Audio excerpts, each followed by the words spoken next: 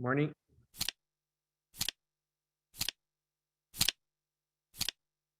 Hello.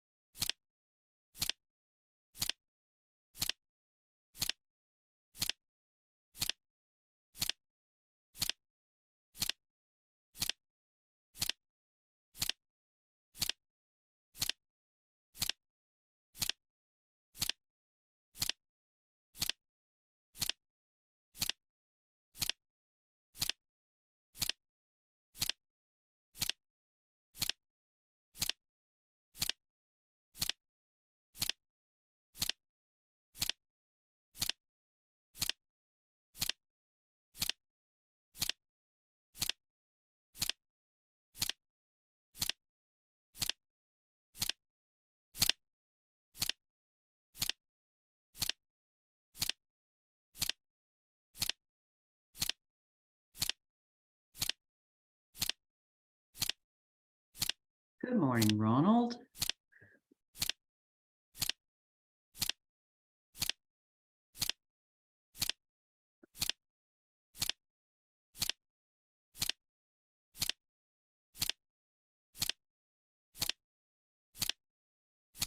And Murillo, and to all the students joining us.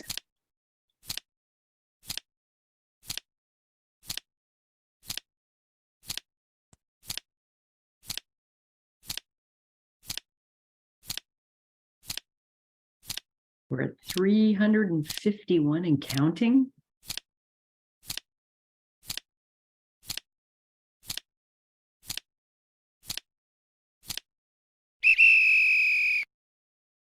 If you weren't awake before, you will be now. Yes, Wendy, we are ready to start. Well, first of all, let me tell you how delighted I am to be here. My name's Wendy Curtis, and I'm the Dean of International at Fanshawe College. And we're so excited that you're going to be joining us in January. And wherever you are, good day, good evening. I'm expecting many of you are in Ontario now and nearby. And we're really happy to have you here. You can see by my background that I'm a bit more optimistic about the weather potentially than what we have here right now, which is just a little bit of snow, and we're all getting ready for the holidays. What I want to say to you, though, is first of all, you're a pretty unique group of individuals because you're risk takers, you're determined, you're adventuresome, and you have some resilience that will serve you very well in the coming year or 2 or 3 for however long you'll be with us here at Fanshawe. And you're off to a great start because Fanshawe Works has been put together with our friends in career services to help you find the career that you're most interested in, whether it's as a part-time job when you join us, or whether it's later on when you graduate and are looking for work. So employers know who Fanshawe College is. They know who our graduates are. And right now we have students from about 120 different countries around the world, along with lots and lots of Canadians that you'll be meeting in the coming days and weeks. We also know that employers are equally enthused about having you join the workforce here, whether it's in London or Woodstock or Simcoe or St. Thomas or Toronto, because our unemployment rate is virtually non-existent. And what that means is right now it's sitting between sort of 5.6, 6.1, 4.9. That's virtually full employment across the country. First priority is getting the skills that you need to be competitive in this environment. And that's what Fanshawe Works is about. That's what Fanshawe College is about. And then transitioning into the workplace so that you are recognized for the skills that you have in joining us and for the skills that you'll gain as part of your studies. And employers will come to know you as the global talent that you are. And so thank you for choosing Fanshawe. Thank you for having the motivation and the initiative to start off on what we call the right foot with our folks here at Fanshawe Works and in Career Services. And with that, and a warm welcome, I'm going to introduce you to Larissa and to Ashley as well, who are going to take it away and start with some of those skills that will set you apart. Thanks, Wendy. Hi, everybody. We're just getting set up here. So just a second. Ashley's just having some trouble joining. Oh, there she is. Okay. I'll just get my slides shared here. 1 second. Good morning. Oh, I'm not able to share my slides. Murillo, Grant, can you help me with that? Can you try again? Should work now. Yeah. Can you guys hear me? Yes. Yeah. Okay.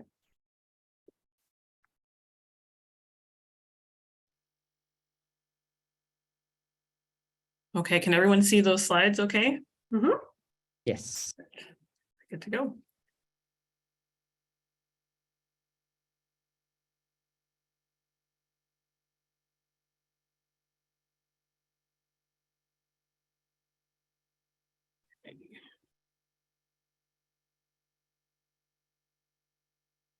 One second here.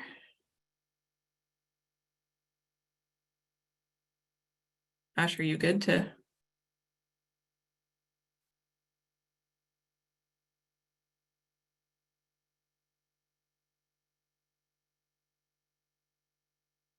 Is the handout being shared by you guys? I can share, yes. Yeah, okay.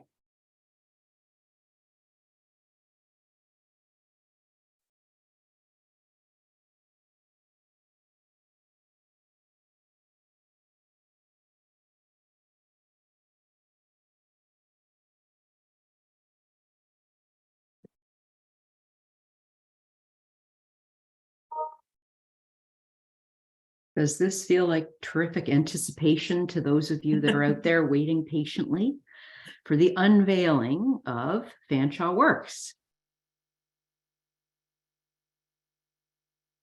Handout is shared with everyone in the chat. Okay, perfect.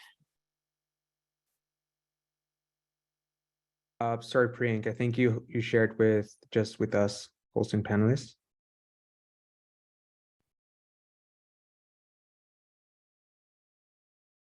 There you Done.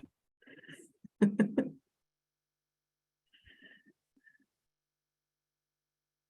Sounds Okay. to me like all you folks out there are going to have homework already, so get ready.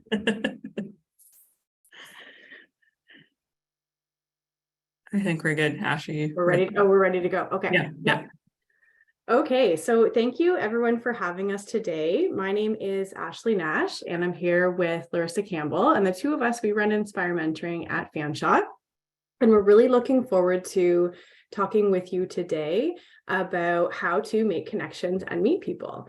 And so as we go through our material, Priyank, he put a handout in the chat. Feel free to use that. It's not something, if I know you probably don't have it printed and ready to go, that's completely okay. It's just some prompts to get you thinking about how to apply the material to your own personal situation, and you can use it going forward. So after this presentation and after today, if you want to go back and think about what you're going to do with that information, it will help you put together a plan. All right, so most people, when they start college, they think about meeting people. Who's going to be in my classes, and what are my professors going to be like, and what's it going to be like, living in a new city. And when you meet people, both personally and professionally, what you're really doing is making connection. And that really is the heart of what we call networking here in Canada. So networking is meeting people that are both, doing something similar to what you're doing now. So maybe fellow students in your classes, and your professors and people that work at Fanshawe, and also meeting people in your future industry who are going to help be those connections that you'll need to start looking for work one day when you graduate. And so networking at the core of it is really about relationship building. And so that's what we're going to focus on today: how to meet those people, how to make those relationships, and where to find them and how to get started.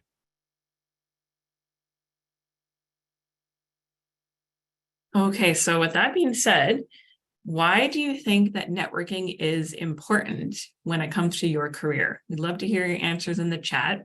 Why do you think it's important?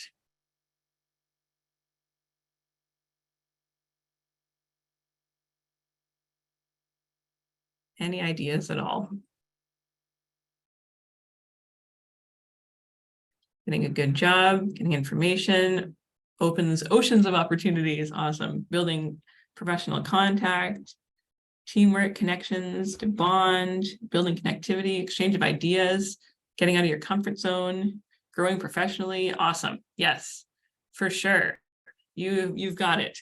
It's just so important for careers. And here in Canada, we find work,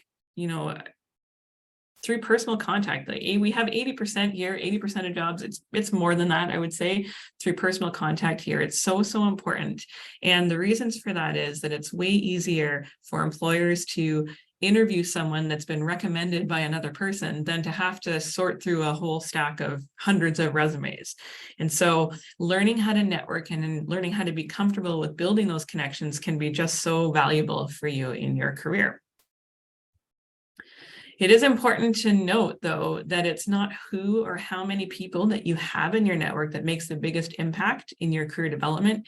It's those meaningful career conversations that you have with your connections. Because if you're not having those conversations, you're not building those relationships. So really important to keep that in mind as you start to go out meeting people and connecting with people. You don't just add hundreds of people to your LinkedIn and then never talk to them again. You need to have those conversations. So what does networking actually do? And remember, networking is meeting people and making those connections. So networking opens the door to a number of things. So the first is what we call the hidden job market. And does anybody have any ideas? You can put that into the chat about what the hidden job market is.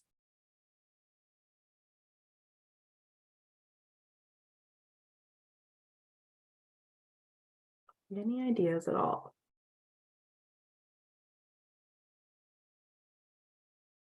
Jobs not advertised, yes. Jobs that are not published, for sure. So it's jobs that don't actually make it to a job board. So many times people spend a lot of time searching for jobs online. And while that's going to be one portion of your job search in the future, the hidden job market are the jobs that you find because you already know somebody who's working at that company, or someone who's working somewhere might refer you to somebody else because they know you'd be a great candidate. So when you start to network, you're making those connections that people will be able to then support you in the future to find employment, and that's through the hidden job market. You can also make contacts within companies. So you can learn a lot from employees that are already working at a company about what it's like to work there.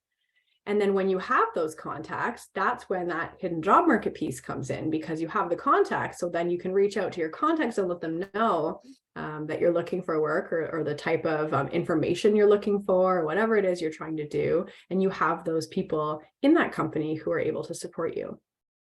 People within your network can give you tips on recruiting process. So every company recruits differently. And it can be really valuable to talk to people to find out what recruitment looks like at the specific company that you're interested in working at. You can access your network to find potential referrals for opportunities. So that might tie into the hidden job market. It might be opportunities for informational interviews, which we'll talk about a little bit later. It might be volunteering. It could be many different things. But you'll be able to access those opportunities through your network. And then to gain a deeper understanding of organizations and industries. So when you build a network, you are able to get that information. So like I said, you might want to reach out and find out more about what it's like to work at that business or just in the industry that you're training for in general.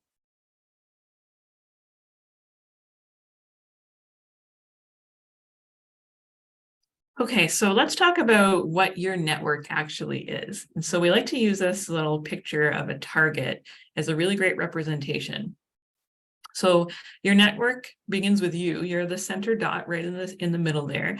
And then with each ring, it expands out to people that you know kind of less and less well. So you've got your family, you have your friends and your neighbors, your coworkers and classmates, teachers and employers, community groups, and then really anyone and everyone could be part of your network.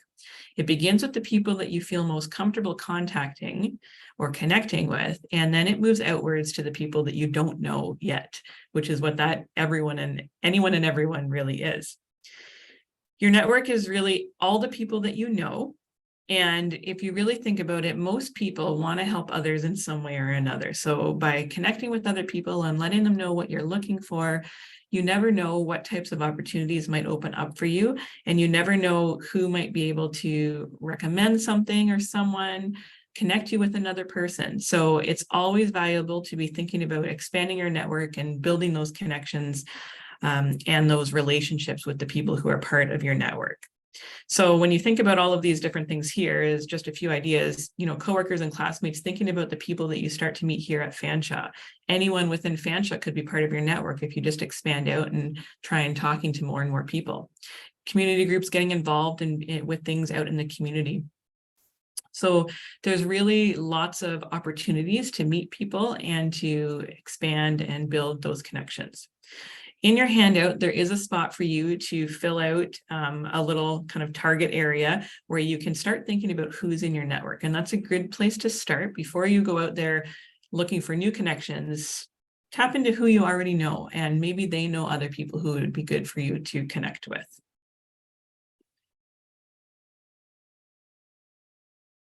And when you are ready to expand your network outside of the people that you already know, where do you find people to connect with? And that's what we're going to go over next.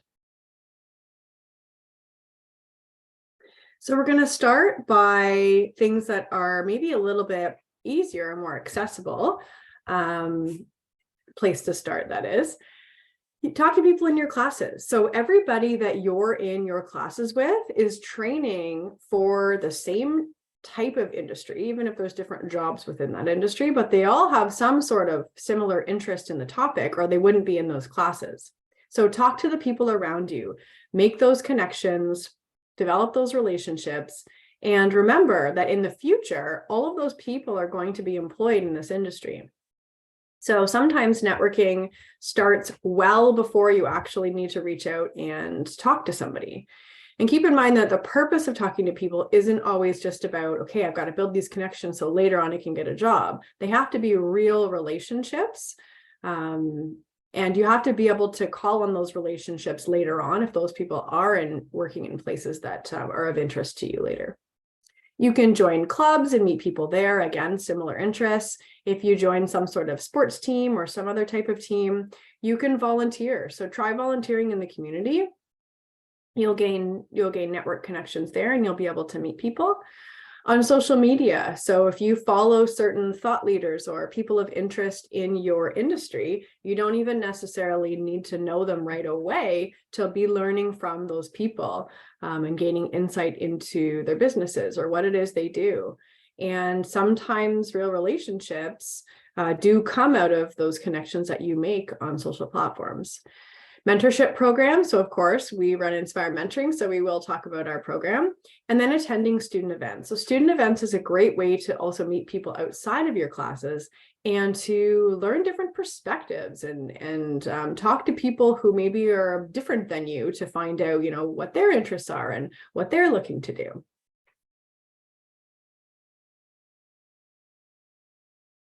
And then we have some of the more industry specific ways of making those connections. So Career Services has a job site, which I'm sure that you will learn about at some point today, where we post so many jobs, thousands of jobs every year. And this is a great way to find out who some of the employers are in the community who might be worth following or having an informational interview, learning more about. I keep saying informational interview, and I do promise we will get to that. You can check out the London Economic Development Corporation, so ledc.com.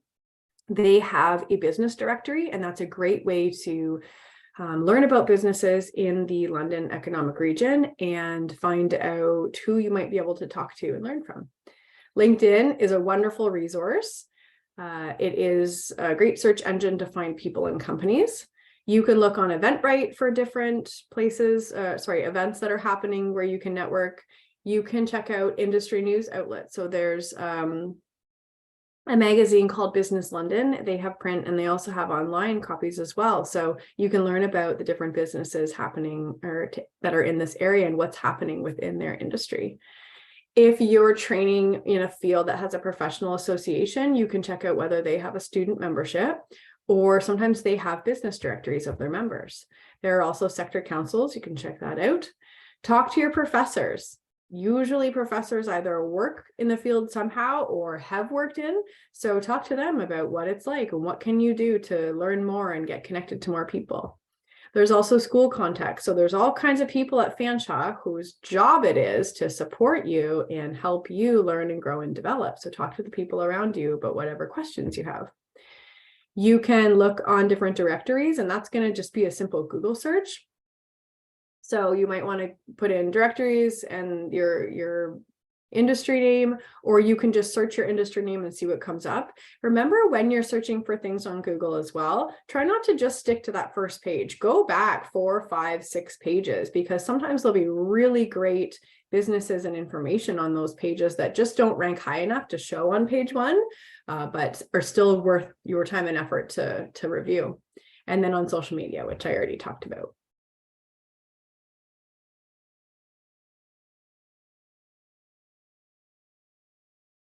I'll just add to that, there is a spot in your handout where you can make a note of some of the places that you might want to start looking. You can be from this list. It can be things that you've thought of already from what we've talked about, but it's a good idea to maybe identify, 1, 2, or 3 places that you can start trying to expand your network with.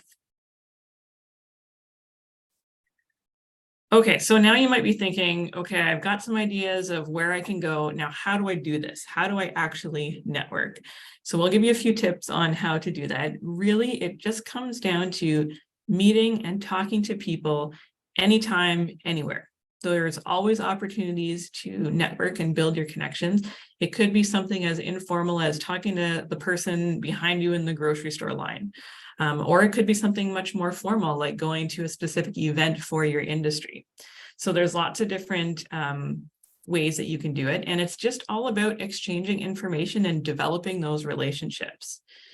So all you need to do really is introduce yourself, ask questions, and be eager to learn, meaning really listen to the answers to those questions that you are asking.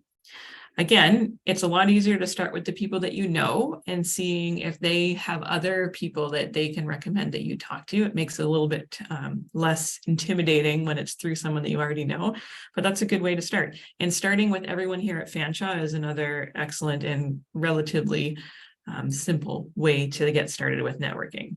So there is a section in your handout on this as well that is called What Do I Say? And it gives you some tips on how to get started with the networking piece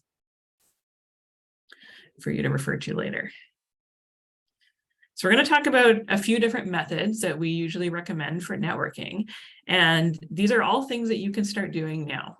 You can start doing these things far in advance of when you're actually ready to start looking for a career job or any type of job for that matter. You can start building your network at any time. So we're going to talk about informational interviews. We're going to talk about LinkedIn. We're going to talk about events, and we're going to be talking about mentoring. Okay. So informational interviews. So Ashley's mentioned this a couple times already. And an informational interview is an interview with someone who works in the industry or the company or the job that you are interested in. And it's somebody who kind of has some experience that you would like to learn more about. It's a way that you can get to know people and build your network. It's a way to gain information, obtain advice, and learn about that person's career path. You might even get referrals from having an informational interview. And then the other key piece is this is not a job interview. So you're not asking for a job. You're not interviewing for a job. You're there to gain information about the industry, that specific company, that type of role or that type of job, and that person's career path. It can be something as little as 10-minute conversation, or it could be more formal, up to 30 minutes of talking with someone and having prepared questions ahead of time. So there is, again, a spot in your handout that explains the steps for setting up and preparing for an informational interview. You can really ask all kinds of questions related to the job, the company, the industry, the field. Just don't ask questions that are really obviously on the company website. You want to talk about things that are really going to provide you some insight as to whether, is this the right type of job for you or not? So thinking about that, we'll just do a little activity here. What can you ask in an informational interview? So I'd like you to take a second to think about this.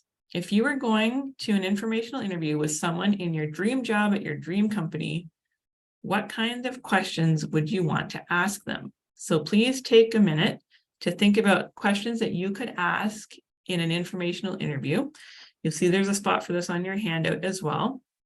But we'd love to hear some of your suggestions in the chat. I see there's lots of questions in the chat that are not really related to the topic that we're talking about right now. So if you can think about talking about in the chat some specific questions that you could be asking if you were able to meet with someone who is working in the job that you want, the company that you want to work for one day. So Ronald, what are the skill set needed for this job? Great start. Yes, definitely. So we'll just give you a couple minutes to think about this and get your suggestions in the chat there. We're getting some great suggestions in here. Typical day of work. How should a resume be set up for this job? Career path, how to crack the interview. How would you describe your company's work environment? Excellent. What motivates you and what are the challenges you face? How does the day look like for them? How did you grow and what is the career path to accelerate in the field? Excellent. The work environment, lots of questions about that. Work time and shifts. How to stand out from the crowd. Yeah, how to stand out from your competition. What are the challenges the company is facing right now? Excellent. Awesome. Yes, you're getting it. So if you have any question, there's tons of examples in the chat here of questions that you could possibly ask when you go to an informational interview. So many options out there. And if you need more ideas, you can always Google questions for an informational interview and it will give you lots of great suggestions. It is an excellent way to start working on building your network and also learning about the industry, the jobs, the companies that you might be interested in. All right. So make sure I challenge you all to at least have 1 or 2 questions prepared because you never know when you might be able to have the opportunity to have an informational interview.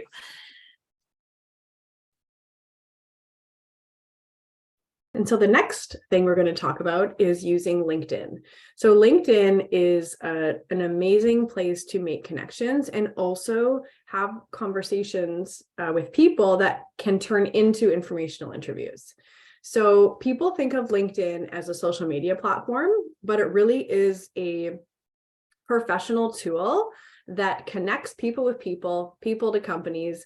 It really is a search engine for people and companies. You can network on LinkedIn with anyone, anywhere in the world, and that person is then able to see your professional profile of your skills, your experience, your education.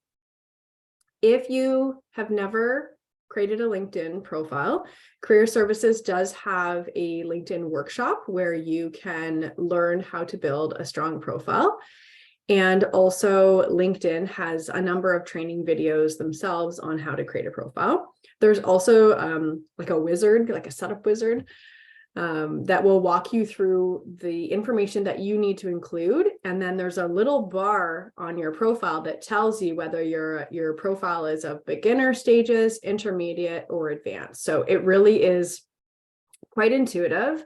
If you have a LinkedIn profile and you have not yet included your new program, that is the basic starting point for reaching out to people. So people need to know that you are currently a student at Fanshawe, what it is you're taking, because if you reach out to somebody on LinkedIn or you add them as a connection and they can't figure out why you added them or how you found them or what the context is, they might not accept your invitation or meet with you, whether virtually or in person, for an informational interview.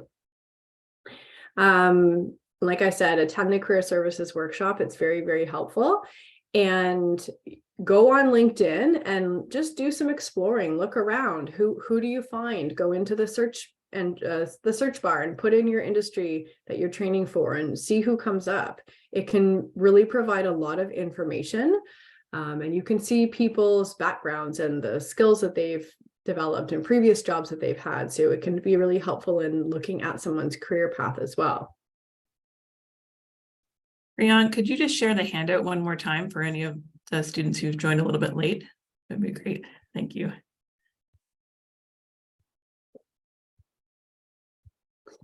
And then another way to start that networking is to attend events. So here are some places that you can search to find events to attend. There may still be virtual events happening. Many of these will be in person. So Career Services at Fanshawe hosts a number of events throughout the year. We have our Ignite Career Conference. That was just in November, but it's every November. So mark your calendars and go check back for that. We also have a career fair that will be happening on March 8th. And that will be a time where you could go and talk to employers and meet lots of people there. Fanshawe has a number of events. So Fanshawe, just in general, all the different departments have a number of events. So follow social media pages, read the emails that are sent to you to find out about what's happening on campus. The FSU, Fanshawe Student Union, also runs a number of social events. That's a great way to meet people. So highly recommend that. Eventbrite has events that are posted or that are happening in the community that are posted on their website for you to become aware of and attend. So you can just go on there, put whatever city you're going to be living in and see what's happening. The London Economic Development Corporation often hosts events on their website. There's an events page and you can go and see what's happening in the London region on there as well.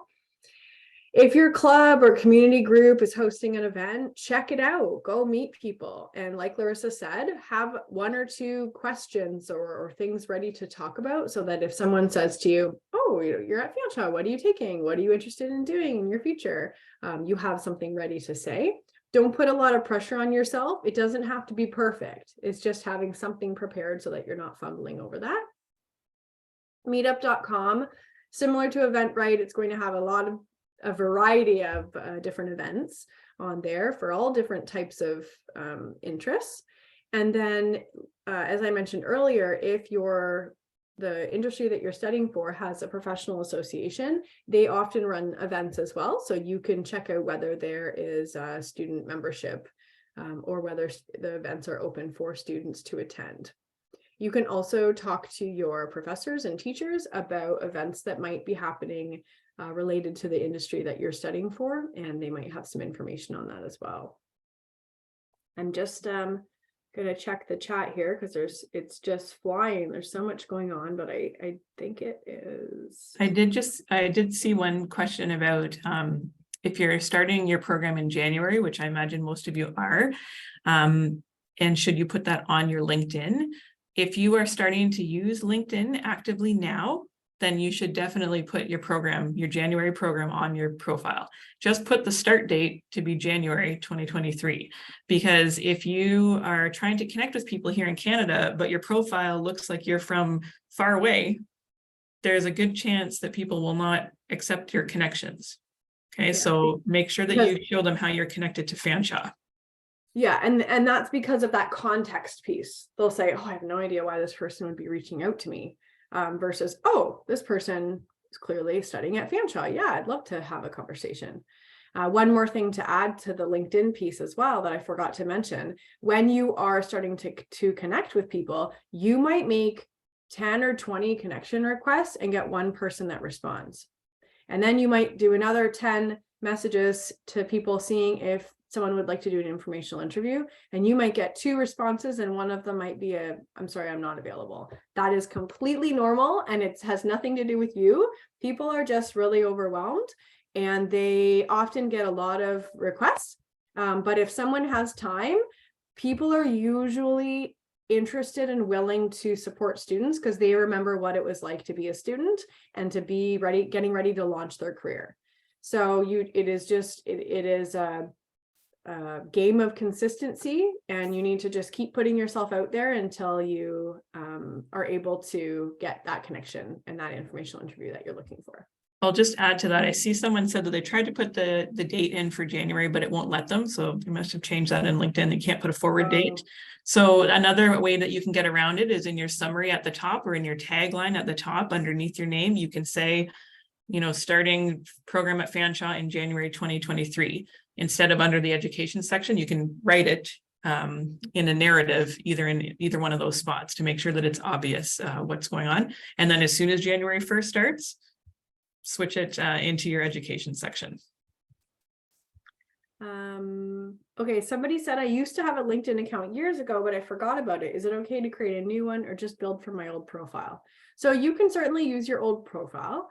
With LinkedIn, you want to remember that it is a search engine. So you will, and it's keyword sensitive. So you will rank in searches based on the content that you have in your profile. You also want to build your profile for the future job or career path that you are going toward. So if you have been in a job that's not related whatsoever, and that's what your whole LinkedIn profile is about, it's okay to leave some of that. You might want to scale some of it down, but then you'll want to be sure to build up the new information about your future career path. So when you do go on January 1st and add your program, you'll want to put some information in there about the skills that you're learning, maybe some of the courses that you're taking, so that you start getting filtered into searches that are related to the field that you'd like to go into. I will, just before we move on to the next section, a lot of you are asking about searching for part-time jobs. What kind of jobs? How do I write a resume? How do I prepare an interview? A lot of that is going to be covered in the sessions later on today. So we're not going to talk about that here in this session. You're going to learn about that in some of the later sessions. And then if you need a refresh on any of that stuff, we run regular workshops through Career Services that you can register for to get all of that information again. It's a huge piece of what we do in Career Services. So please just pay attention to the stuff that's going to be happening later on today, and you'll learn more about that. For those of you asking about whether you need to write a new resume for jobs, yes, you always need to write a new resume when you apply for jobs. So I'll just tell you that right now, you're going to have to write new resumes that are updated, that show what you're currently doing here at Fanshawe in order to find any types of jobs here. Otherwise, the employers are going to wonder why you're applying if it has no relevance to them. Okay, so hopefully that covers most of those questions.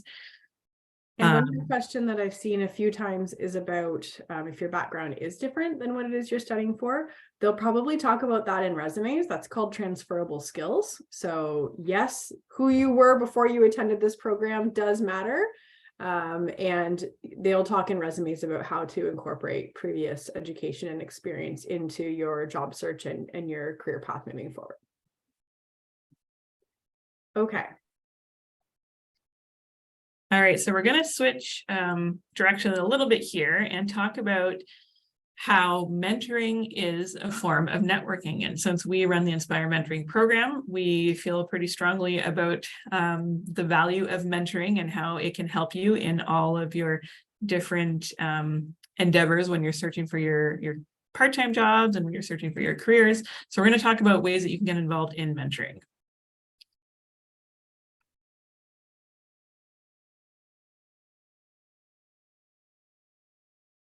So what do you think mentoring is? Let's get some ideas into the chat. What is mentoring?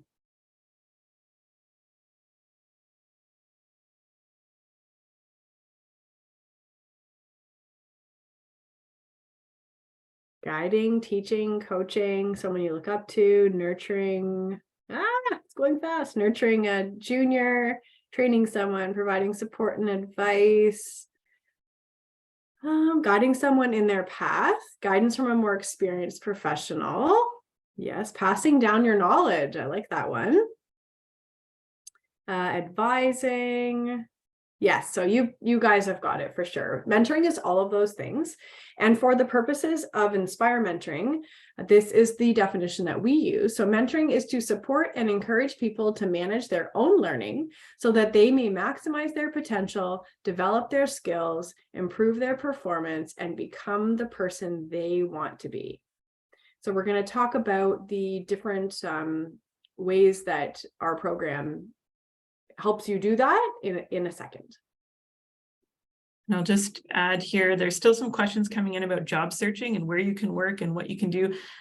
You can ask those questions in the job searching in the workshop later that is a little bit more geared towards job searching and what you're eligible for. Or you can always connect with one of the career services consultants. So we're focusing on mentoring right now for the rest of this session. And I did see a question about the schedule for the workshops today. I believe that was shared out to all of you when you registered. Priyank, maybe you can confirm how they can access the schedule and whether they will be getting any recordings. If you can just put that in the chat, that'd be great. Okay, so we'll move along here. So to get started thinking about mentorship, we would like you to consider who an influential person in your life is. So think about maybe who helped you to make your decision to take this program at Fanshawe or decide to take a program in Canada in general, or anything else that you've been through in your life. Who has been an influential person and how have they made an impact? And so put that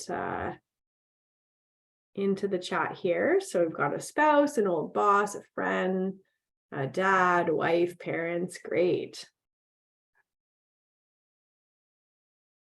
Priyank sharing that anyone who registered to attend will receive a recording. Thank you, Priyank.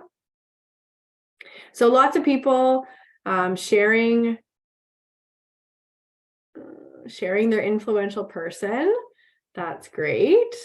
Assistant principal that you worked with. My competitor, someone says. Okay, so looking to what others are doing. Okay, and then consider how have they made an impact in your life.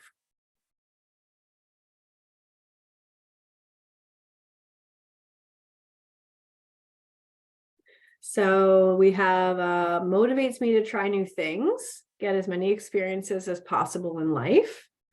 A spouse inspires to pursue our dreams for the future, inspiring us to improve ourselves. Great. Teaching us to never give up when your back is against the wall.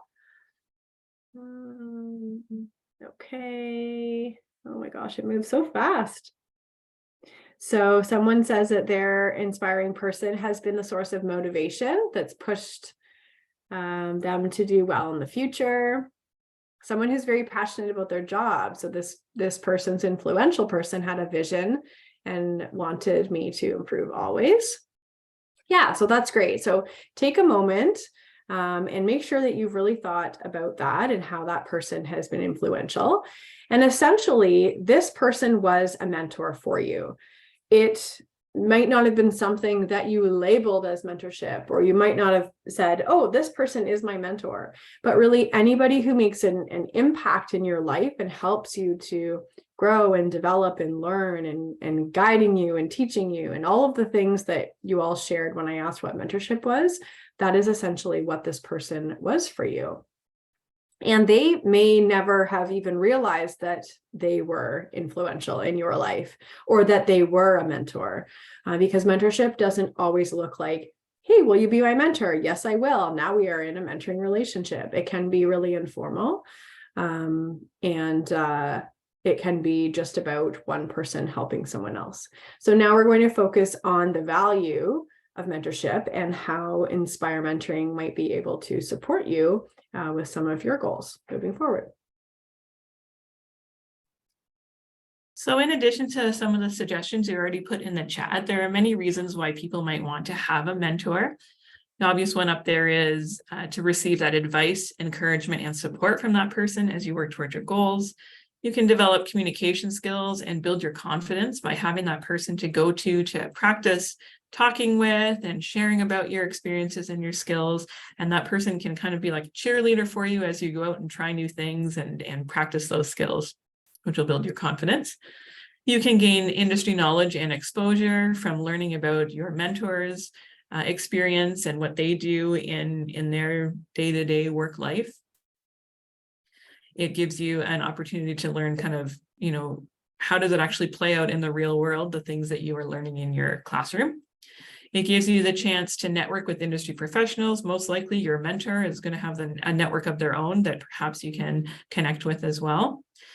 It will give you some insight into a business's values and whether or not you might be a good organizational fit. Does anyone have any idea what that means when I say organizational fit? Any ideas of what that could mean?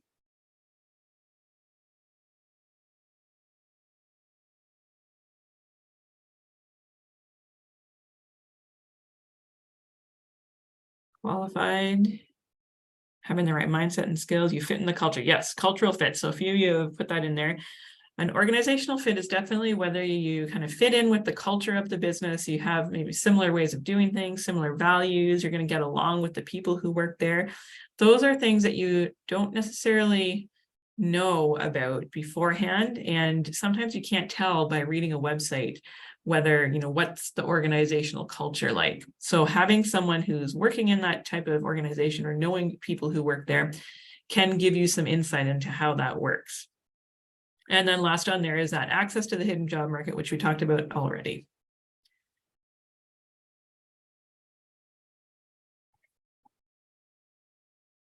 So now we'll shift to talking about what Inspire Mentoring actually is. So with Inspire, all of the programs and services that we offer, which are all free, I'll add, it's all part of your tuition and your experience of being at Fanshawe. Inspire guides students in building meaningful connections, so everything we've been talking about so far, and learning how to engage in mentorship throughout their career. So all of our services and our programs will teach you how to use mentorship to help you with your goals and learning about your future industry. And we're going to go over the different options for getting involved. So the first is peer mentorship. And with peer mentorship, you register. So all of our programs, you can register on our website, which we're going to share at the end. And with peer mentorship, you're matched with an upper year student in a career-focused mentoring relationship. So you would register on our website, answer some questions. We receive your application, or your registration, sorry. And then we look at our peer mentor list and we match you with somebody that we think will be a great support for you. And it's somebody that you can go to ask questions, talk about your career goals, and then receive guidance from them into what has worked well for them, what strategies they recommend, and what services they're aware of on campus that will be able to help you. So all of our peer mentors are trained by us, and they are knowledgeable and aware of where you can go to get the assistance that you're looking for. They've also been through the workshops in career services. Many of them have completed co-ops. They have attended events. So they've used the services that they're referring you to. So they're able to actually answer those questions that you have. You figure out the questions that you want to ask them. And then in your meetings with your peer mentor, they answer those questions and give you that guidance that you're looking for. The length of time spent in this program is dictated by you. So you decide how long you want to be matched with your peer mentor for. Sometimes people are matched for an entire term. Sometimes it's only a month. Sometimes it's a couple of weeks. Sometimes people want that person to go to ask questions to throughout the whole term, checking in, seeing how things are going. Others want to meet once or twice and have their questions answered, and that's okay too. We will be matching peer mentors again the week of January 9th.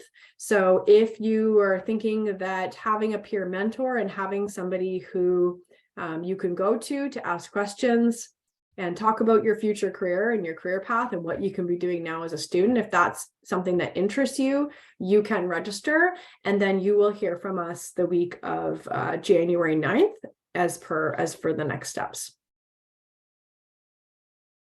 Also part of peer mentorship are our peer chats. So peer chats are a great way to test out the peer mentorship program because you don't necessarily have to join Inspire to attend a peer chat. So they're located on the registration is located on the Career Services events page, which you will have access to as soon as you have an FOL email address. And their peer chats are on a variety of different topics. So the peer mentors actually host these group conversations, and they share information and strategies that have worked for them about whatever topic they've chosen to talk about. If you are already a peer mentee or involved in some other way in our program, you will receive an invitation to these anyway. But if you're not, you can go onto the events page and register for as many as you like, and you can test out what it's like to be part of Inspire. I see that Larissa has written in the chat. To register, you go on our website. It's also there at the bottom of the screen. And then to access the Career Services events page, that's going to be through FOL, which is Fanshawe Online, sorry, I should say. Okay, so in addition to peer mentorship with Inspire, we do have some industry mentorship programs. And the purpose of the industry mentorship programs is to help students engage with industry professionals to work towards your personal and professional goals. We do have two different kind of pieces. There's the Larry Mini Industry Mentorship, and then we have Build Your Own Experience, and we'll just go over each of them briefly. So the Larry Mini Industry Mentorship Program is for students in their final year of study at Fanshawe. And this is where we make a best fit match between a student and an industry professional. So trying to find a best fit means it might be somebody who's in the exact program that you're in, or sorry, the exact job that you'd like to be in. It might be somebody who's in the general industry that you'd like to be in, or we might match based off of other things that you've put in your application and that the mentor has to offer. It runs every year from October to April, and so applications open every year in September. So they're not open right now. They will be open in September 1st. So if you are still going to be here at Fanshawe next fall, you are eligible to apply for this program. It is competitive. So if this is something that you think, oh, I would like to do this next September, put a note in your calendar to apply on September 1st when the applications open up, because it's first come, first serve for the matching. The commitment for this program is a minimum of 10 hours between October and April. And during that process, you'll work with your mentor to develop your career development goals. That's going to focus on, it's going to be the focus for what you work on together during your time together. And you'll receive that advice, encouragement, and support as you work through those goals with your mentor.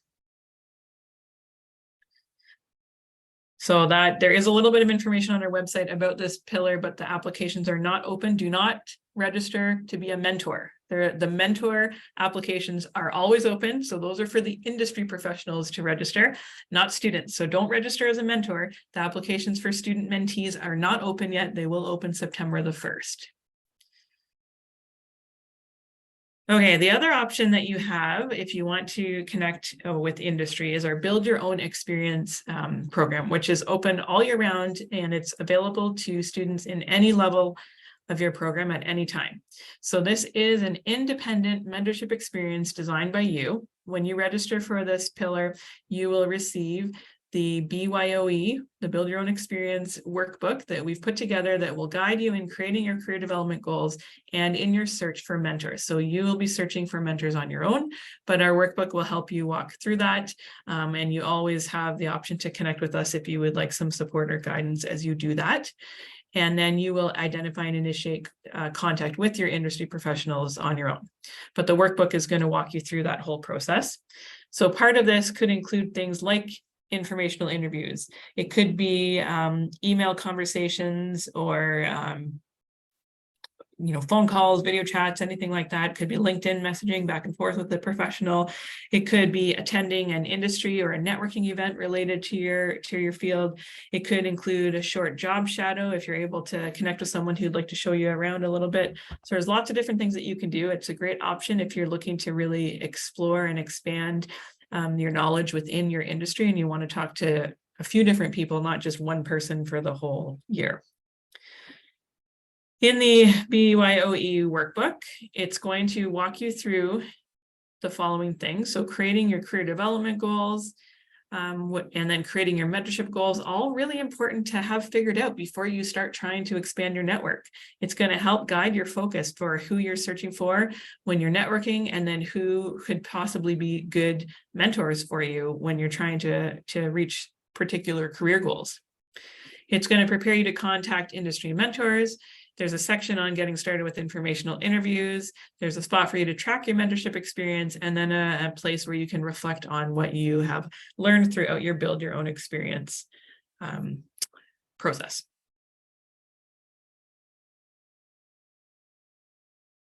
We also have our Speaking to Inspire speaker series. So throughout the year, we get some of our industry mentors who will come and speak to students on like various different topics related to mentorship. This is open to everyone. You do not have to be part of Inspire to attend one of our speaking events. We've had mentors talk about things like how to build a good relationship with a mentor, how to brand yourself professionally, or use LinkedIn to expand your network, or work on your resume. They're using mentorship to make career decisions, all kinds of different topics related to that. We have usually a couple in the fall, and then a couple in the winter, and then during January we have several for mentoring months. So keep an eye out for that information that will be coming out in January about our upcoming speakers. It's a great opportunity if you can attend live, that you can ask questions directly to the mentors. If you are part of Inspire, if you're on any of our registration lists, we will be emailing out details about those events. Otherwise, you can access the calendar and register for those sessions on the Career Services events page through Fanshawe Online. So you just register for it. They're all virtual, so you can access it virtually. We do share recordings afterwards if you have registered. So great way to connect with some mentors, learn from some mentors that we have, as well as kind of connect with other people who are in the program.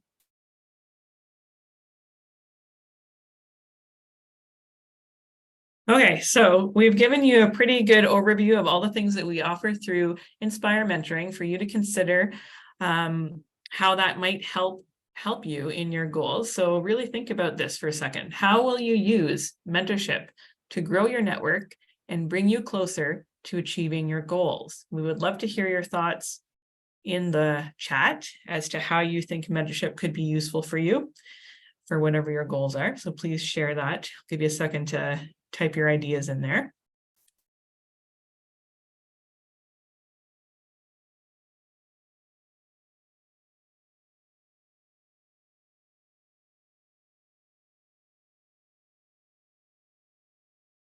So to get to know industry-specific certifications needed for jobs. Yes, definitely. That's great. I would love to know the do's and don'ts of the industry. It'll help me to be relevant and highly competitive in the industry. Having those connections or having mentors for sure can help you to increase your competitiveness. We are new, and I think mentoring at such a stage is really great help. Yes, for sure. When you are new to an industry or new to working in general, having a mentor to go to is really, really valuable for sure. Best practices and guide us about learning what our strengths for the future. You'll have a reference. That's a great point. We didn't even talk about this at all, but if you build a very good relationship with a mentor, they might be willing to be a reference for you. And you will learn as you go through these workshops today and start searching for jobs that references are so important. Here in Canada, almost every employer will ask you for a reference. So having someone like that who can talk about how you have been working towards your goals can be very valuable for you.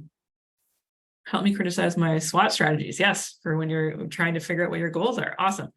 So I hope you all have kind of thought about that a little bit as to what you can do with mentorship, consider joining some of the programs that are part of Inspire to help you work toward those goals. So the peer mentorship is a great way to get started out. If you're brand new to the college, a great way to connect with some of those upper year students, and then consider tapping into the industry mentorship pillars a little bit later on when you're ready to start connecting with your industry.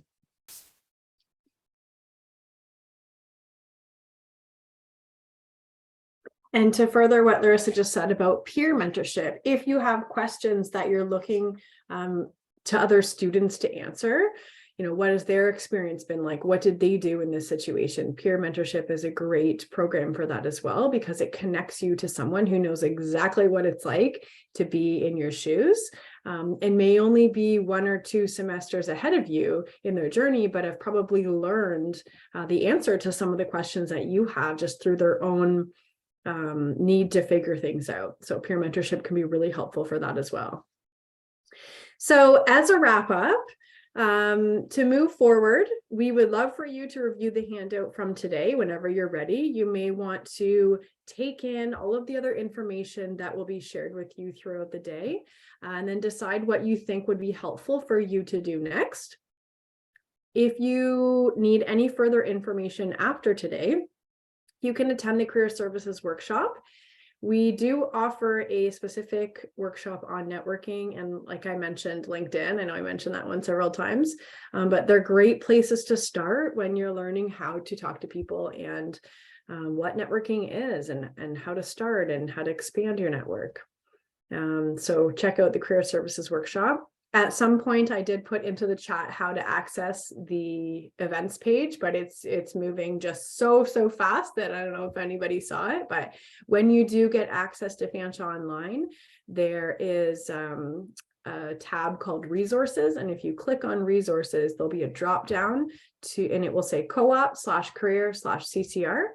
And if you click on that, it will take you through to the Career Services page where you can click on the events page and register for all of our workshops that way. If you'd like to learn more about Inspire, and we hope that you do, you can head over to our website, fanshawe.ca/inspire. All of the different pillars are on there. So you can read about peer mentorship, you can read about build your own experience, you can read about industry mentorship, and you can register as a mentee for peer and build your own. And as Larissa said, do not register as a mentor for the Larry Mini Industry Mentorship Program, because that's just for industry professionals. But if you're interested in an industry mentor, mark your calendar, set a reminder for yourself on your phone or wherever you remind yourself of things. On September 1st, those will open. And if you have any questions following this presentation, always feel free to email us. So our address is inspirementoring@fanshawe.ca. It is Larissa and I that manage that inbox, so you can be sure it will be one of us that respond to you. And thank you so much for having us. We hope that you're really going to enjoy the day and that you'll learn a lot from it and be better prepared to move forward in your job search and in your future career. I just want to add, Priyanka, if you could just share the handout one last time. There are a few people asking for that. And someone was asking when they get connected with a mentor. So you will only get connected with a mentor if you register for any of our programs. So if you're looking at peer mentorship, you need to register as a mentee for peer mentorship.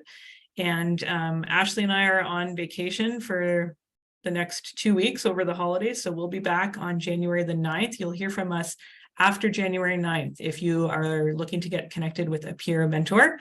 If you're looking for an industry mentor, September 1st, you can't register for that until September 1st, unless you want to search for your own industry mentor, which is what you can do through Build Your Own Experience. And if you register for Build Your Own Experience, you'll receive the workbook, and you can always connect with us to prepare to search for your own mentor for the rest of the time until September 1st. So keep those in mind. I think that we covered all of the questions that were relevant here. So if anyone else has any last minute questions, we'll wait another minute or so. And then I think many of your questions will get answered in the later presentations on resumes, interviews, job search, and probably the employer panel as well later on today.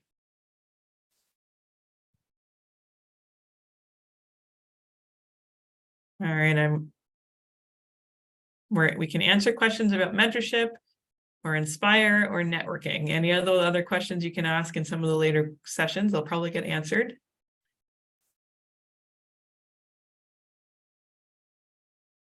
All right. Awesome. Thank you all for participating today and putting your thoughts in the chat there. Good luck with getting started off with your new program in January. And we hope to see you as part of Inspire when we come back after the holidays. Take care, everybody.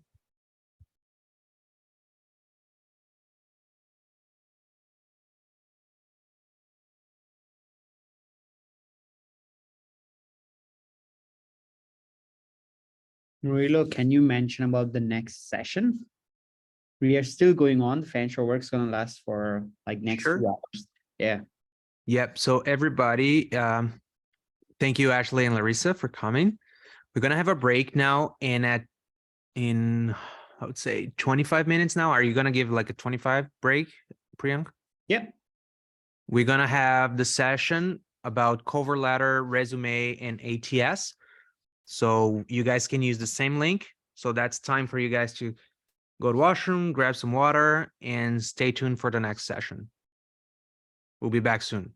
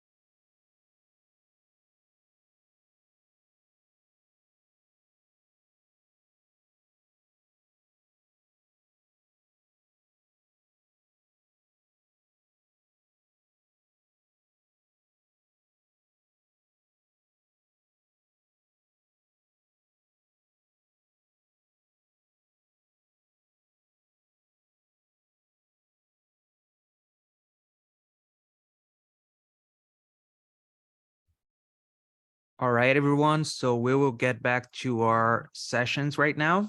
And we have Liska here. She will talk about resumes, cover letter, and ATS. I just want to give you a quick reminder that we have other sessions coming.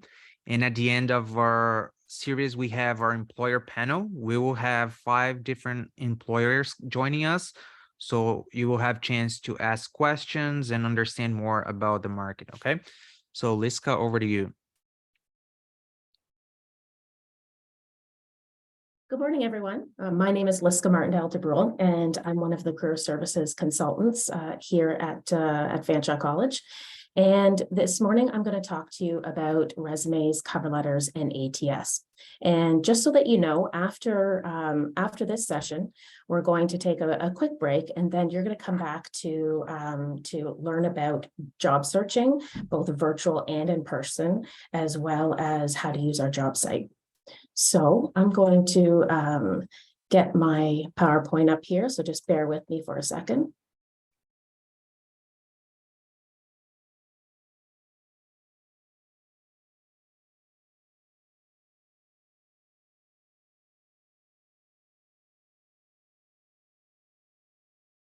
Okay. So like I mentioned, the 3 topics we're going to go through is the resumes, the cover letters, and it's called Applicant Tracking System, but you might hear me refer it to as ATS. So it's just a short form, and we'll go through that a little bit. So first off, I'm going to put this on the screen. It's a QR code for the resume and cover letter handout that we have.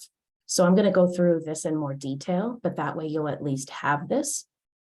Okay, so I'll give you a minute to get your phones out and scan it.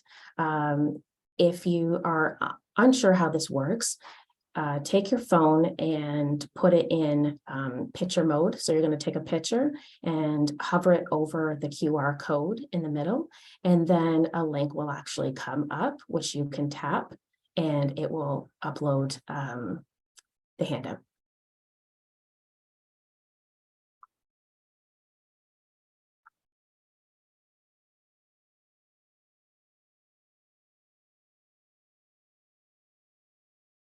Okay, so I'm going to move on here. So first off, a little bit about career services. While you're here at Fanshawe, as well as once you graduate, there's a variety of services that we can offer you. So first off, we do have webinar workshops on a variety of topics, which I'll touch base on a little bit later on. But it's everything from resumes, cover letters, job searching, interviews, things like that. You register for them, and if you can't attend them, that's okay. It does happen. Sometimes your schedule will conflict with it, but you'll automatically get a recording of the session. So it's really good, useful information for you. We do offer one-on-one appointments, both in person, virtual, over the phone, really trying to cater to where your needs are, and knowing that sometimes you're busy and it might be easier to do it over the phone or virtual, but we also are there in person for you. We do offer resume and cover letter reviews. So we don't create your resume or cover letter for you, but we will definitely review it and offer suggestions on formatting and some tips on how to cater it more to job searching, to the specific jobs. We can also help with interview preparation. So that can look like a variety of things. We can go through certain questions that you might be asked during an interview and how to answer them, anywhere from how to dress how to dress when you go to an interview. So it's really an open topic that we're here to support you with. We also have our job site, which you'll learn more in the next session. That is open to all students as well as graduates of Fanshawe. So that's kind of a nice thing, so that even after you've graduated, you still have full access to it. So, and that's something that when you have your access to your FOL, you just quickly go into your resources tab. You then it's a drop-down menu, and then the second one down is career, co-op, and CCR. Once you click on that, you'll go right to career services and you'll get all of additional information there. Okay. So moving on, we're going to start with resumes. So first off, what is a resume used for? So really, a resume is used for, it's a typical marketing document. It tells the employer why they should hire you over others. So it's really a way to advertise yourself, your skills, your qualifications, your experience, and it gives a quick showcase of who you are as a potential candidate. Okay, it shows how you're qualified for the job you're applying for.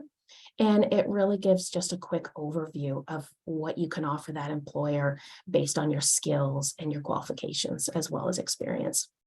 It's our formal application for applying to a job. So it's really important. It's the first chance that an employer gets to usually learn a little bit more about you.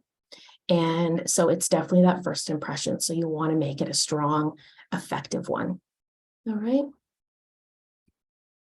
So there's different types of resumes, and today what we're going to go through is the one that's the most common, and we typically call this the reverse chronological. Sometimes you'll hear it called as the chronological resume. So really all this looks at is it gives a historical timeline of your education as well as your work experience, starting from the most current, and it works its way down to the least current. And just thinking of how we just naturally read, we read from the top and we work our way down. So it's going to be the most current and then working your way down to the least. Okay. Typically, most resumes are going to be in this format. So that's why we're going to go through this one today. Okay. So some of the sections that you will see in a chronological resume, first off, at the very top, you're always going to have your contact information. And again, we're going to go through each of these sections individually as we go through this workshop. So the contact information, how the employer is going to connect with you. You're typically going to have a section that has skills. Sometimes we call this summary of qualifications or highlights of qualifications. It really is a quick summary of what you're offering the employer. Okay. The next section is education. And again, following that, it would be experience. So this is something that typically it would be in this order. If you don't have relevant hands-on experience yet, then you would start with your education. But once you have years of experience, you might actually switch the education and the experience, depending on the order that you want the employer to look at. Okay. The last section is interests and activities, or sometimes we call it extracurricular activities. This section really is optional. You don't have to have it on your resume. All right. So this is a quick overview of a sample of what a chronological resume might look like. Okay. Typically, the average first viewing of your application is only about 15 or 20 seconds. So it's really important for us to take a look at what it is you want the employer to see and how to capture their attention as quickly as possible. All right, so let's break down the sections a little bit further. So first off, that contact information at the top. So you'll definitely want to have your first and your last name. Sometimes people will put their middle name, but it's not really required. This is not a legal document. So whatever your first name that you go by, sometimes people will go by, for example, their middle name, or they have a different name that they go by for the first name. So whatever that is that you go by, put your first and your last and go from there. So you want to have an email address as well as a phone number that an employer can reach you. And the one thing I always look at and I always inquire about is the phone number. Make sure you have voicemail set up, or at least I'd really strongly encourage you to look at that. I know it might cost a little bit extra, and sometimes saving that little bit can help. The reason why I always encourage it is because if an employer reaches out to contact you to potentially set up an interview, and if you're busy and you can't pick up the phone and they can't leave you a message, there's a really strong chance that the employer is not going to call you back. Okay. At least if you have a voicemail, they'll leave you a message and then it's up to you to reconnect with them. Okay. Your mailing address is optional. You can put it on or you can leave it off. So it's not wrong either way. You can also put links to a website or your LinkedIn profile, for example. The one thing I would encourage with LinkedIn is just to make sure that your profile on LinkedIn is consistent with your resume and cover letter. Oftentimes we see information that's on LinkedIn, but not on your resume, or vice versa. So make sure it's fairly consistent in case the employer is looking at it. So that way it's not making them wonder why they're not seeing it here, but they are seeing it there. All right. And one thing I really recommend is to be mindful of that a Canadian resume, we do not put personal details like age, your social insurance number, your race, your marital status. We do not also put a photo of yourself on it. So all of those things, if you do have it on your resume, please remove it, because that is something we don't have. Okay. So the next section is typically called something like summary of qualifications, summary of skills, highlights of qualifications. Really kind of means all the same thing. So what you really want to look at is typically somewhere around 5 to 6 bullet points, which can be on 1 or 2 lines. And you really want to summarize some of your top skills and abilities, as well as qualifications that might that would stand out to the employer and makes it relevant as to why you're the best fit for the job. Okay, so try describing those skills using examples, or sometimes we call them success statements. So you're talking about a skill or achievement statements, and you talk about the skill, and then you talk about the achievement that was the outcome at the end. All right. So you can also include things like job specific skills, as well as what we call transferable skills, just based on the job posting that you're applying to. So transferable skills really are things that you take with you in your professional life, in your academic life, your personal life, but they are things that are very useful and required as well in a job. Okay, so even if you don't have relevant hands-on experience yet, you most definitely will have transferable skills that you can take to the job.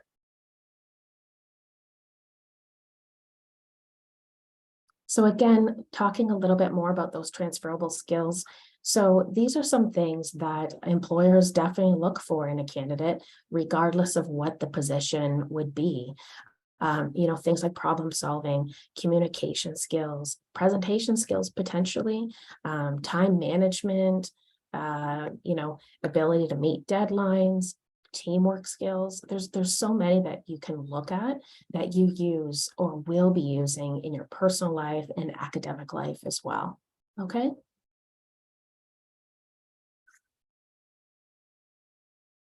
So when it comes to creating the bullet points, we always kind of say, add the context, not and the content. So each skill really listed on the resume. The one thing I would encourage is not to have a bullet point that's only, say, 1 to 3 words. So again, the skill really should tell the reader where or how you have used the skill before. Okay, so it's one thing if you say something like strong time management skills, but in your opinion, that might be your time management, that might be strong, but to somebody else, maybe it's not. So they really need to get an idea of where you're coming from. And then once you explain it a little bit more, then they can understand what you're trying to interpret to them. Okay. So really write about your skills in a way that focuses on the actions, obviously in a positive result, and really try not to state just your job duty, but more try to explain the skills that you use to complete the task within the job duty. Okay, so as a quick example, if somebody handled cash, seems pretty self-explanatory, but instead, if you were to put something like process cash transactions while delivering exceptional customer service. So you're talking about the skill and the action, but then the achievement statement is that you delivered exceptional customer service. All right, so it lets them know the outcome of it. So the next section is education. It is definitely required to have education on your resume. And sometimes we get questions like, can I put education if I have it from another country? And I most certainly say yes. Just because work experience or education is from another country does not mean it's not relevant or it's not it doesn't mean you don't have skills or experience that you can bring to another job here in Canada. So definitely put it on your resume.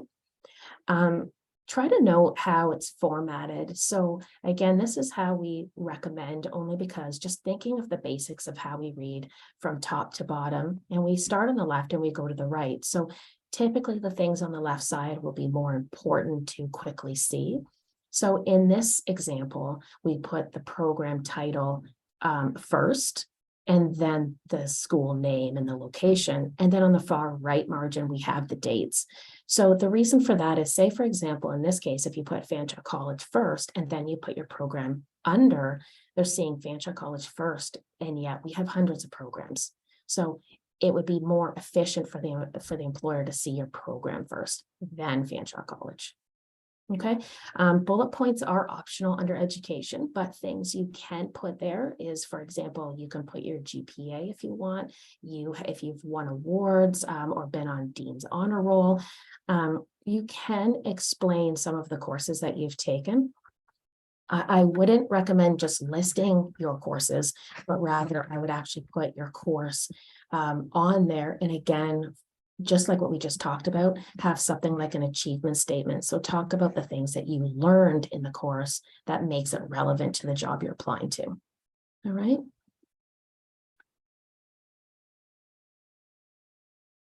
So the next section is experience. So if it's work experience, just keep in mind anything under work experience means you've been paid for it. If you label it as experience, then that can be something where it's paid, it's volunteer, it's placement, if it's through school, things like that. So just be mindful of that. Okay. And notice how it's formatted. The information is formatted under experience. It's formatted the exact same way that we saw with education. So again, you put your position title first, then you put the company, the location, and then on the far right, you would put your dates. Okay. And this is where I would definitely provide specific examples, results, and accomplishments that are, try to make them as relevant to the job that you are applying to. Okay. Use action verbs that really describe what you did and how you did it. And, try to focus on responsibilities that demonstrate the skills that are really most relevant to the job you're applying to. So this is one thing we always try to encourage. Do not have just a generic resume that you're giving out to just every employer or every job that you're applying to. You really want to take a look at the job posting. You can Google the company, see if there's information on their website, whether it's their vision, mission, or about us statements, anything to really connect and let the employer know you catered your application to them, not to anybody else, but just them. All right. So some areas that you can have on here, you can also have your co-op, your co-curricular record, placements, all of those things can fall under experience.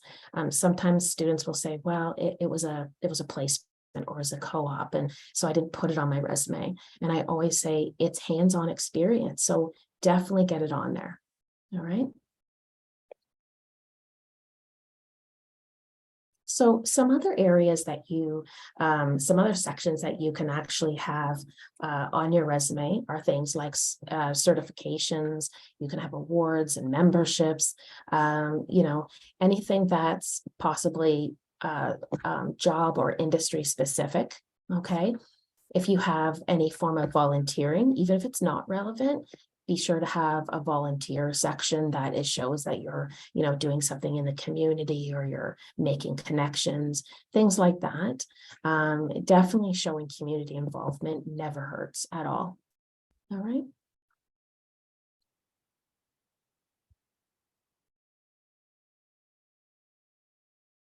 Okay, so some reasons why resumes are rejected by employers.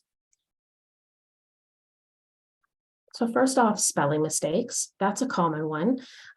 So one thing first off to be sure is when you're using, say, Word, Microsoft Word, make sure your English is in Canadian English, not American English, because some of their words are spelled differently.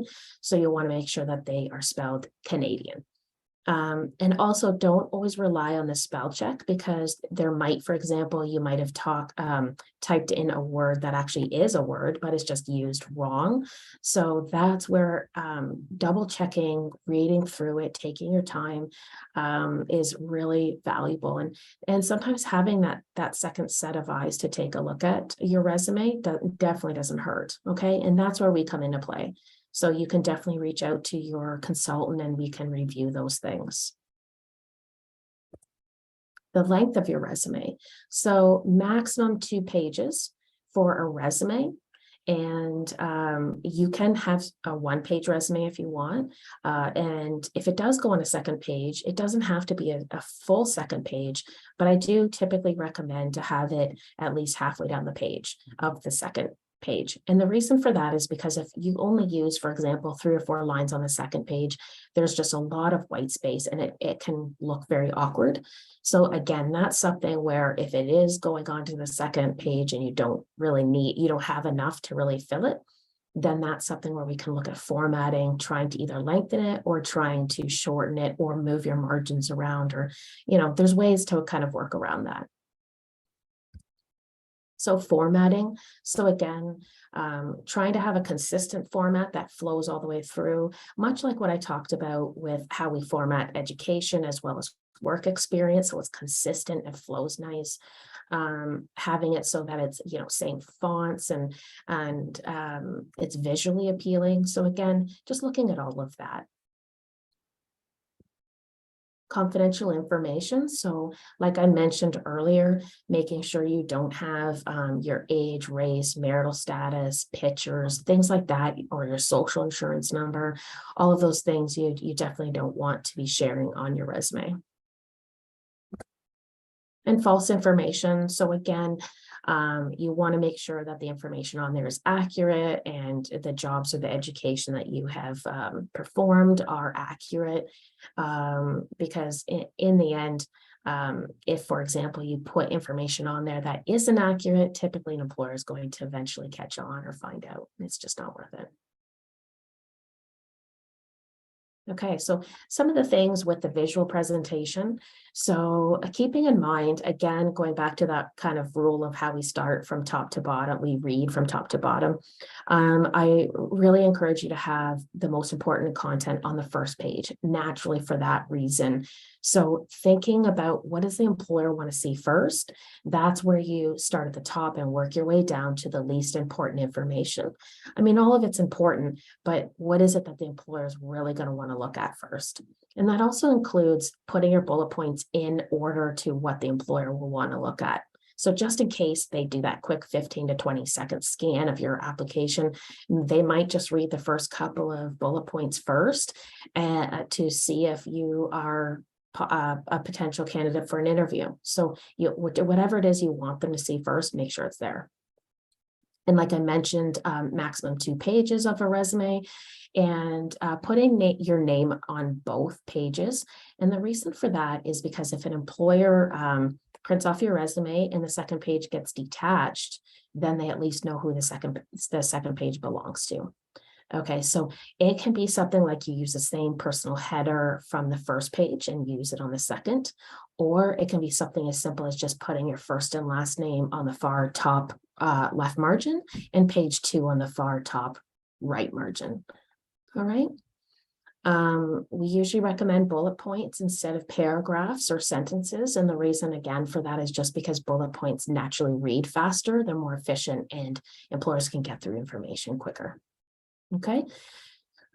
Consistent format and white space. So again, we've kind of talked about some of the consistency of just making sure everything kind of flows in the same format. But what we talk about with white space is just making sure, for example, your margins aren't too wide or they're not too narrow. If they're too narrow, it just looks like your resume has a lot of words on it and it just can look overwhelming. But if you have really wide margins, it might look like there's just a lot of white space and it's kind of feeling like empty, a little bit too much empty space. So I always talk to students about treating it like you're framing a picture. So you'll want to have equal, margin spacing around all 4 sides. Okay. And again, triple checking for technical errors. Just making sure all of that is set up properly, and also using proper terminology. So again, if there's industry specific terminology, you want to make sure that you're using that properly, and also be mindful of repetition. So sometimes, for example, someone has let's see, so they have a part-time job, say at a restaurant, and they've also had a part-time job previously at a restaurant. Sometimes they would copy and paste the bullet points from one job to another, saying, well, I served at this restaurant, and I also served at this restaurant, so I performed the same duties. You always want to make sure that you're changing things up. It's not repetitive. It doesn't look like you've copied and pasted it. You want to make some changes to it. And you also want to start your bullet points with different action verbs. So instead of, provided XYZ, and then the next bullet point starts with provided, make sure you have different words that you're using. Okay. So we're going to go into cover letters now, and walk you through some of the things that you'll need for that. And by the way, I would encourage you to apply to jobs all the time with cover letters. It really never hurts to have a cover letter, but there is a chance if you don't apply with a cover letter that an employer will right away not look at your application. So it's just not worth taking a chance. So really, what is a cover letter? So it's a chance for you to demonstrate your communication skills, go into your qualifications, maybe in a little bit more detail. And it really shows that you have an understanding of the job that you're applying to. Okay, so it should be personalized. It should be tailored to the job that you're applying to. And it is a maximum of 1 page. Okay. So before creating your cover letter, start looking at some of the information. So look at, first off, you as the candidate. So you're trying to sell yourself as the best candidate for the position. So really sit down and think about what are your most valuable features and transferable skills that makes you the best candidate for that job. And it might even mean, taking a pen and paper and writing a few down and saying, okay, these are some of the things that I can offer this employer. I can perform in this job. And then, you want to talk about some of that in your cover letter. Okay. Next, you really want to look at the position you're applying to. So be sure to review the job posting you're applying to, just really to determine what the employer is looking for in a candidate, and really what it is that you bring to the company. All right.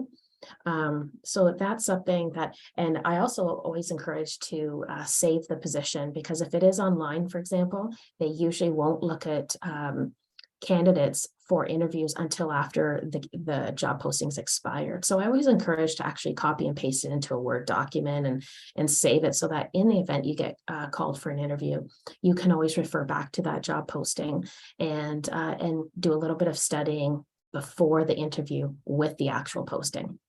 Okay. The other thing is to really learn a little bit more about the company. So if you can, try to see if they have a website. A lot of companies these days have their own website. See if they have social media platforms, see if they're on Facebook, Twitter, LinkedIn. Anything you can really maybe get to know about the company. Definitely, like I mentioned earlier, take a look at if they have a vision, mission, or about us statement. What is it that they strive for, and what is important to them? So these are all things that you can share, little pieces of information within your cover letter. It really shows that you've done some extra homework. Okay, so it might help you stand out from other candidates that are applying. Okay. And lastly, the industry. So learn about some of the typical trends and familiarize yourself with industry specific language, and really do some research and find out what's going on in your local labor market, right? Just so that you're a little more knowledgeable and you can talk about that. And it definitely doesn't hurt to know all of that when it comes to an interview as well. Okay. So standing out. So when it comes to that, again, try to really market why you're the best fit for that position. So again, looking at that job posting, looking at their website, and seeing how you can match that. Okay. Focus on the skills that are specific, that they're specifically looking for in the job posting, and give examples if you have them.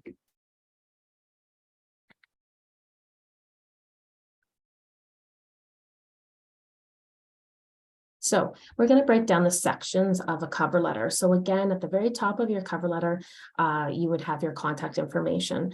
So this would look very similar to what you have on your resume. And in fact, I always kind of encourage to use the exact same personal header on your resume that you have on your cover letter. The reason for that is because as much as they're two separate documents and they are standalone documents, you really want to look at it like you've created them together and they complement one another. So with that, you have the exact same personal header at the top. I usually recommend using the same size and style font that you used in both documents, again, for consistency and it flows nicely. So quickly just going through some of the information, putting your first and your last name, middle name isn't really required, your email, your phone number, address is optional. You don't have to have it on. If you want to put your LinkedIn link there, you can. And again, no personal information like your age, social insurance, your race, marital status, and definitely not a photo. All right. So after your personal header, what we would put is the date that you're applying to the job. So say, for example, you're creating your cover letter today, but you're not sending it until tomorrow, then you would want to put tomorrow's date. You do not have to put the actual word date and then put in the date. That's just where the date would go. All right. So if you have the company information, I would put the company name, I would put their full mailing address if you can. And if they don't provide it, if you can Google it and find it out, that'd be great.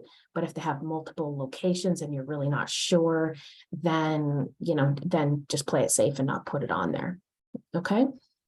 You can put the position that you're applying to there if you choose, or you can put it in the very first paragraph, which we'll look at in a second here. So after the information of the employer, you want to leave a couple of lines and then go right into addressing the employer professionally. So that's where I would start with dear. You can start, and you always want to address them, or you always want to try to address them professionally with dear Mr., Ms., Doctor. If you aren't sure if it is Mr. or Ms., then I would at least put, say it's John Smith, I would put dear Mr. Smith. And if you're not sure, then I would definitely put dear John Smith. I would not put dear John. I would not address them by their first name. I would try to keep it as professional as possible. And if you don't have their name, that's okay. And there's no way of finding it out, then just put dear hiring manager. All right. That way it kind of covers all of that. So the first paragraph that you would look at is what we call the introductory. So it's typically anywhere from 2 to 3 sentences, and it really answers the question, why are you writing the letter? All right. So this format of a cover letter really is a typical business letter format. So it is used in business letters. So once you get the idea of how this is formatted, you might essentially use this, in your time as a student or maybe in your career down the road. So it's not a bad thing just to learn anyways. So first off, you don't have to start your cover letter with your name, like, hi, my name is John Smith, because that's already at the top. So you really don't need to put that. It's more, you can tell them what you're applying, like why are you writing? So you're applying for what position? You can talk about maybe where you heard about the position, and you may want to put a couple of things as to what you know about the company and why you want to work there. And that might include providing a couple of skills that makes you a good candidate. Okay, so it's very quick, introductory. You don't want to go into your experience, your education, and all of that yet. It's just a quick idea of why you're writing. Okay. So the next one is the body paragraph. So this is something that Overall, I would say it's probably 8 to 10 detailed sentences. And this really answers the question to employers why they should hire you. So this is where you go into right away the things that you want them to read first.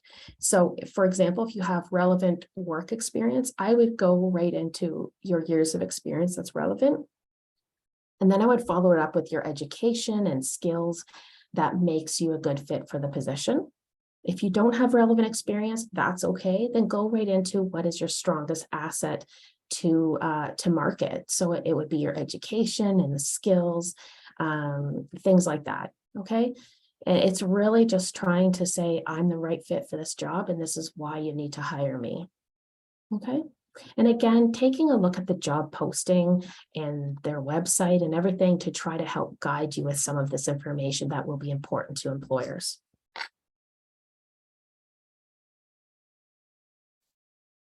Okay, so the last paragraph is really what we call the conclusion. So it's typically 2 to 3 sentences.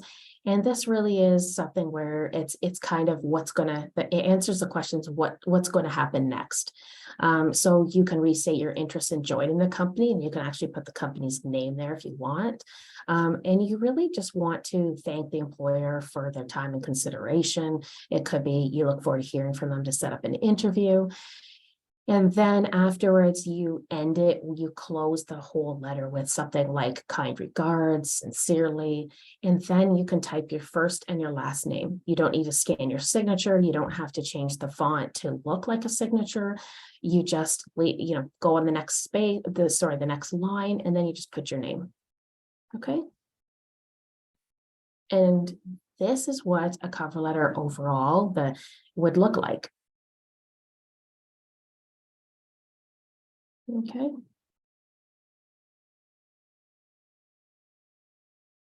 So the last topic we're going to talk about is applicant tracking system. So I'll probably refer to it as ATS. So, and you might hear that they're both equally used. So just be mindful of that.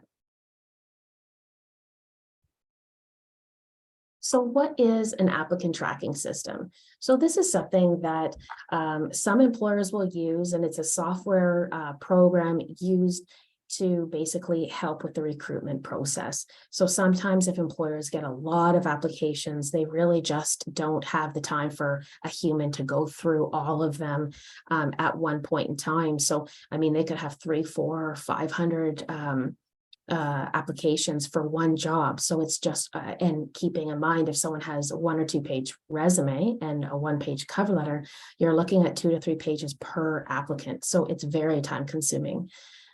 So this process helps essentially narrow down what the employer might be looking for, so that once it does narrow down that selection, then it'll collect that information, and then the organization will take a look at those candidates based on the skills and experience that it pulled from. Okay, so it really helps the company to kind of screen for the most qualified candidates. Knowing that it's a software program, it's not perfect, and that's where we need to know maybe some of the things that can help you get your application past the software program and into the hands of a person to actually look at. So that's what we're going to look at a little bit more in depth right now.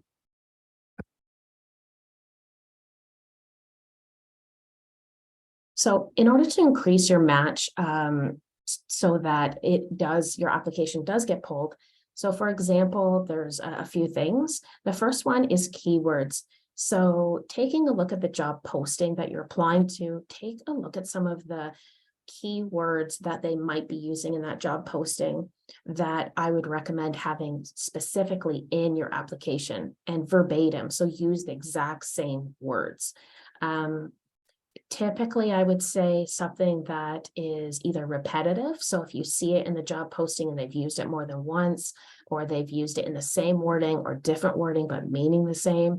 I usually say if someone's repeating it, it's typically something that's important. So just keep in mind some of that. If they talk about some of the values that are important for a candidate or important for their company, again, some of those words I would put in there. So that's important.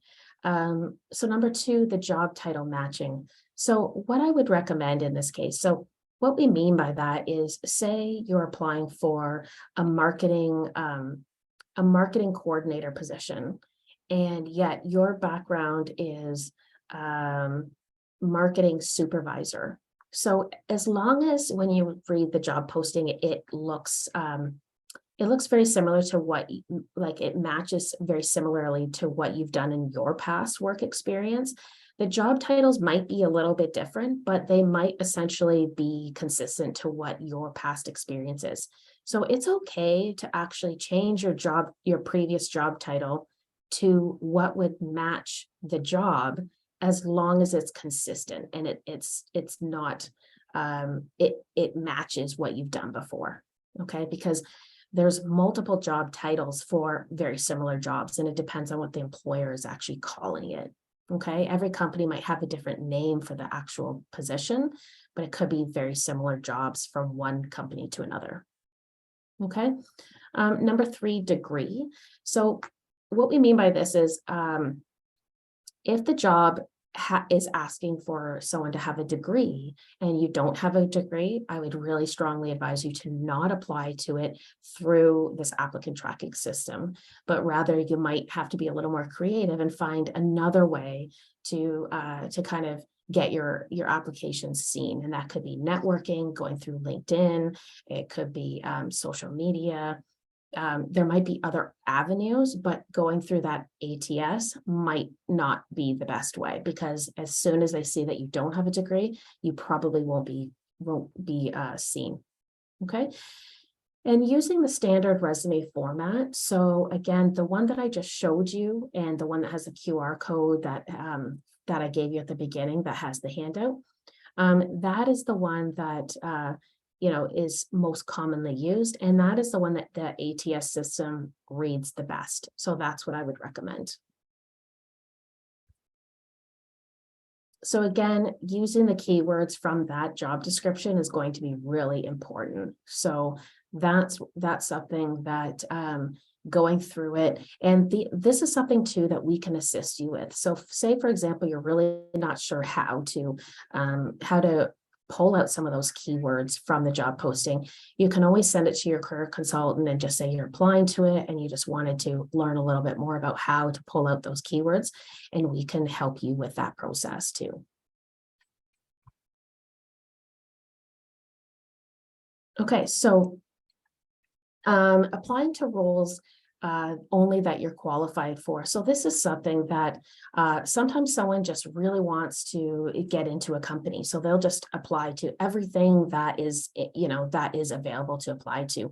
And that's something I definitely would not recommend, because it's really confusing to the employer, because especially if it's not, they're all very different. It could be an entry-level job, could be management job, it could be a, could be an interior design job. It's all over the place. Then it really says to the employer that you're not really sure what you want to do. It's so that's something that will probably turn them away from looking at your application.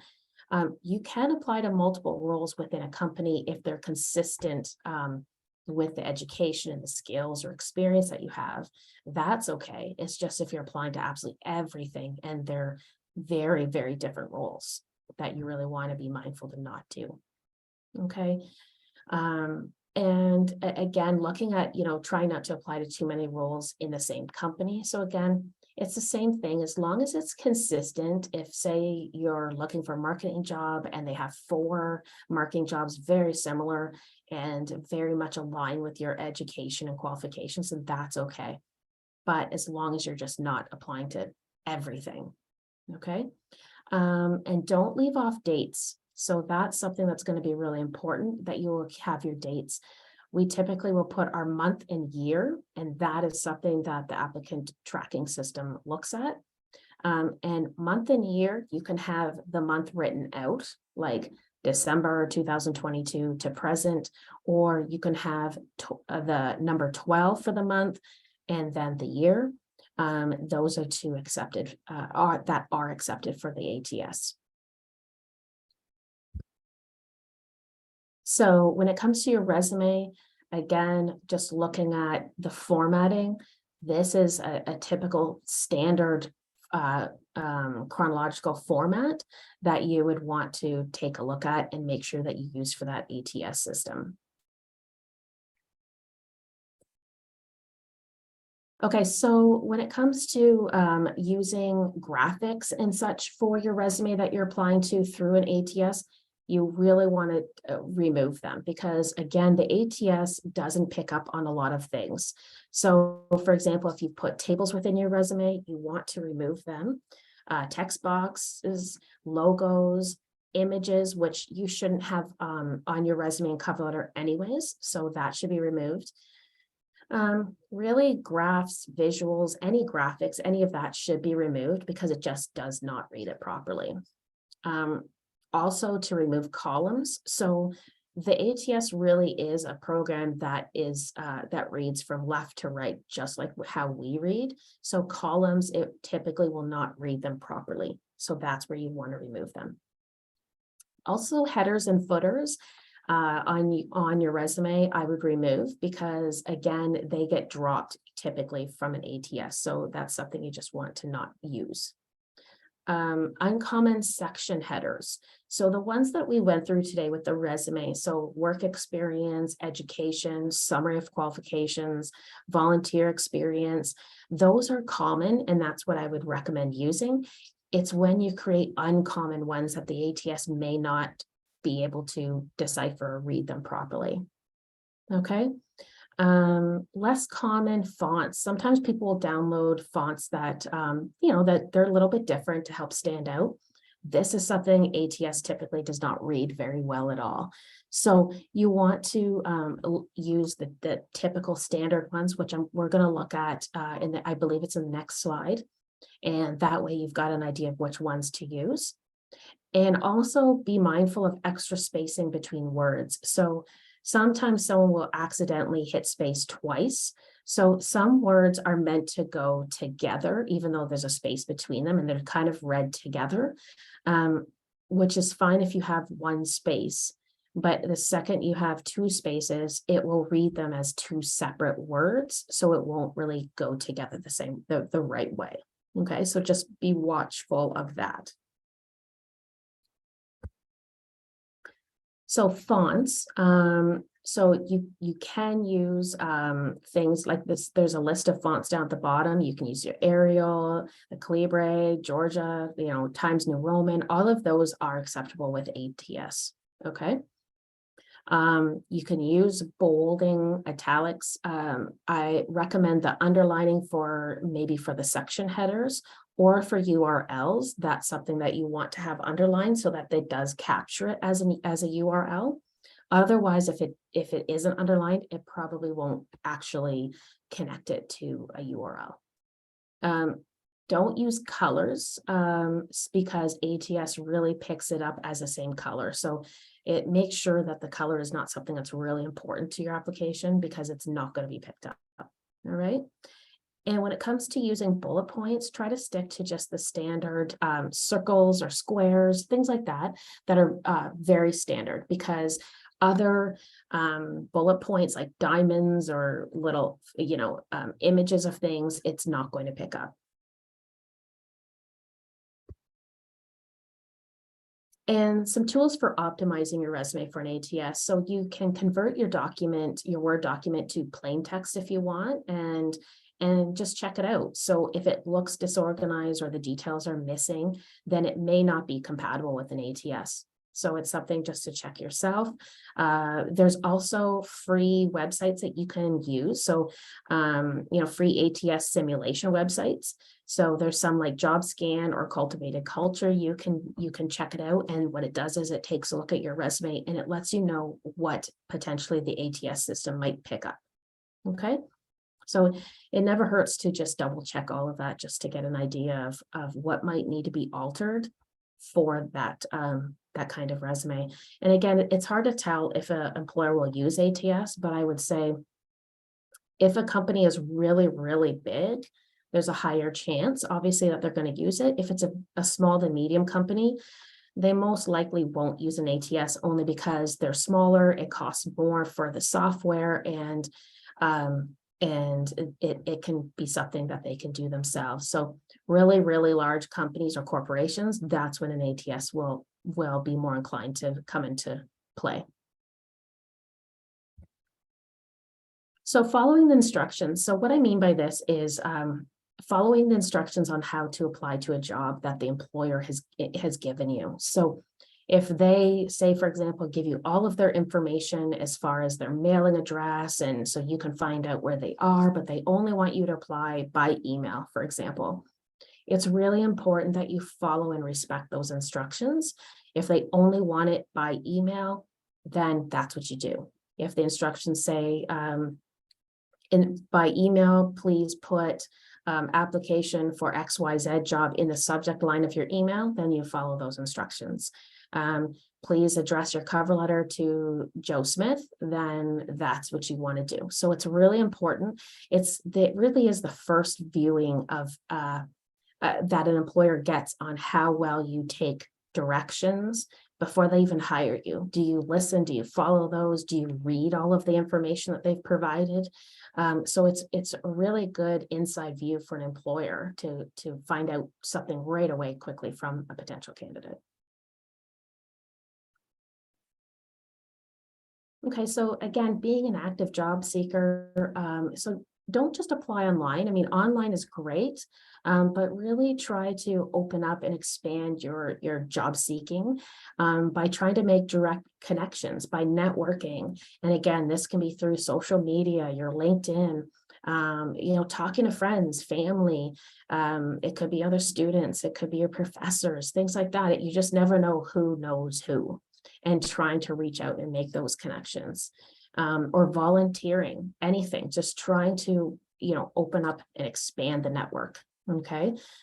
So, really try to work hard to appeal yourself to someone within a company, because oftentimes, not always, but often when a company is hiring, they might say to their employees, we're going to be hiring for X position. Do you know anybody that might be good for that? So right away, the process of having to post a job and then sort through applications and then go through interviews is very time consuming for an employer. But if they get an internal recommendation, they might go right to connecting with them and having an interview, and they didn't even have to post the job. So that's great. And also conduct informational interviews. So what this means is if you're trying to learn more about a company, this really is something where you ask an employer. It could be a supervisor, a manager, maybe it's a small company, it's an owner, maybe it's even someone that works in a company. And you're really just asking to have 5 or 10 minutes of their time to do an informational interview. So you're really trying to collect information. It could be something like, could you walk me through a typical day of someone in your position? Or what kind of positions do you hire for in this company? What kind of education do you look for within this company? How often do you hire? Things like that. What are some of the top skills you look for in candidates in that position? So all of those things you can ask because you're just collecting information. Plus, you never know, it might lead into a networking connection that you can kind of nurture and it might lead into something more long-term.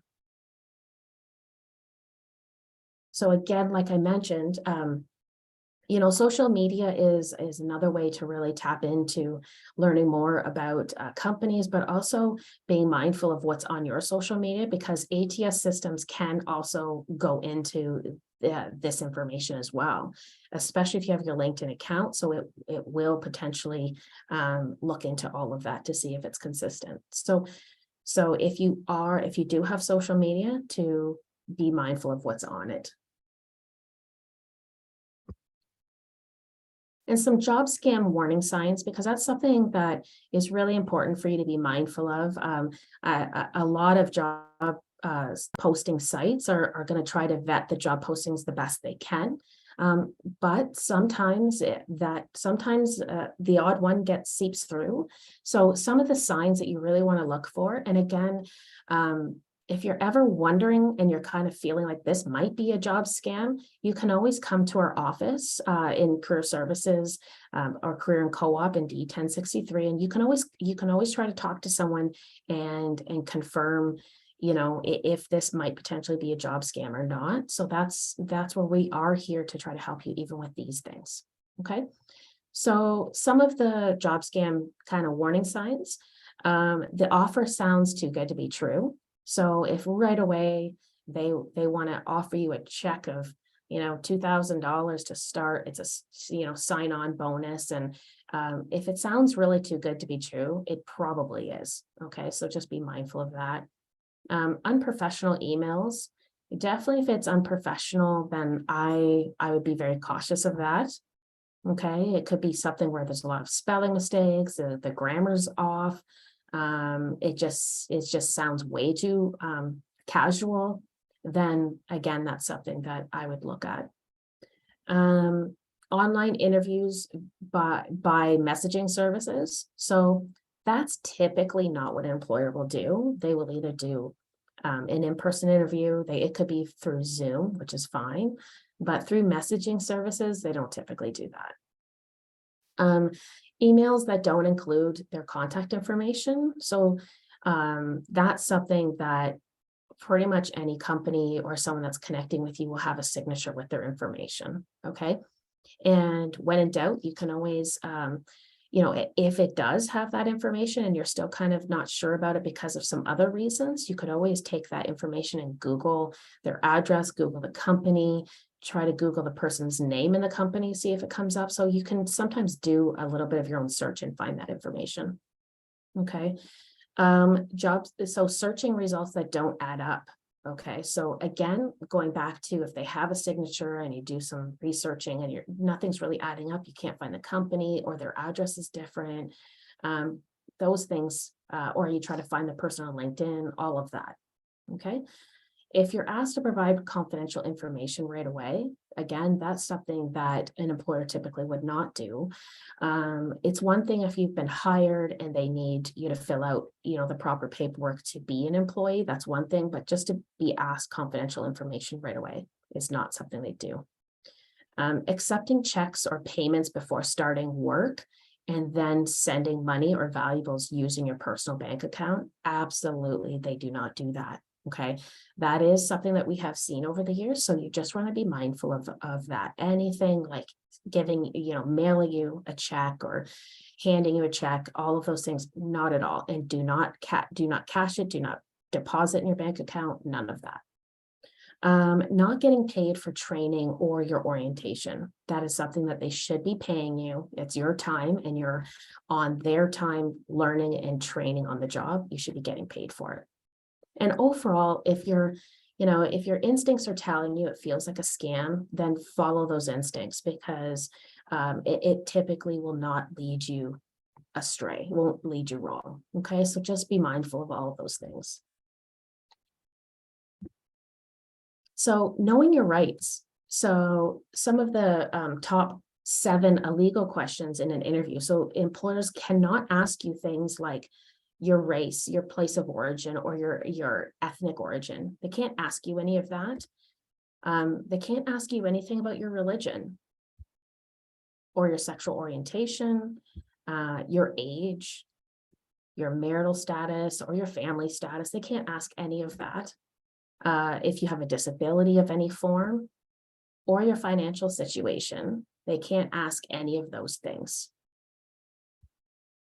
And also when it comes to being hired for a job, the minimum wage at present for 18 years and older is $15.50 an hour. Okay, so also being mindful that that is the minimum wage. If they are offering to pay you less than that, then that's something that you need to take a look at. Okay. And again, like I've already mentioned, on the job training or your orientation hours definitely requires being paid by the employer. Okay. So, I mean, if you're wanting more information, I briefly talked about it at the beginning of this, is that we have a wide variety of webinars, including, you know, the resume writing, cover letters, references, because that's another thing that you're going to need to look at. networking, LinkedIn profiles, interview preparation, all of those things we do offer. They are via Zoom. And again, like I mentioned at the beginning, you register for it. They're all free for you to register. If you can't attend the time, then it's at least recorded and you automatically get a recording of it. So that at least you won't have the information. Sorry, you will have the information, you won't miss it. And this is just a really quick view of what just our January workshop schedule looks like. So we typically have workshops, at least one workshop a day. And we, so there's such a wide variety that while you're here studying to learn some of this information, it's going to be really important. So feel free to take a look at all of that. And again, to look at our information or to apply to, to register for any of these workshops, you would just go on your Fanshawe online. You'll also hear that called as FOL. There'll be a resources tab. You click on that. There'll be a drop-down menu, and your second one down is career, co-op, and CCR, and it'll take you right to all of that information.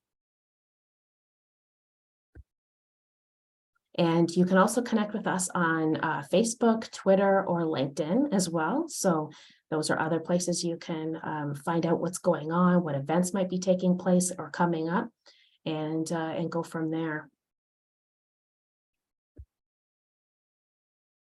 So let's see, we have time for a few questions. And while I take a couple of questions, I will also put up a QR code here. And this is a QR code that will take you directly to our career services contacts. So every program within Fanshawe has a career consultant appointed to that program. So if you have any questions regarding your job search strategies or resumes, you can find out who your career consultant is, and you can connect directly with them. So again, if you're not familiar with QR codes, just take your cell phone and open up, like you're going to take a picture and scan and put it over the QR code, and a link will pop up and you just touch it and it opens it up. Okay. So that way you know exactly who you can connect with if you have any questions around any of this information. Okay. So I'm just looking at the chat just to answer a couple of questions here. Okay. Just bear with me here. Does part-time jobs ask for resumes? Yes, they do. Any job really will ask for a resume. So be prepared for that. Full-time, part-time, casual even. You want to make sure you have a resume. Let's see. Is 2 pages enough for all the sections? So yes, 2 pages, a 2-page resume will be more than enough, and you will get all of that information on there. Typically speaking, we usually don't go back like with our work history more than 10 years. But that's something that you would just kind of keep in the back of your mind later on. So this is, some people just have a 1-page resume, but you will get all your information on 1 to 2 pages. And if you are struggling on how to condense it to 2 pages, then that's when I would recommend you connect with your career consultant, and then we can see what information you have and what is relevant and what might need to be taken off. Okay. What kind of work as a student is on campus? That's something I don't know. As the jobs come up and what's available, that will be placed on our job site. So again, you'll want to take a look at that. There is a section for on-campus jobs, and it's just something you just want to keep constantly checking. Okay. Can we create a QR code for our resume? You could, but honestly, I wouldn't. I would actually have a resume created, and that's what you would use. Okay, an employer will ask you to either upload it to their website, or they will have you email it to them. That is the best way. I would not send a QR code, because keeping in mind an employer might not know what they're scanning and what they're opening up, and if it's spam. So make sure that you create your documents. I would suggest sending your documents when you apply by PDF, because then you know it won't be altered. Sometimes one person's Word on their computer could be different from another, so it changes bullet points or spacing. So that's what I'd recommend, no QR code. Can I look for a job as a new student before starting classes? So as long as you have everything set up and you have the ability to work and you've got your work permit and everything. So again, all of those things you'll have to go through. Anything work permit related, you're going to need to talk to International office and make sure everything's set up properly. But otherwise, you can start applying to jobs. If you are able to work, you can start applying to jobs before you even start class. Yes. Is minimum wage before or after tax? So that is the minimum wage before tax. Okay.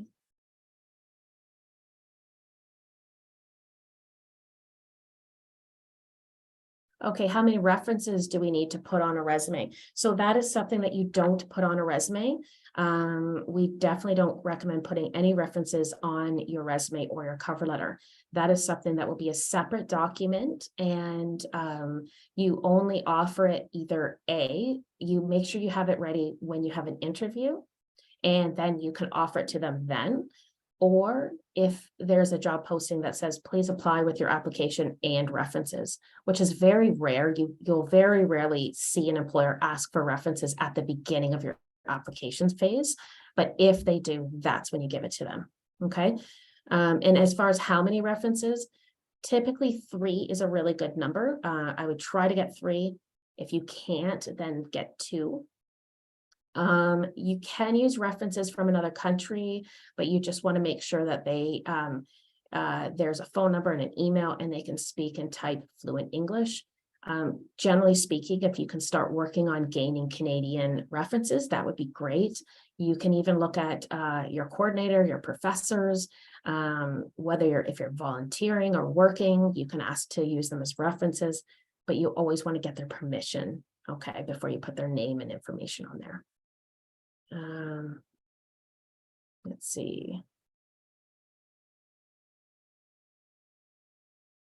Okay, so someone had mentioned if they could send their resume and such to see about having it viewed. What I'd recommend is whatever program you're in, take a look at this QR code and find out who your career consultant is, and reach out and connect with them. What you can do is you can let them know who you are, what program you're in, and then send an attached copy of your resume in Word or PDF, and then just ask for a resume review. Okay.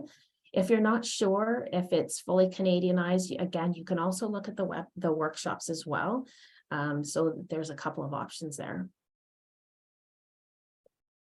As far as entry-level jobs, must we put all our experiences? So again, that just depends on the situation. You don't, typically you would put most of your experience, again, unless it's going further back than 10 years. But you would typically like to have a good work history. So if there's gaps between it because you've just left something off, it might lead questions to an employer to wonder, what did they do in the last 2 years? When if you were actually working, you should probably put it on there.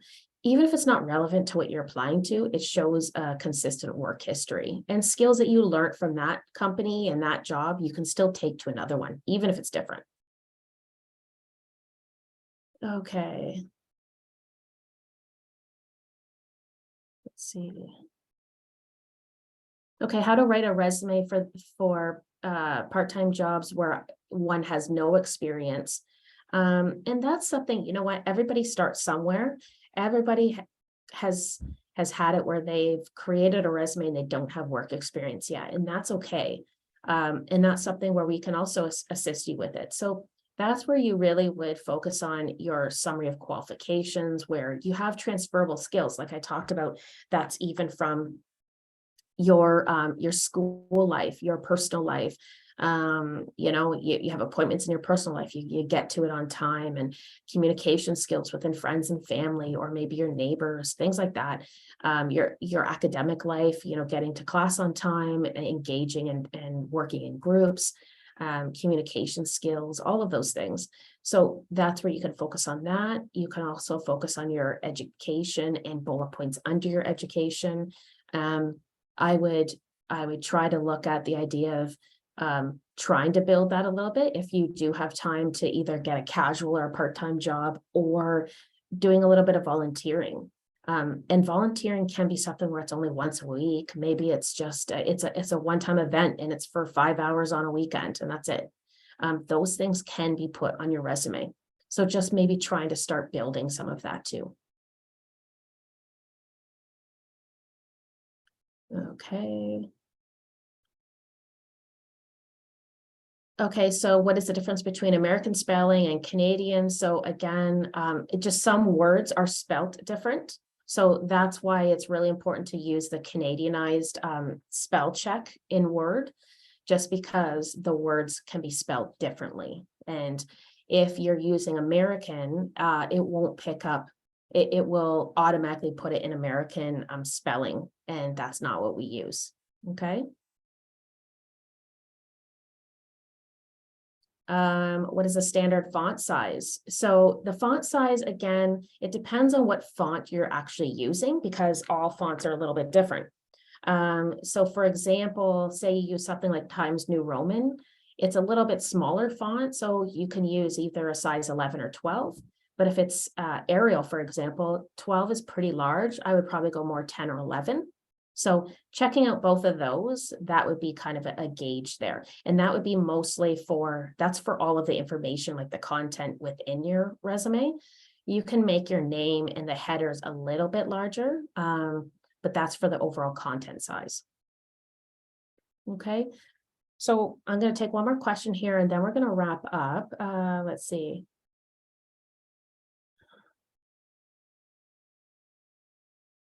Okay, so addressing an employer's email, referring to their first name, is that wrong? So I definitely would not refer them, I would not address them as their first name. That's more casual. You want to keep this professional. So again, either Mr. or Ms. and then their last name. And if you're not sure, then you put their first, dear, and then first name and last name. So you always want to keep it professional. Even when you go into an interview, for example, they might say, you might call them, hi, Mr., or Mr. Smith, or hi, Joe Smith. And they might say, oh, just call me Joe. As long as you've gotten permission to do that, then that's okay. But keep it professional at the beginning. All right. So we're going to wrap up here. Now you're going to have a little bit of a break and come back at 11:45. So the next session, you're going to be looking at job search, and that'll be both virtual and in person. And then they're also going to go through how to use our job site, which will be really important for you to take a look at, because the job site is open to all students and graduates of Fanshawe. So that's where you'll be able to see everything that gets posted there. Okay. So I hope you enjoy the rest of the information that we give you today, and take care, and we'll hopefully see you in our office.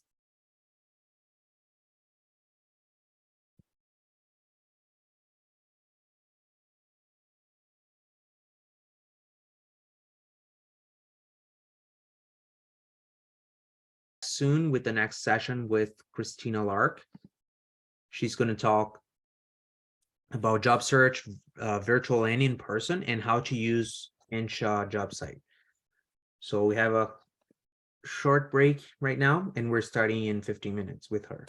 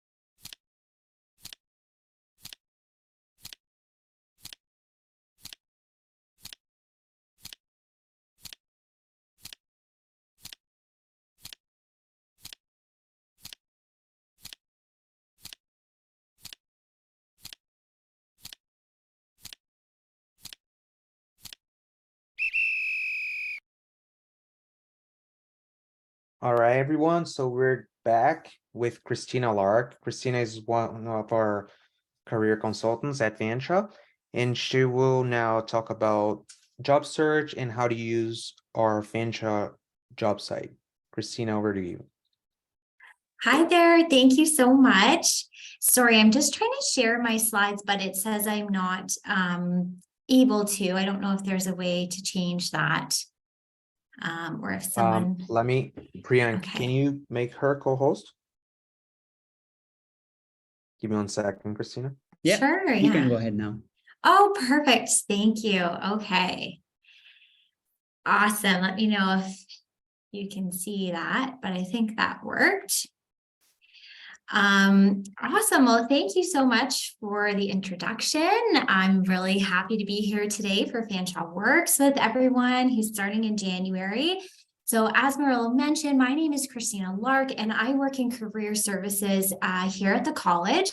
And you've probably noticed, if you've been on a few of the sessions this morning, that each of the career consultants has different programs that we support. So if there's anyone here from London South Campus, I support all the programs at London South. So that would be business management, healthcare administration management, business and information systems architecture, information technology, infrastructure, and agribusiness management. So if anyone's here from London South, let me know in the chat. I do come to that campus 3 days a week to see you. And then I also have programs at the main campus as well. So I have all the programs in applied science and technology, which includes practical elements in mechanical engineering, applied mechanical design, and those ones. So if you're in any of those programs, I am at main campus a couple days a week as well. So I will see you there. A big part of our job in career services is helping you find a job. So that's what I'm here to talk about today. I see a few people in the chat saying they are from London South. Isn't from business management. Awesome. So excited to meet you at London South when the new term starts.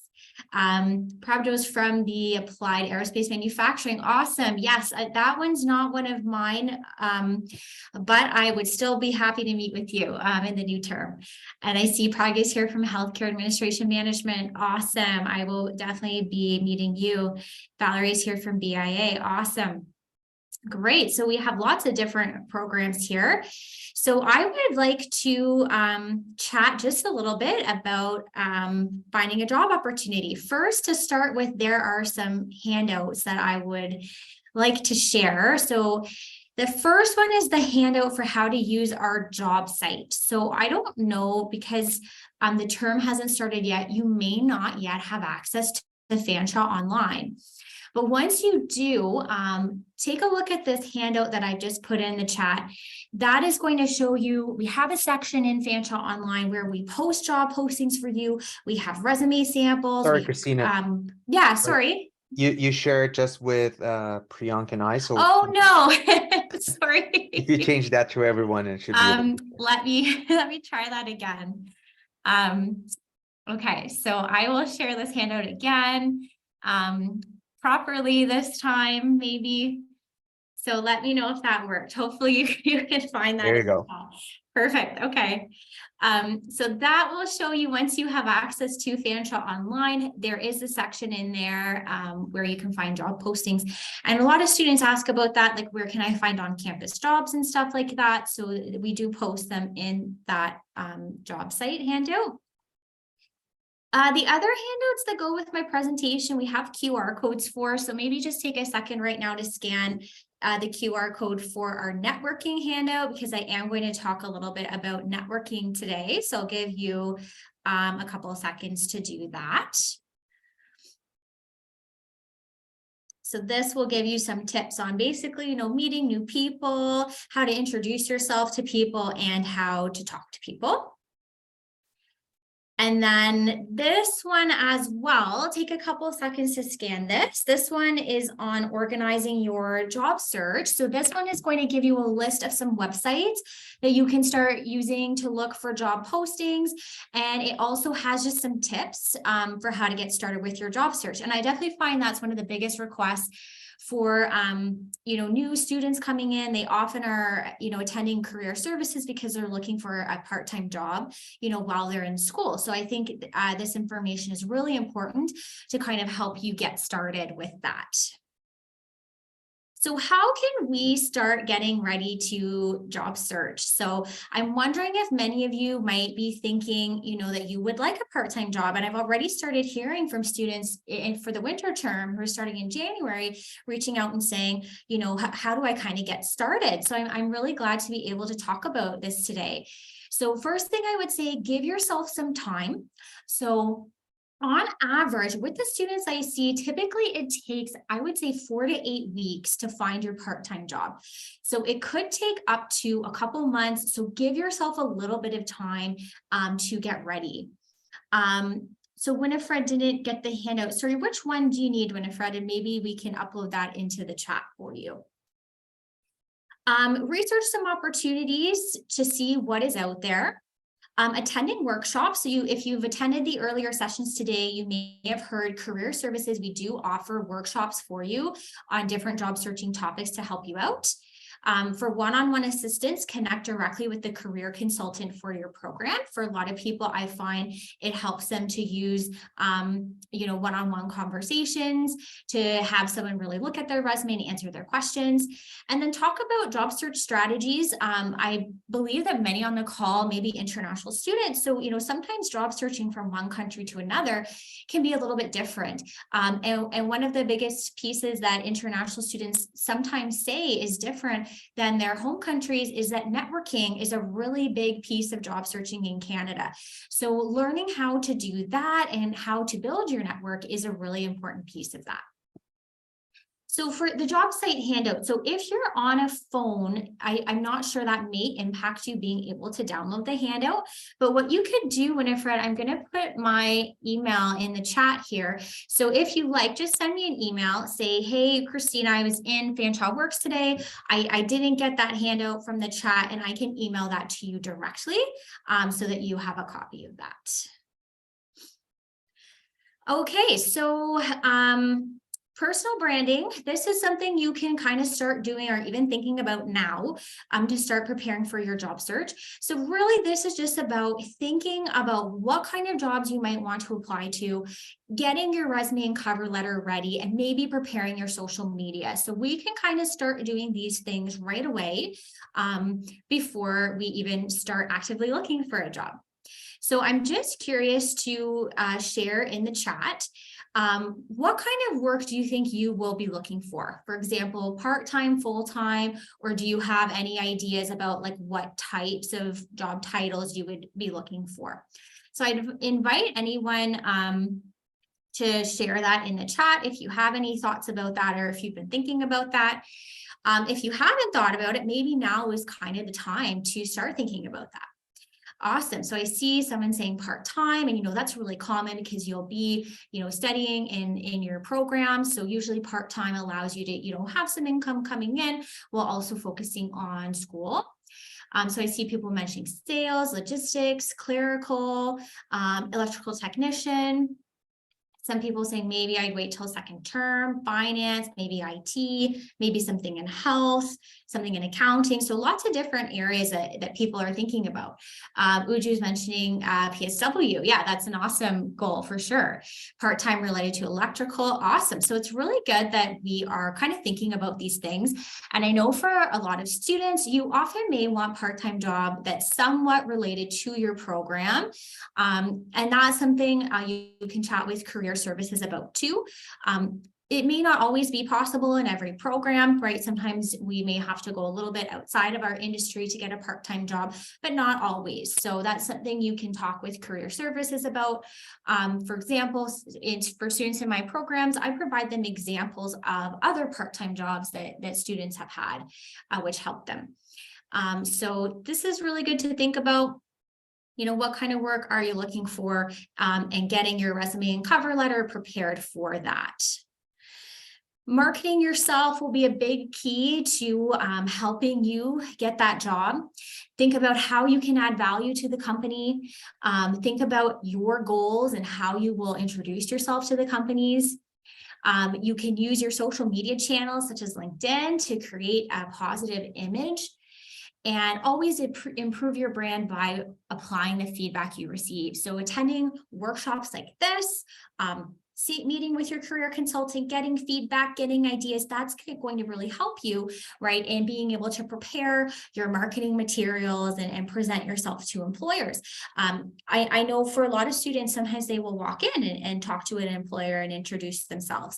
And often students will say, well, what do I say? What's the first thing that I'm supposed to say when I go in and introduce myself? And those are things that we can help you with to make sure you're doing the best you can. So let's talk about networking. So if there's one thing to kind of take from the presentation today, is this idea that networking can really help you with your job search in Canada. And when I talk to alumni who are kind of done their programs and now they're working, I often will ask them, what's kind of one of the big pieces of advice that really helped you, in your time at the college and also to get your professional job. And many of them will say it was networking, and this idea of how networking is so important in Canada, and starting to try out networking activities from the very first day of college. So I think this is really important to talk about. So I have a question for you in the chat if you'd like to answer. What percentage of jobs in Canada do you think are found through networking? Does anyone want to take a guess? What percentage of jobs in Canada are found through networking opportunities? Yeah, so we have some different guesses coming in. Lots of really good answers here. We have 30%, 80%, 70%, 50%. So 99.9%, 70%, awesome. A couple of people saying 80, 85. Love to see these guesses coming in. So a lot of people were correct in saying it's more than 80%. Right? So more than 80% of jobs in Canada actually do not get posted on an online job board. So where do we find information about this other 80% of jobs? Basically word of mouth. So a job opens at a company, people at the company know about it and they talk about it, and maybe they're able to fill it by recommending someone to fill that job. Right? So it's estimated that about more than 80% of jobs get filled that way. So what does this mean for us as job seekers? That I always suggest to people some kind of networking, some kind of activities where you're able to maybe try and meet new people can really help you in your job search, because it allows you to maybe meet people who hear about a connection and they can help you. So, one way to start is connect with people you know. And, right now at this moment, it might seem like you don't know anyone, right? Because you're going to be new here and just starting out. But I promise you, you will start to meet people when you are attending the college. So the first place to start is just with your classmates and your professors and your support staff, like career services that you'll get to see at the college. So sometimes people ask, how can my classmates help me? They're in the same position that I am, we're all competing for the same thing. But really, I have seen awesome examples where, one person in the class gets a part-time job and they're able to help others in their class get a part-time job at the same place or something like that, right? So start with the people your classmates, your professors, the support staff that you will see on site every day. Those are great people to start with. And then try and build your network from there. So seek out new contacts. And we always have lots of activities and things that are going on at the college to participate in to help you meet new people. Networking is also a two-way street. So try to connect with people who connect with you. And networking can be formal or informal. So I'm just curious, can you share with me in the chat, do you have any thoughts about what are some ways you can maybe start to meet new people when you come to Canada? And, maybe you're not sure at this point, but does anyone have any thoughts or ideas? What are some things you could do, activities you could try that would maybe help you meet new people? Awesome. Yes, Min, absolutely. Volunteering is an amazing way to meet people. I particularly suggest volunteering in the industry you want to work in. So I know a couple people mentioned they're in the healthcare program, volunteering within health, right? Or if you want to work in IT, I've seen IT students volunteer with refurbished computers. Construction and tech students, I've seen them volunteer building homes for people who are in need of homes, right? So lots of ideas like that. Someone mentioned going to museums. Yeah, going out and doing activities is a great way to meet people. Facebook groups or other groups, absolutely. Orientation, WhatsApp groups, those are all awesome ideas. Participating in Fanshawe College events, yes. Attending job fairs and seminars, attending events, joining clubs. These are all amazing ideas. Possibly religious groups. Yes, absolutely. So these are all ways that we can start just, meeting new people that can become maybe just friends for us. And, maybe they can help us one day in our job search too. So these are some ideas that I came up with just in addition to what we've already talked about to help you build your network. So use everything that Career Services has to offer, meet with your consultant, go to the events. Like in March, for example, we're going to have Career Fair, go to Career Fair, we have a mentorship program that you heard about this earlier today, join the mentorship program. So take advantage of these activities and meet with your career consultant. Try and engage with your faculty and have them really get to know you. Reach out and connect with other faculty and staff. Talk to recent graduates. So maybe connecting on LinkedIn, if you're active on LinkedIn with recent grads and talking to them about, their path, maybe find a recent grad who's working in the field and ask them like, how did you do that? Right? How did you get that job? And maybe they have some advice they can share. Use LinkedIn, which I'm going to chat a bit more about later. Take advantage of all the networking events that the college offers. And there's often different events just in the London community itself.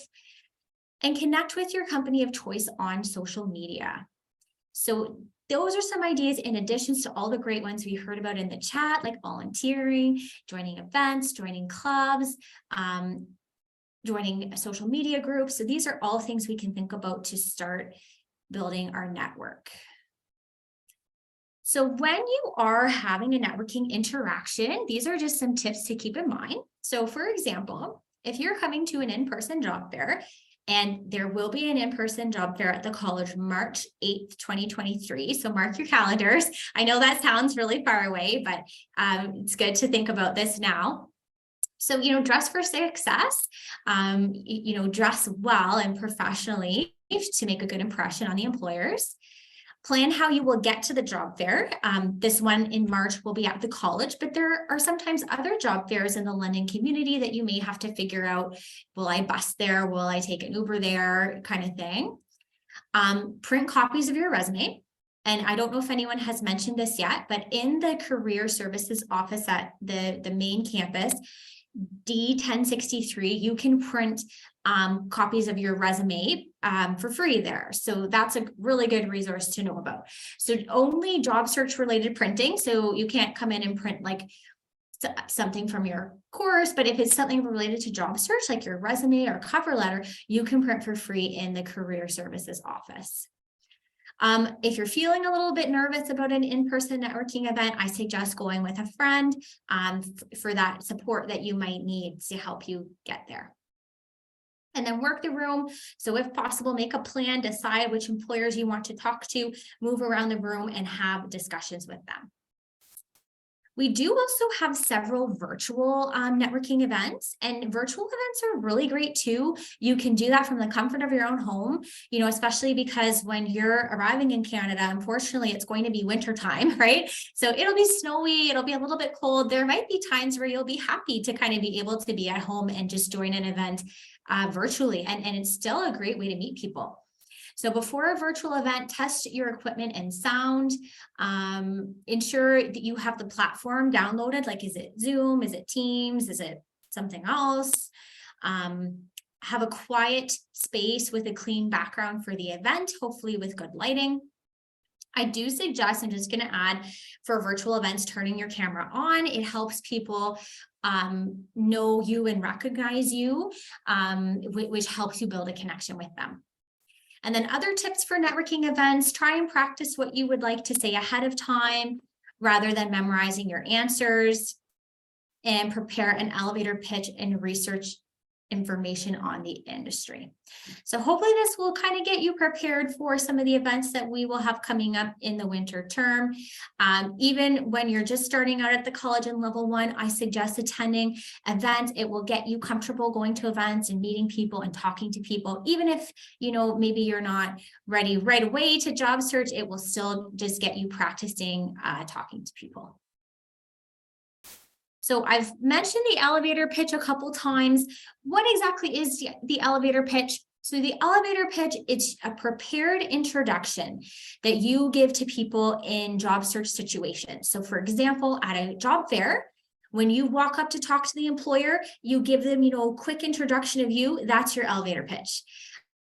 If you're walking into a store to drop off a resume, you give them a quick intro. That's your elevator pitch, okay? So it's an introduction you can think about and prepare ahead of time. And these are some tips to help you with that, right? So you might want to think about, what is the goal of me approaching the employer? Is it, am I asking for a job? Do I just want to get more information, right? So think about that. You want to describe a little bit about yourself, right? Maybe what are you studying? What kind of work experience do you have? Maybe a couple strengths that you would bring, something that you're really good at. And then let them know what you're looking for. You know, are you looking for a job? Are you looking for a volunteer opportunity? Are you looking for just answers to questions, right? So you can kind of put this together, prepare a little bit of information about yourself. It can even be short and sweet, right? You know, hi, I'm a current Fanshawe student in practical elements of mechanical engineering. I have a background working with people and working hands-on with machines. I'm looking for part-time work while I'm in school and wondering, you know, what you may have available. So even something like that. And if you're kind of struggling, again, not sure what to say, that is something that we can assist you with preparing through your career consultant. So earlier in the chat, a couple of people mentioned volunteering, you know, is a potential way to meet people. I'm a huge advocate of volunteering. I think it adds to your resume. It can help you build your skills, and it can help you meet new people as well. So I'm just curious, has anyone here already done some kind of volunteering, you know, maybe in your home country? And can you share an example with me in the chat? What is a volunteering activity that you have already done? I like to hear kind of just some different examples of this, because it shows us kind of the range of different volunteering activities that people may do, and the different skills that they can develop from that. So some of the examples, so cleaning, yes. Rescuing pets, that's awesome. Teaching, absolutely, that's a great one. Working in hospice, conducting free eye examinations, that's awesome. Serving as a secretary, community development for Indigenous people, that's amazing. Gift wrapping in the mall for holidays, I need that service badly. I'm terrible at wrapping. I have so many gifts to wrap right now, so that's very valuable. Helping elderly people get food, that's awesome. Helping as a caregiver. Finance and multimedia volunteering, that's incredible.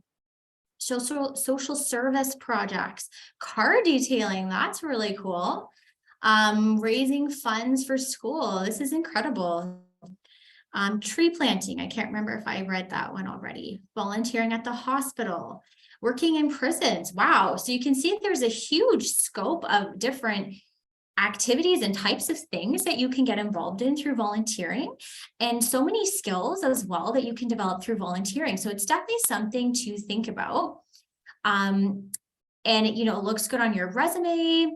It helps you apply and interview for positions, and it can expand your network and even help you gain references here in Canada.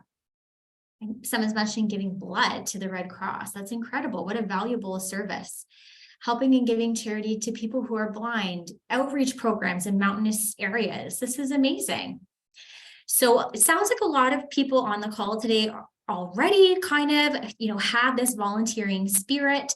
So if that's something you would like to continue in Canada, there are some really good options for that. So the Fanshawe Student Union is one of the first places I suggest to check. So Fanshawe Student Union will provide volunteer opportunities at the college itself.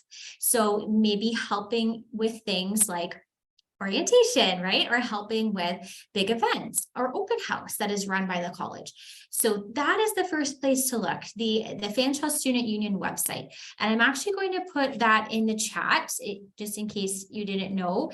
So Fanshawe Student Union, it's fsu.ca/volunteer is where they have the volunteer positions. There's a couple other sites on here too. Pillar Nonprofit is one of my favorite sites. It has different charity organizations in the London area, and they post so many awesome volunteer opportunities. So just in the past couple of months, I saw they posted some treasurer positions, so that you could be a treasurer for a charity. So I sent that to some finance students who wanted that experience.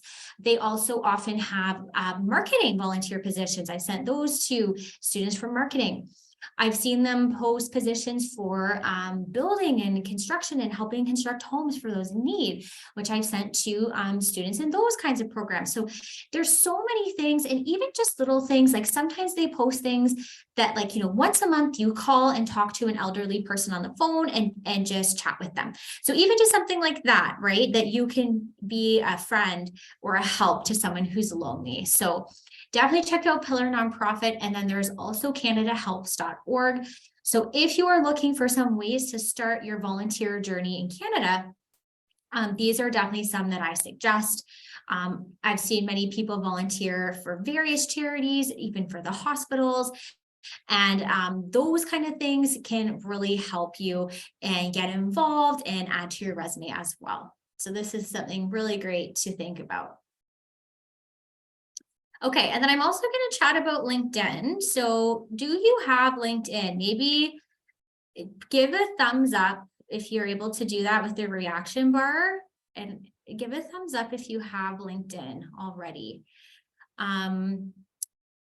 If you do have LinkedIn, I'm happy to connect with you. I'm just on there under Christina Lark. I'm pretty active on LinkedIn. I'm pretty responsive to LinkedIn messages, and I do post, like I share different events or job fairs or stuff like that on LinkedIn as well. So if you like, I'm happy to be a connection for you. Okay, I see lots of people giving me a thumbs up. Awesome that they have LinkedIn already. Awesome. So LinkedIn is a really great tool that we have to build our network. So just a couple of tips. So starting with requesting connections. So sometimes we request connections from people that we know, right? Like your classmate that you talk to all the time, you might request a connection with them. Other times we request a connection from someone that we don't really know them yet, or maybe they don't know us, right? So maybe it's like a staff member at the college that you're requesting. Maybe it's you requesting to connect with me today. Maybe it's you're requesting to to connect with someone that you met at like a job fair or something like that, and you're not sure if they remember you. So that's when you can add a note to your connection. And I do have some samples on here. So maybe we'll take a look at a couple. So like this one here, this would be, say you're connecting on LinkedIn with someone who you just met at a job fair or at an event, and you're not totally sure if they might remember you. So when you add the connection request, you can add a note, and this one says, "Dear Mark, it was great speaking with you at the conference in San Diego last month. The mapping and charting work you do for airports sounded fascinating. I want to stay up to date on your career. Thank you," and then sign it off. This is another sample. This is when, say you're adding someone and you don't know them, you haven't met them, but you just came across their profile and it looks really interesting to you, right? Maybe they're working in the industry that you want to work in and you just want to know more about them. So you can add a note when you request to add them and just say where you found their profile. You know, you could say I found it maybe through the Fanshawe alumni page or maybe just through researching. You can tell them a bit about yourself and then, you know, I want to stay connected with you. So adding a note is a really great way to make more meaningful connections. And if you want, you can try it out on me today. If you want to try sending me a request and adding a note, it's a good chance for you to kind of practice doing that. I just saw someone mention in the chat, can I have 2 LinkedIn accounts when I want to change career paths? Ooh, that's a tough question. I usually say to try and just have 1 LinkedIn page. If you are changing career paths, maybe pick an area of focus for your LinkedIn page. So maybe you would like your LinkedIn page to focus on your next or your new career. And you can kind of write your LinkedIn kind of based towards the career that you're aspiring to now. So very generally, that would be my suggestion. But, you know, obviously there's a lot more detail we can get into with that, especially, you know, looking at your particular situation, you know, what you're changing to what you did before. So that's something I might suggest sitting down one-on-one with your career consultant to kind of make a plan to strategize for your LinkedIn profile. But that's a really good question. So generally, yeah, I would suggest having 1, but you may need to strategize a little bit around that and how you would want that to look. But yeah, great question. And feel free to pop questions in the chat as we go, and I will try and answer them. So another way you can make the most out of LinkedIn is once somebody accepts a connection request, you can send them a personal message through the messaging section, and you could see if they're willing to chat further with you. So there's something we call an information interview, which is where you ask someone if you can have a quick chat with them, let's say 20 minutes, give or take, just to hear more about their career path. Right? So maybe you found someone, maybe it's an alumni from your program who's working really successfully in the industry, and you just want to know, how did you achieve that, right? So sending them a message, you know, I found your profile when researching alumni from such and such program. Maybe I recently came to Canada. I would love to talk to you about your career path in this sector. Are you available for a 20-minute chat over the phone or in person in the next few weeks? I look forward to hearing from you. Right? So these are ways we can kind of initiate conversations with people on LinkedIn and try to build our network a little bit more. There are also a couple of new tools recently that I've seen on LinkedIn, and some of you are probably maybe familiar with these. So there's the Open to Work badge. You can add to your profile picture, and then people know you're looking for opportunities. And you can see here, once you add the Open to Work badge, you can also list kind of right towards the top of your profile what sorts of positions you're looking for. So this is kind of what we were talking about at the very beginning of the session, kind of knowing what sorts of job titles are you looking for. You can actually add those to your LinkedIn profile. And I always say you have to help people to help you, right? So if you tell someone you're looking for a job, any job, that person may not know how to help you because it's so broad. But if you give them specific titles and say, I'm looking for a job which could be customer service, or maybe admin, or maybe marketing, you're helping that person help you, right? Because now you're giving them those ideas. So the Open to Work badge for LinkedIn can really help. It lets people know you're looking for work and what you are looking for. This is another newer feature on LinkedIn. It's helping others to pronounce your name correctly. So you can actually record, how to say your name, and people can listen to that and know how to properly pronounce your name.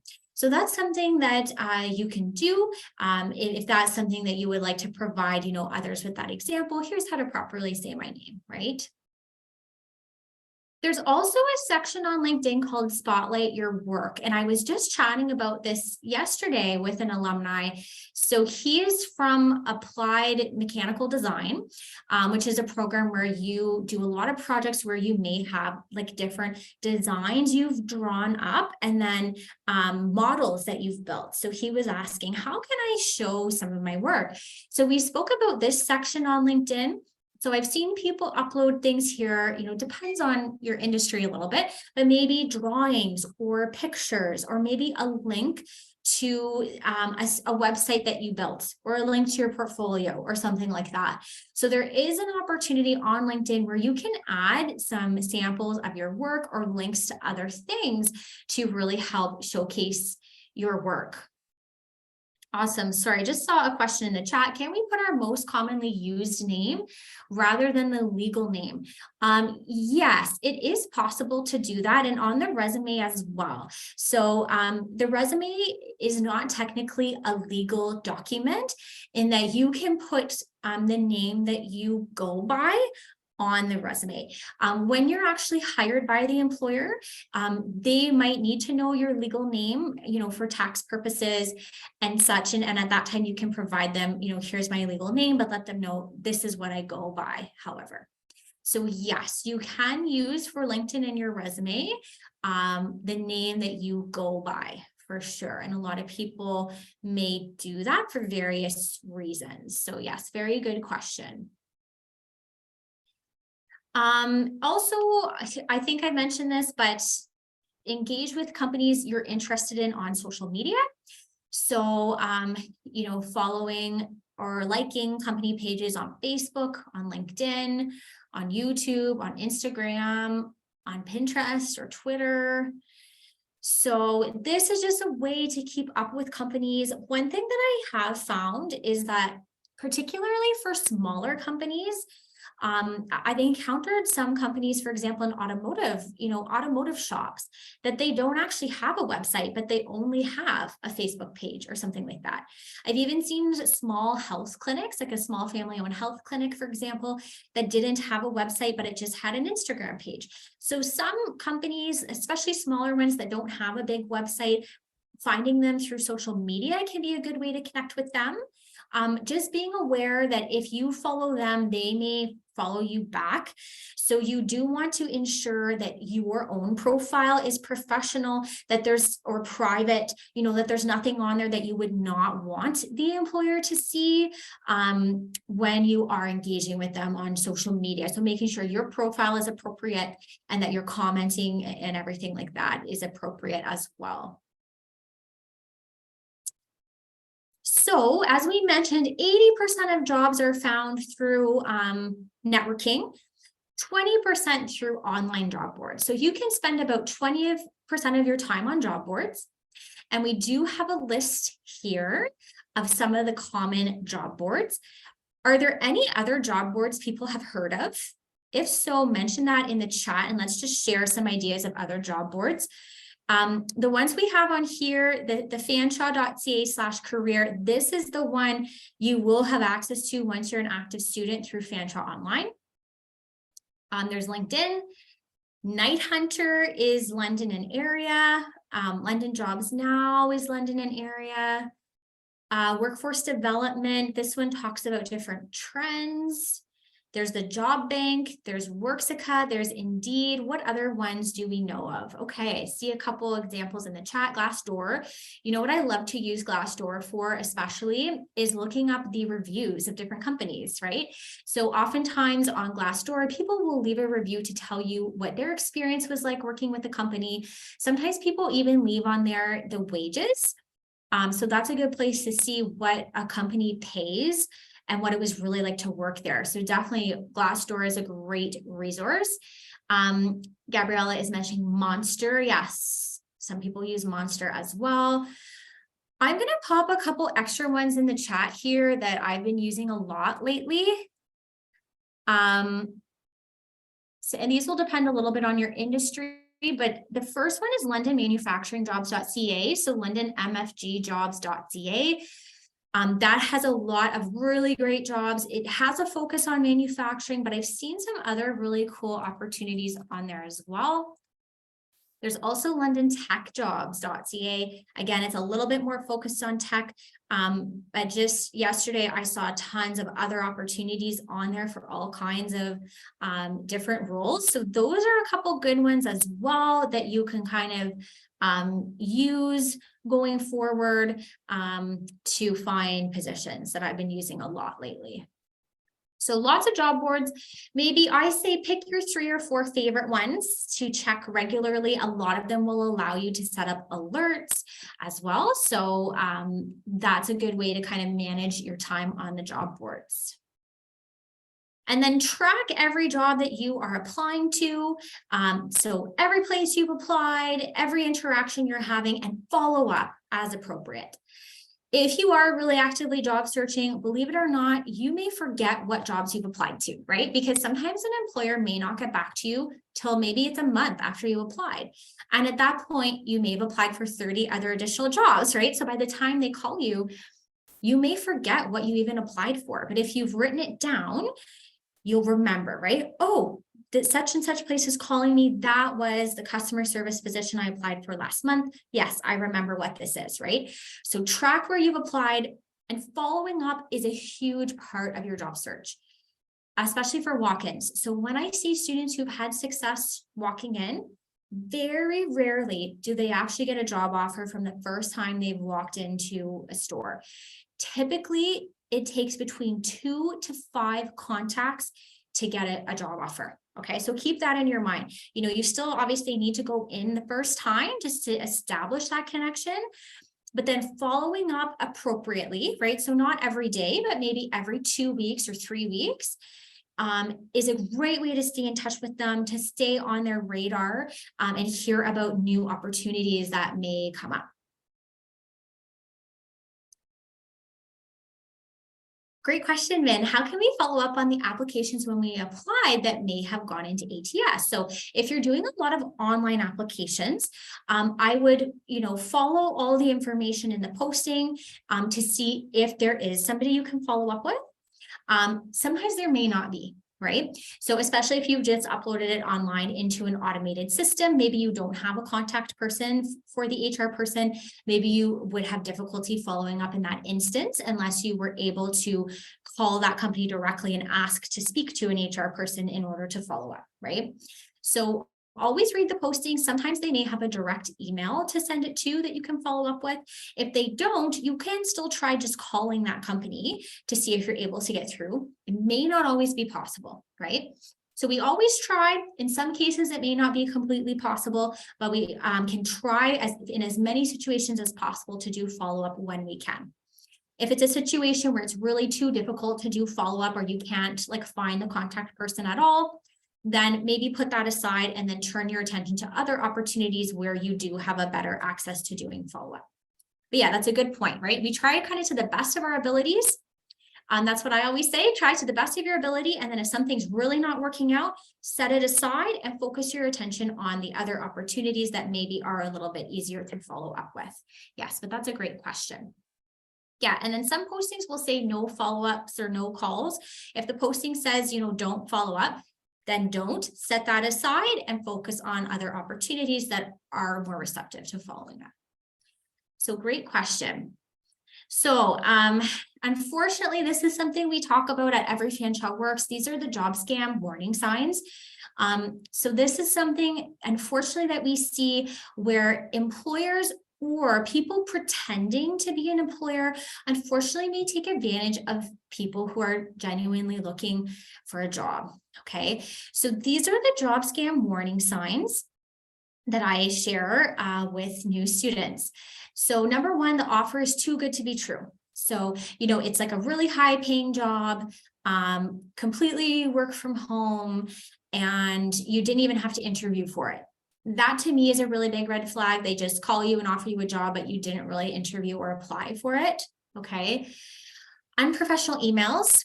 So if the email has a lot of mistakes in it, or if the employer is pressuring you, sometimes I've seen these people pretend to be employers and they pressure you, right? They're like, you have to respond to me right now.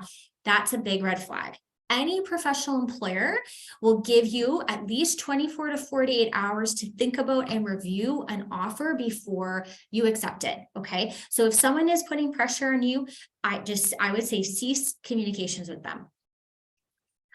Interviews via messaging platforms. So like if an employer says they're going to interview you on WhatsApp, or they make you download like a weird app service, I would not do.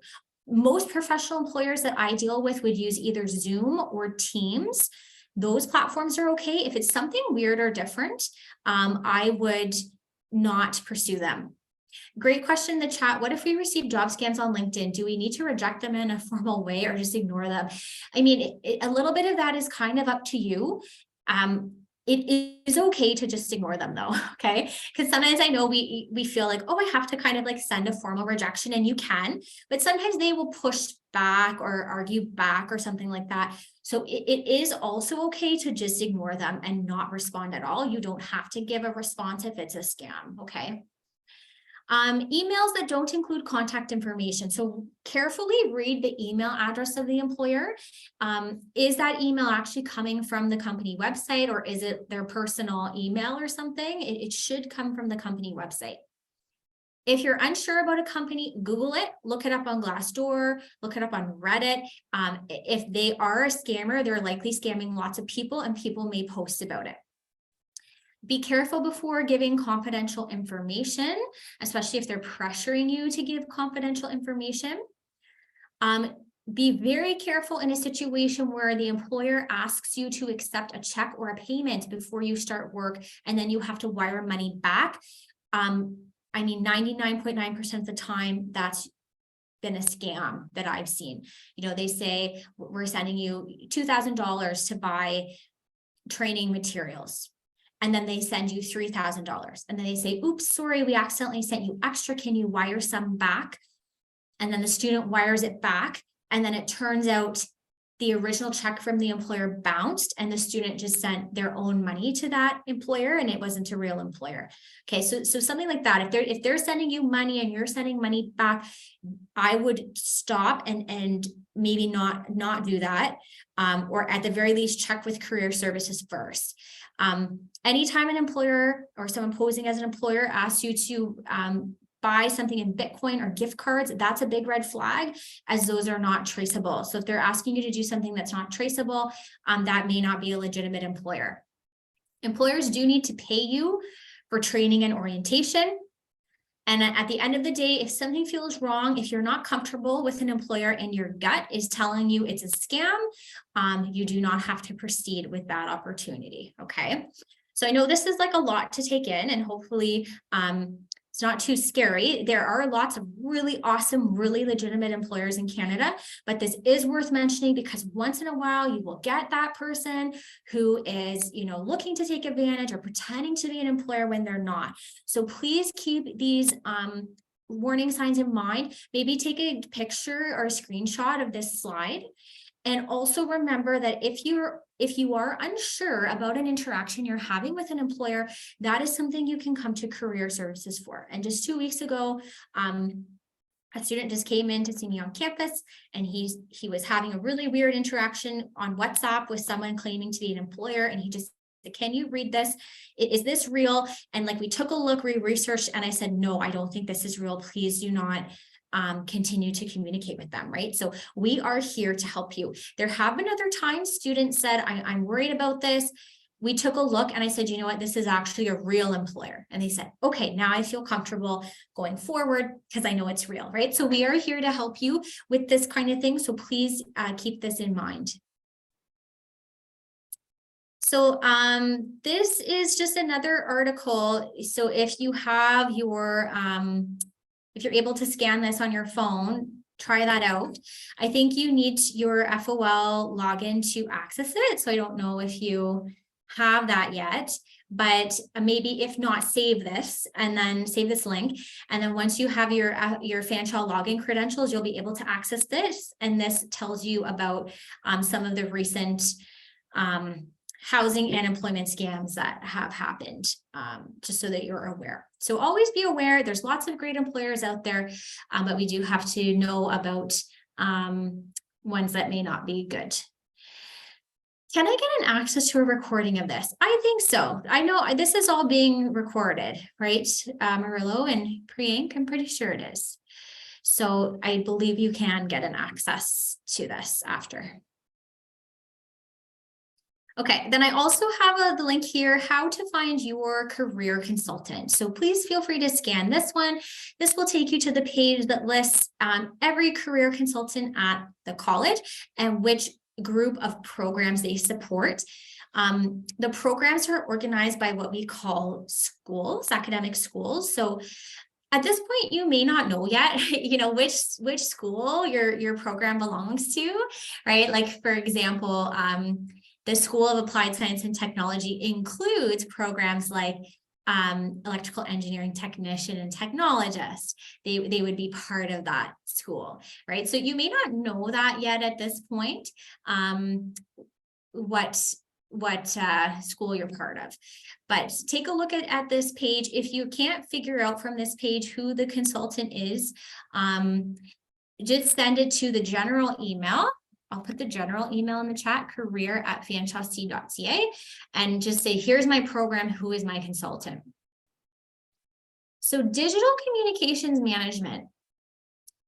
I think that might be part of Kinlan, Lawrence Kinlan School of Business, which is Christina Rapson.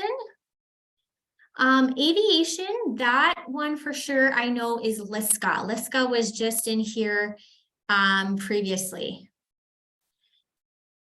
Baking and pastry arts, that should be Rebecca Summerfield. I believe that is part of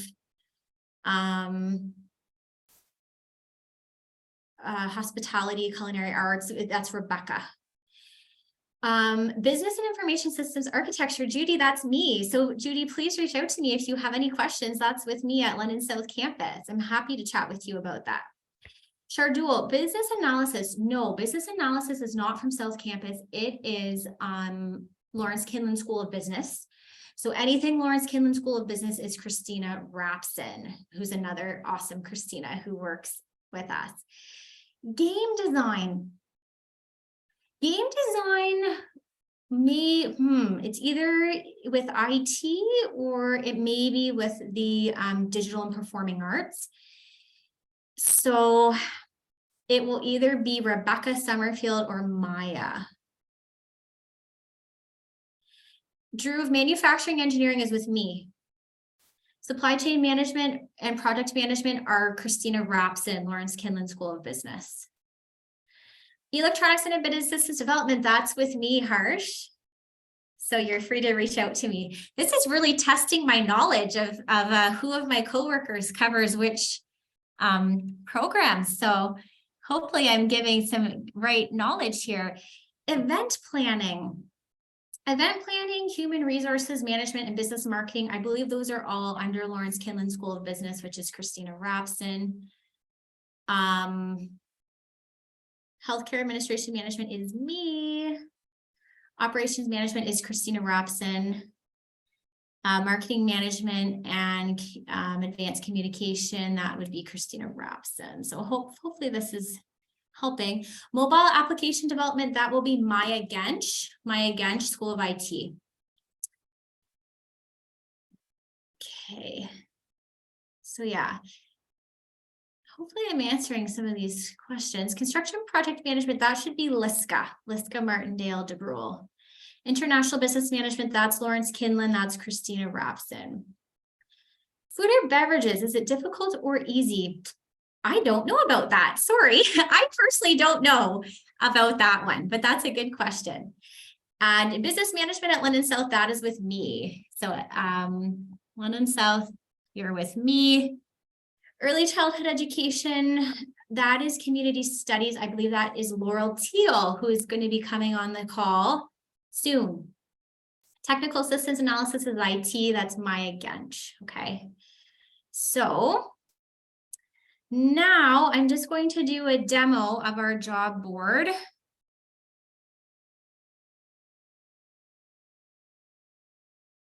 So let me try and share my browser. Okay. Just give me 1 second and I'll show you what it will look like kind of once you have access through your Fanshawe online.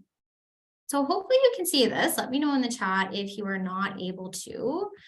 So Fanshawe online will look like this once you get into it. I don't know if you have access yet or not, but sometimes people have told me they don't have access yet till the start. But this is what it will look like. And then these 9 dots, this is where you would see like your courses come up. So this is where you'll access a lot of your course syllabus and stuff like that. Okay, so that you have your email IDs, but just not sure how to log in yet. Some people are saying, yes, we have access. Okay. So maybe try, you can even Google like Fanshawe online login and it might take you there. That's what I would try. Okay, so maybe London, so maybe the link I put in the chat wasn't totally right. Try these new ones that Ronald's putting in here. Worst case scenario, just type into Google London manufacturing jobs and it should come up. Okay. Hopefully that helps. All right. So from this main page in Fanshawe online, you would go to resources and then career co-op CCR. Okay. And you may have to kind of re-log in here again, like it's making me do. The first time you log in, there will be a disclaimer that comes up as well that you have to click through, and then you will be able to access it. So this shows you some of the resources. You can use this dashboard down the left-hand side under career. You can see there's an overview. You can access job postings. You can access our events calendar. You can find a list of websites. You can find the contacts for the career services people here too. You can find a job search toolkit and also some pre-recorded workshops. So there's tons of stuff in here that you can dig into. For right now, I'm just going to show you the 2 pieces that I use the most and that I show students the most. Number 1 is job postings. Okay, so job postings, any opportunities career services knows about, this is where we post them. So employers who approach the college, we have them post here, and this is accessible only to students and alumni. So you can see right here on the home page, different categories are coming up, such as full-time jobs, part-time jobs, on-campus jobs, summer jobs, volunteer jobs. So you can look through these. You can also search by program. So if you click this blue button that says search job postings, this is where you can see the advanced search filters, and you're welcome to kind of play around with these, put different things in here and see what comes out. I just want to show you one in particular that is a little bit hard to find, but is really helpful once you find it. So it's right here under targeted programs. Go to search by individual program. And now you will see a list of all the programs at the college, and you can actually check off your program. Okay, so let's say you're in the Bachelor of Commerce Digital Marketing. Let's click on that just as an example, right? And let's say search, and then postings specifically related to your program will come up. So you can see there's 5 right now for this program, but we do get new ones all the time. So check this regularly. And then as you're looking at the jobs, say that, marketing manager, this might look interesting to you. You open it, you can read more about this job, right? What is it looking for? How many hours a week is it? This one's very detailed. You can see there's a lot of information here to read through and requirements. And then at the end, it tells you how to apply. Okay. So this is a really great resource for you. I'm going to go back to this dashboard, and I would like to also show you events. Okay. Events will show you all of our workshops. It shows any job fairs that we know of or any other career related events that are coming up. So please check this regularly.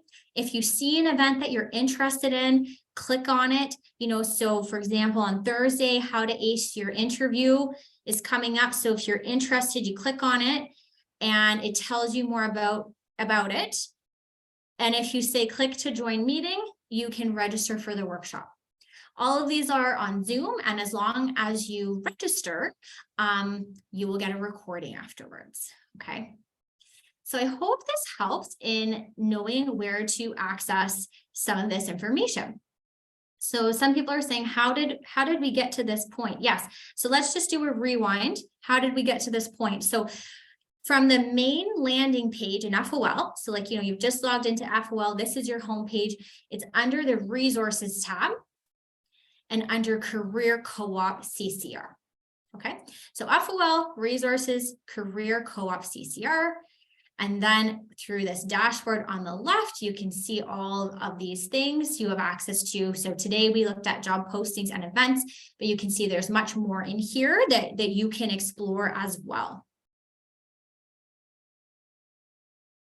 Okay, so I hope that helps. Just, I know it's a lot to think about, but hopefully that helps to get started with your job search. So please let me know if any questions. We do have Laurel coming on at 1 p.m., I believe, 1 p.m. Eastern. So in about 15 minutes to talk to us about interviews. And then we will be having an employer panel. So there's still lots of good stuff to come. But just in the last few minutes that I have with you, please let me know if you have any questions. Please feel free to put that in the chat and I will answer as many as I can before our next presenters come on. So someone just sent a message about having a professional email address. That's a really good question. I do think it is important to have a professional email address. What I suggest is something close to your first name and your last name at gmail.com or whatever. Now that's not always possible, right? Because sometimes your name might be common. So you might have to add a number or a middle initial or something like that. But generally you do want to have an email address that is professional, like it's not a nickname or, you know, something about your hobbies like that's close to just your actual name. Okay, so that's a really good question. Sorry, a bunch of questions just came in and I think I missed something. Let me go back here for a second. Is electronics and embedded systems development course difficult? You know what? I'm not totally sure, Harsh. I think it depends a little bit on each individual person. So that one I may not be the best to answer, but maybe talking to your professors about that kind of question might be a good resource to start with.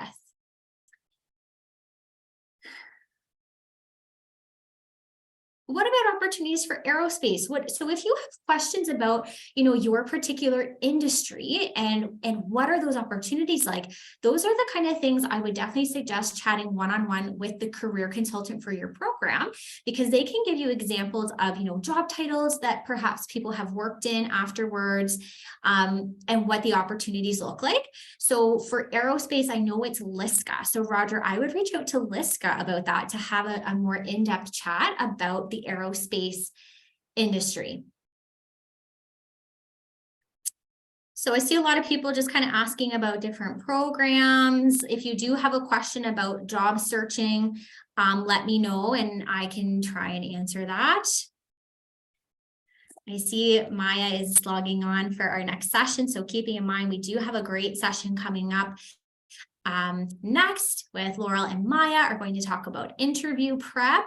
And then later on, we will have the employer panel, which is amazing. So you don't want to miss the employer panel because the employers will speak directly with you about tips of what they look for and when you're applying to them.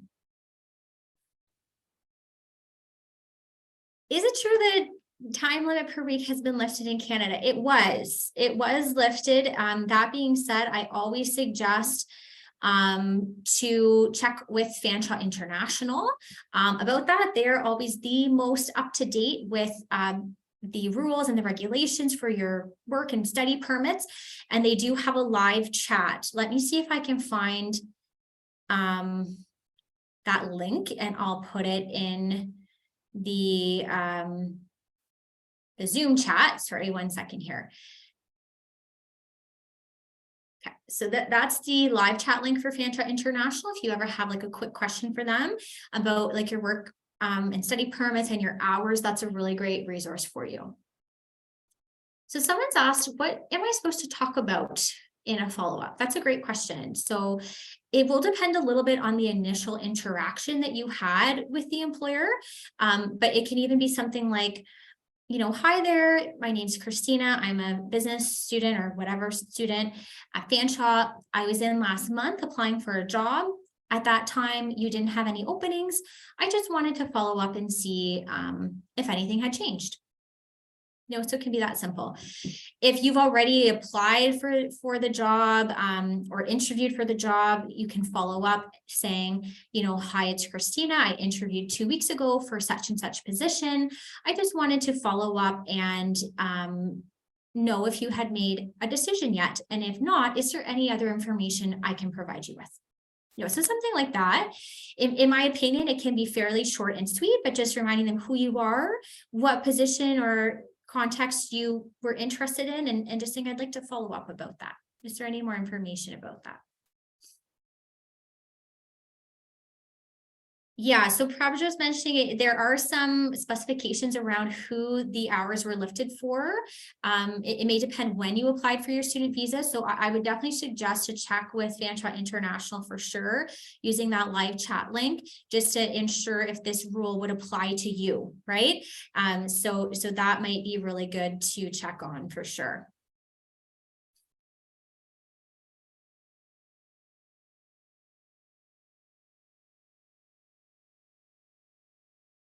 Okay, so if that's all for questions, maybe we can take like a quick 5-10 minute break before the next session, or what do you think, Murillo? And For this one, we'll go directly to Maya now.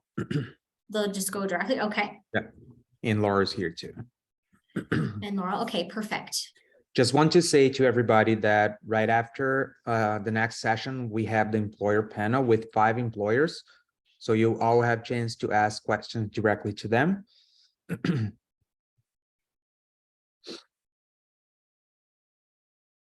So someone's saying how to manage time for a job for full-time students. Yeah, it's definitely tough, right? Sometimes what I've done with students before is maybe sit down and make a schedule, right? Think about your class schedule, how many hours you spend in class, blot out a certain amount of time for each class of how much time you would spend on reading or extra work. It may sound silly, but put in time for sleep, you know, put in time for rest, put in time for personal things that you would do, and think about, you know, how much time do you have left over and where is that leftover time? And really think about that, right? To see what would be a realistic schedule for you and how much you can take on.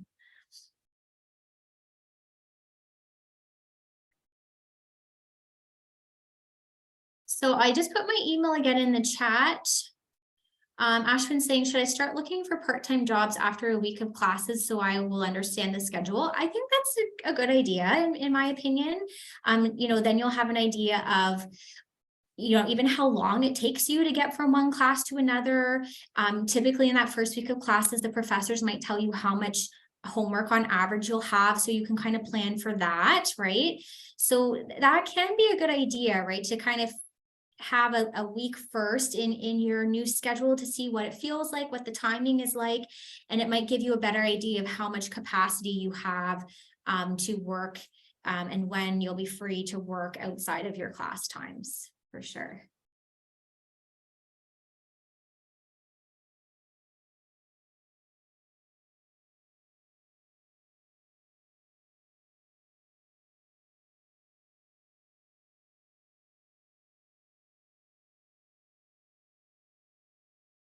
So what is normal full-time job hours? I would say I would consider 35 to 40 hours generally full-time. May depend a little bit on that employer. And Ashwin's asking, can we add part-time jobs that we do on our resume for the future? Yes, in my opinion, yes, you definitely can. You can gain a lot of skills from a part-time job, right? Say that even if your part-time job is at McDonald's, for example, you can gain a lot of skills in being able to talk to different people, working in a fast-paced setting, meeting deadlines, working on a team, handling cash, handling money, and more, right? That's just off the top of my head. So there are tons of skills you can get from your part-time job. So you can definitely add it to your resume. Although if you do have doubts or like concerns about how to best present the information on your resume, that is something you can sit down one-on-one with your career consultant to chat about your personal profile and the best way to kind of present all of your information. But generally to that question, I would say yes, you can put your part-time job for sure.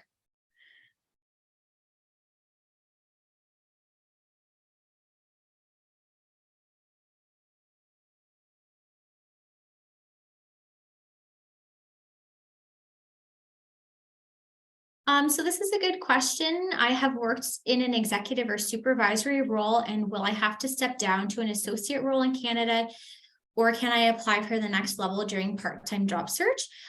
It may depend a little bit what you're able to find. You can, I would say, keep all your options open.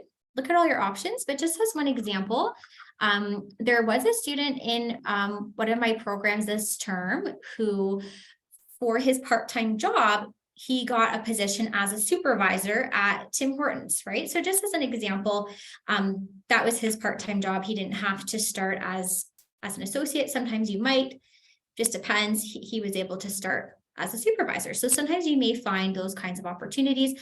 But in my opinion, I would also stay kind of flexible, keep your options open, see what kind of responses you're getting. Maybe you have to start at associate level, maybe there could be some other opportunities, so you can kind of feel it out, I would say, and see what happens. Someone has asked, how are the job opportunities? Are they flexible with students who have different class schedules? Many students are able to work part-time and manage that around their class schedules.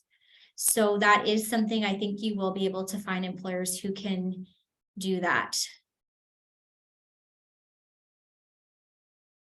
So Gabrielle is sharing the importance of making sure with your work schedule that it's not causing you to fail assignments in college. So that's always good to keep in mind, right? Balancing your studies plus your work schedule.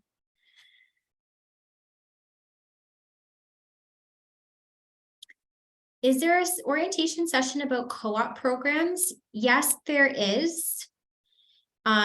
It's Tuesday, January 3rd, I believe. There is an orientation session for co-op for sure. Ashton is from the hotel industry. Can I call hotels and inquire about vacancies for employment? Yes, you can. You can try calling them and see what kind of responses you get, if you're able to just call or walk in with a resume, or if you have to apply online, but you can call and figure that out for sure. Okay, so it's almost 1. So maybe I'll turn it over to Maya and Laurel, my 2 wonderful colleagues in career services. Thank you everyone so much for your time and your participation. I know Maya and Laurel have lots of great information to share, and then the employer panel will be coming on after that. So make sure you stay for that. It's definitely one of the highlights of the day, and I know that you will learn so much from that. So wishing everyone the best of luck and hope to see you around through your time at Fanshawe. Thanks, Christina. Thanks. Take care. Bye.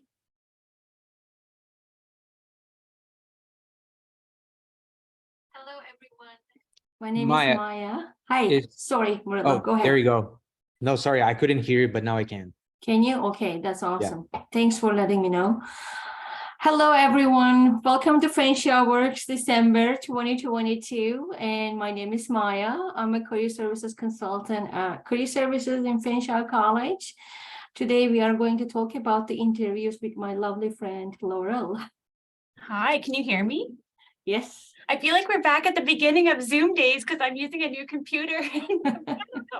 Hi, my name's Laurel, and I'm also a career services consultant at the college. I support students in the School of Public Safety, as well as community studies, and then the degree programs in the business school.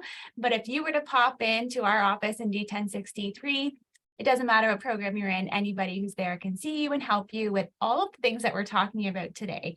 So thanks for being a part of this. It's really cool that we get this opportunity to bring you together prior to your program starting, as you start your job search, ensuring that we're giving you some tools to be successful and hope make that job search process a little bit easier, because we know it is different. I'm sure you've heard and learned that today. So we are going to talk about interviews today, because that is a very important part of the job process. We are going to do a little bit of interaction. So I'm going to ask for your patience and understanding as I maybe switch from our present PowerPoint to Mentimeter, the kind of program we're using, but hopefully all goes well and smoothly. And then we've got our employer panel after this. So we obviously talk about interviews because this is really the part of the job search process where employers can get a sense of the person that they might be bringing onto their team, right?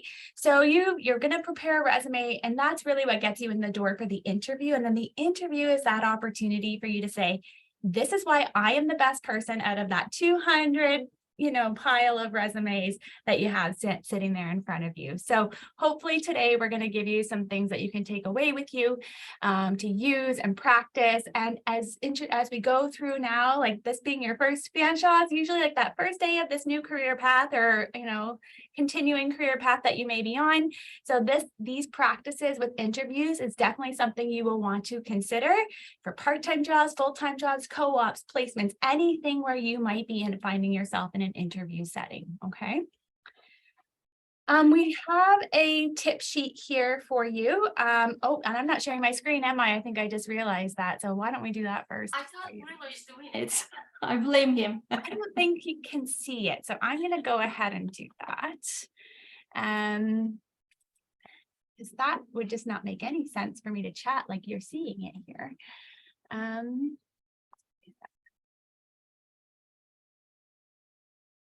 Slideshow from current slide. Hang on a second. Which screen do you see? I see your website, not the Okay, sorry. PowerPoint. I've got 3 screens going here, so just give me a sec. I apologize.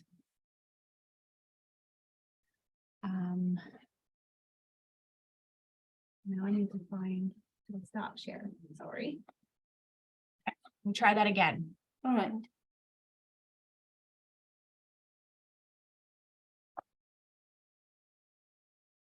Beginning.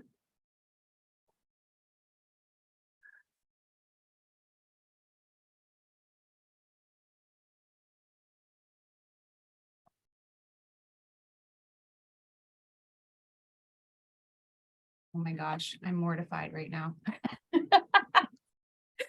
Okay.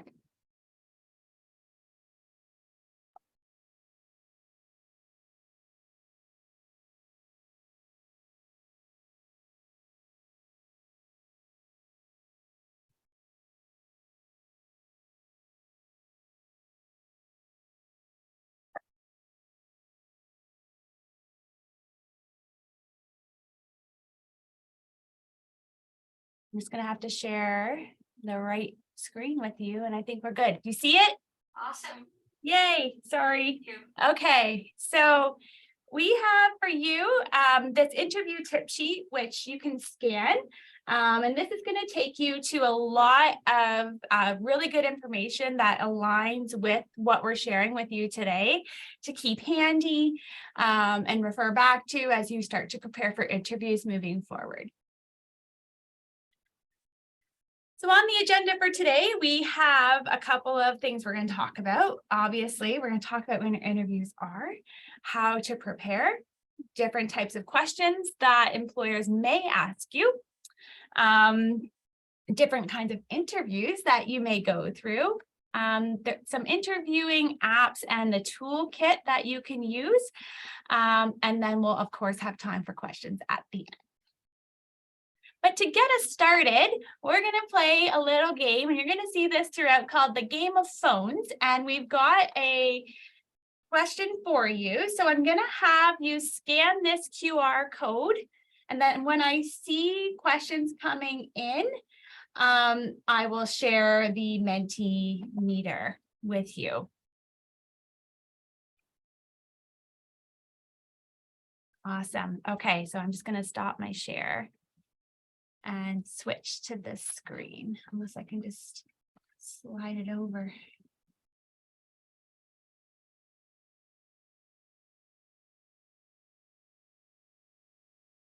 So yeah, so what is one fear you have about interviews? And feel free to share your thoughts there.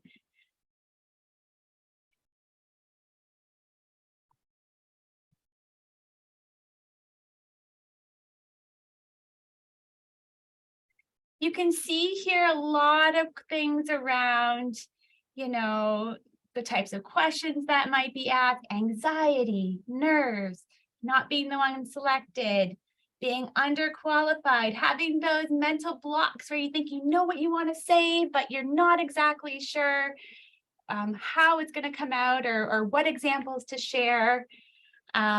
Stuttering over our words, definitely. I think nerves can do that to the best of us, for sure. Not knowing where to start. Unprepared. Yeah. Panicking. Awkward moments of silence. Good point for that one. I'm going to come back to that one in a little bit. Kind of seeing what else we've got here. They keep moving, and I think this is so cool, but it's hard to see what's coming in because of the movement. Rejection. A meticulous interviewer. Interesting. There's Okay. one interesting too. Overqualified. Yeah. If unemployed for 13 years, we'll talk about that as well. Employment gaps in our resumes and how to address that in interviews. It's part of life sometimes, and we can certainly provide some context to employers if that is the case for you. Okay, looks like it's slowed down a little bit, so feel free to keep adding in your thoughts there. But basically, we're going to touch on a lot of this. And one thing I will say to you as we kind of move forward is interviews are a learning experience. Whether you get the interview or you don't, you're going to take something away from it and learn from it for the next time. Are you going to be selected for every job you apply for and interview for? Probably not, right? So and if you are, that's great. But if it's an opportunity for you to take the experience, reflect on it, what went well, what didn't go well, how can I be ready and improve for the future? If you look at each one as a learning experience, I think it will just make you, more comfortable as you move through the interview process for different kinds of jobs, and know how to prepare so that you can go in being your best self and ready to do well in that kind of setting. Anything to add, Maya? I think is best advice that I can give you. Once you're interested with the job and that's what you want to do for your future, you're just gonna forget about your nerves and all this. You're not even looking to your memory to remember something. It will be very natural of you to talk about. So it's just up to you how you're going to prepare yourself, how much you want to tell about yourself. So there are a lot of ways to control feelings. Practicing is the best thing. But and also, as Laurel said, that we are always here to help you with every way possible way that we can. And for me, it's just personally, I'm a person, come to Canada, study, then work very unrelated jobs that I can give you like a personal example. But at the end, like what I've done before and what I'm doing is totally how I sell my skills at the interview. So this is just a learning process as you go through with your learning and developing those skills will be more comfortable at the interviews. All right. Can you see the PowerPoint again? Yes. Perfect. Yes. Okay. So what is an interview? I'm sure you all kind of know exactly what it is, but really when we talk about interviews, an interview is a conversation with a purpose.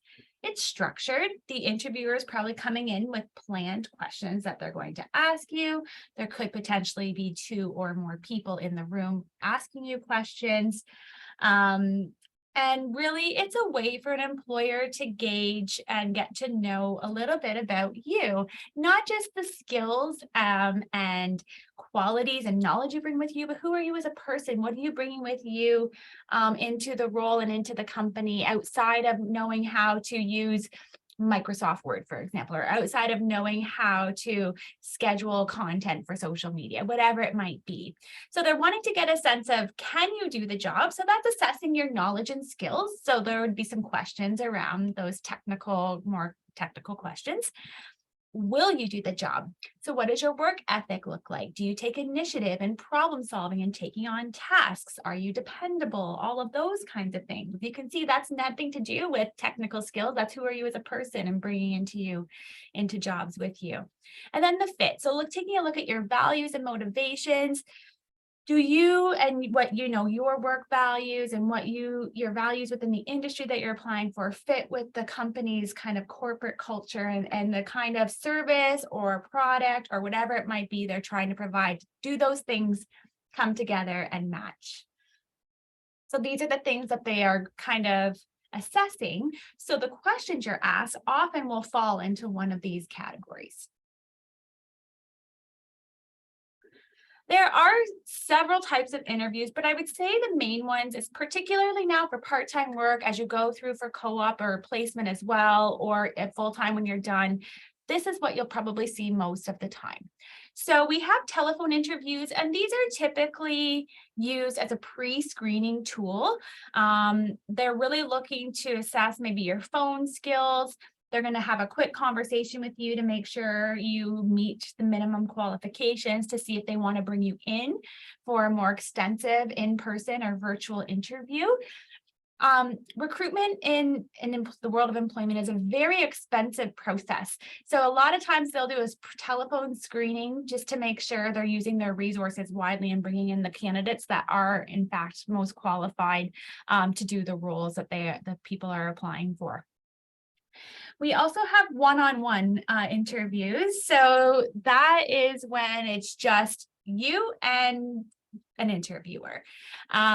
This might be most of the time the case for part-time jobs. If you're applying at Tim Hortons, for example, or a serving position or a sales associate or anything like that, you may see more of a one-to-one type interview. After that, you might see panel interviews where there would probably be more than one interviewer. As you move forward in your career, this is probably the more common that you will experience, where maybe it's a team of people coming together. Maybe it's going to be the direct supervisor and then maybe a departmental manager and then maybe even a potential coworker, because then they're getting different perspectives from the different people who the candidate would be interacting with on a daily, weekly, monthly basis type thing. And then group interviews is when there's more than one interviewee. So if you are in the world of ECE, for example, so early childhood education, perhaps in the summer, you're going to apply to work at a summer camp. Well, these types of jobs where they're hiring multiple candidates, so maybe they need to find 40 staff to run a summer camp, they're probably going to do group interviews where they're bringing a whole bunch of interviewees together for a few reasons. There's a ton of teamwork that's required in summer camp, so that would be kind of a way to show how you interact with others. It's also a better way to utilize their resources and their time when making selections in terms of who they want to bring in. So a lot of times you might find yourself in group settings if there are multiple positions open, or the nature of the job requires a high level of collaboration. And then the last one I have on here is virtual. So we've seen a massive rise in virtual interviews, especially in response to COVID, but I would say it's you can't ever just assume your interview is either going to be in person or virtual. So a few years ago, I was a co-op consultant, and I did have some students automatically assume that their interview was virtual, didn't ever clarify the structure of the interview or the format of the interview. And the employer was expecting them to show up in person, and the student thought their interview was virtual. So there was a missed opportunity there with an interview. So regardless of the kind of job you are applying for, I guess the moral of that particular story is to always clarify the format for the interview that you're going to be going in for. So it's getting the details so that then you might learn it's in person, you get the address, you'll be able to plan how you're going to get there. If it's virtual, you're going to ensure you get the link and know what platform they're using, because maybe they use Teams, maybe they use Zoom, maybe they use, I can't think of other ones right now. I don't think WhatsApp would ever be an appropriate platform for an interview. And if that is something that you are asked to do, that is a red flag for a fraudulent job. So just be cautious of that. Any kind of chats, those are not legitimate interview kind of platforms. So if it is virtual, there would probably be something like this involved where there's a camera, they can see you, you're actually know who you're talking to on the other side. So just make sure you're mindful of that when you are invited in for interviews. So how to prepare for an interview. So the best thing and first thing you're going to do is the researching the company.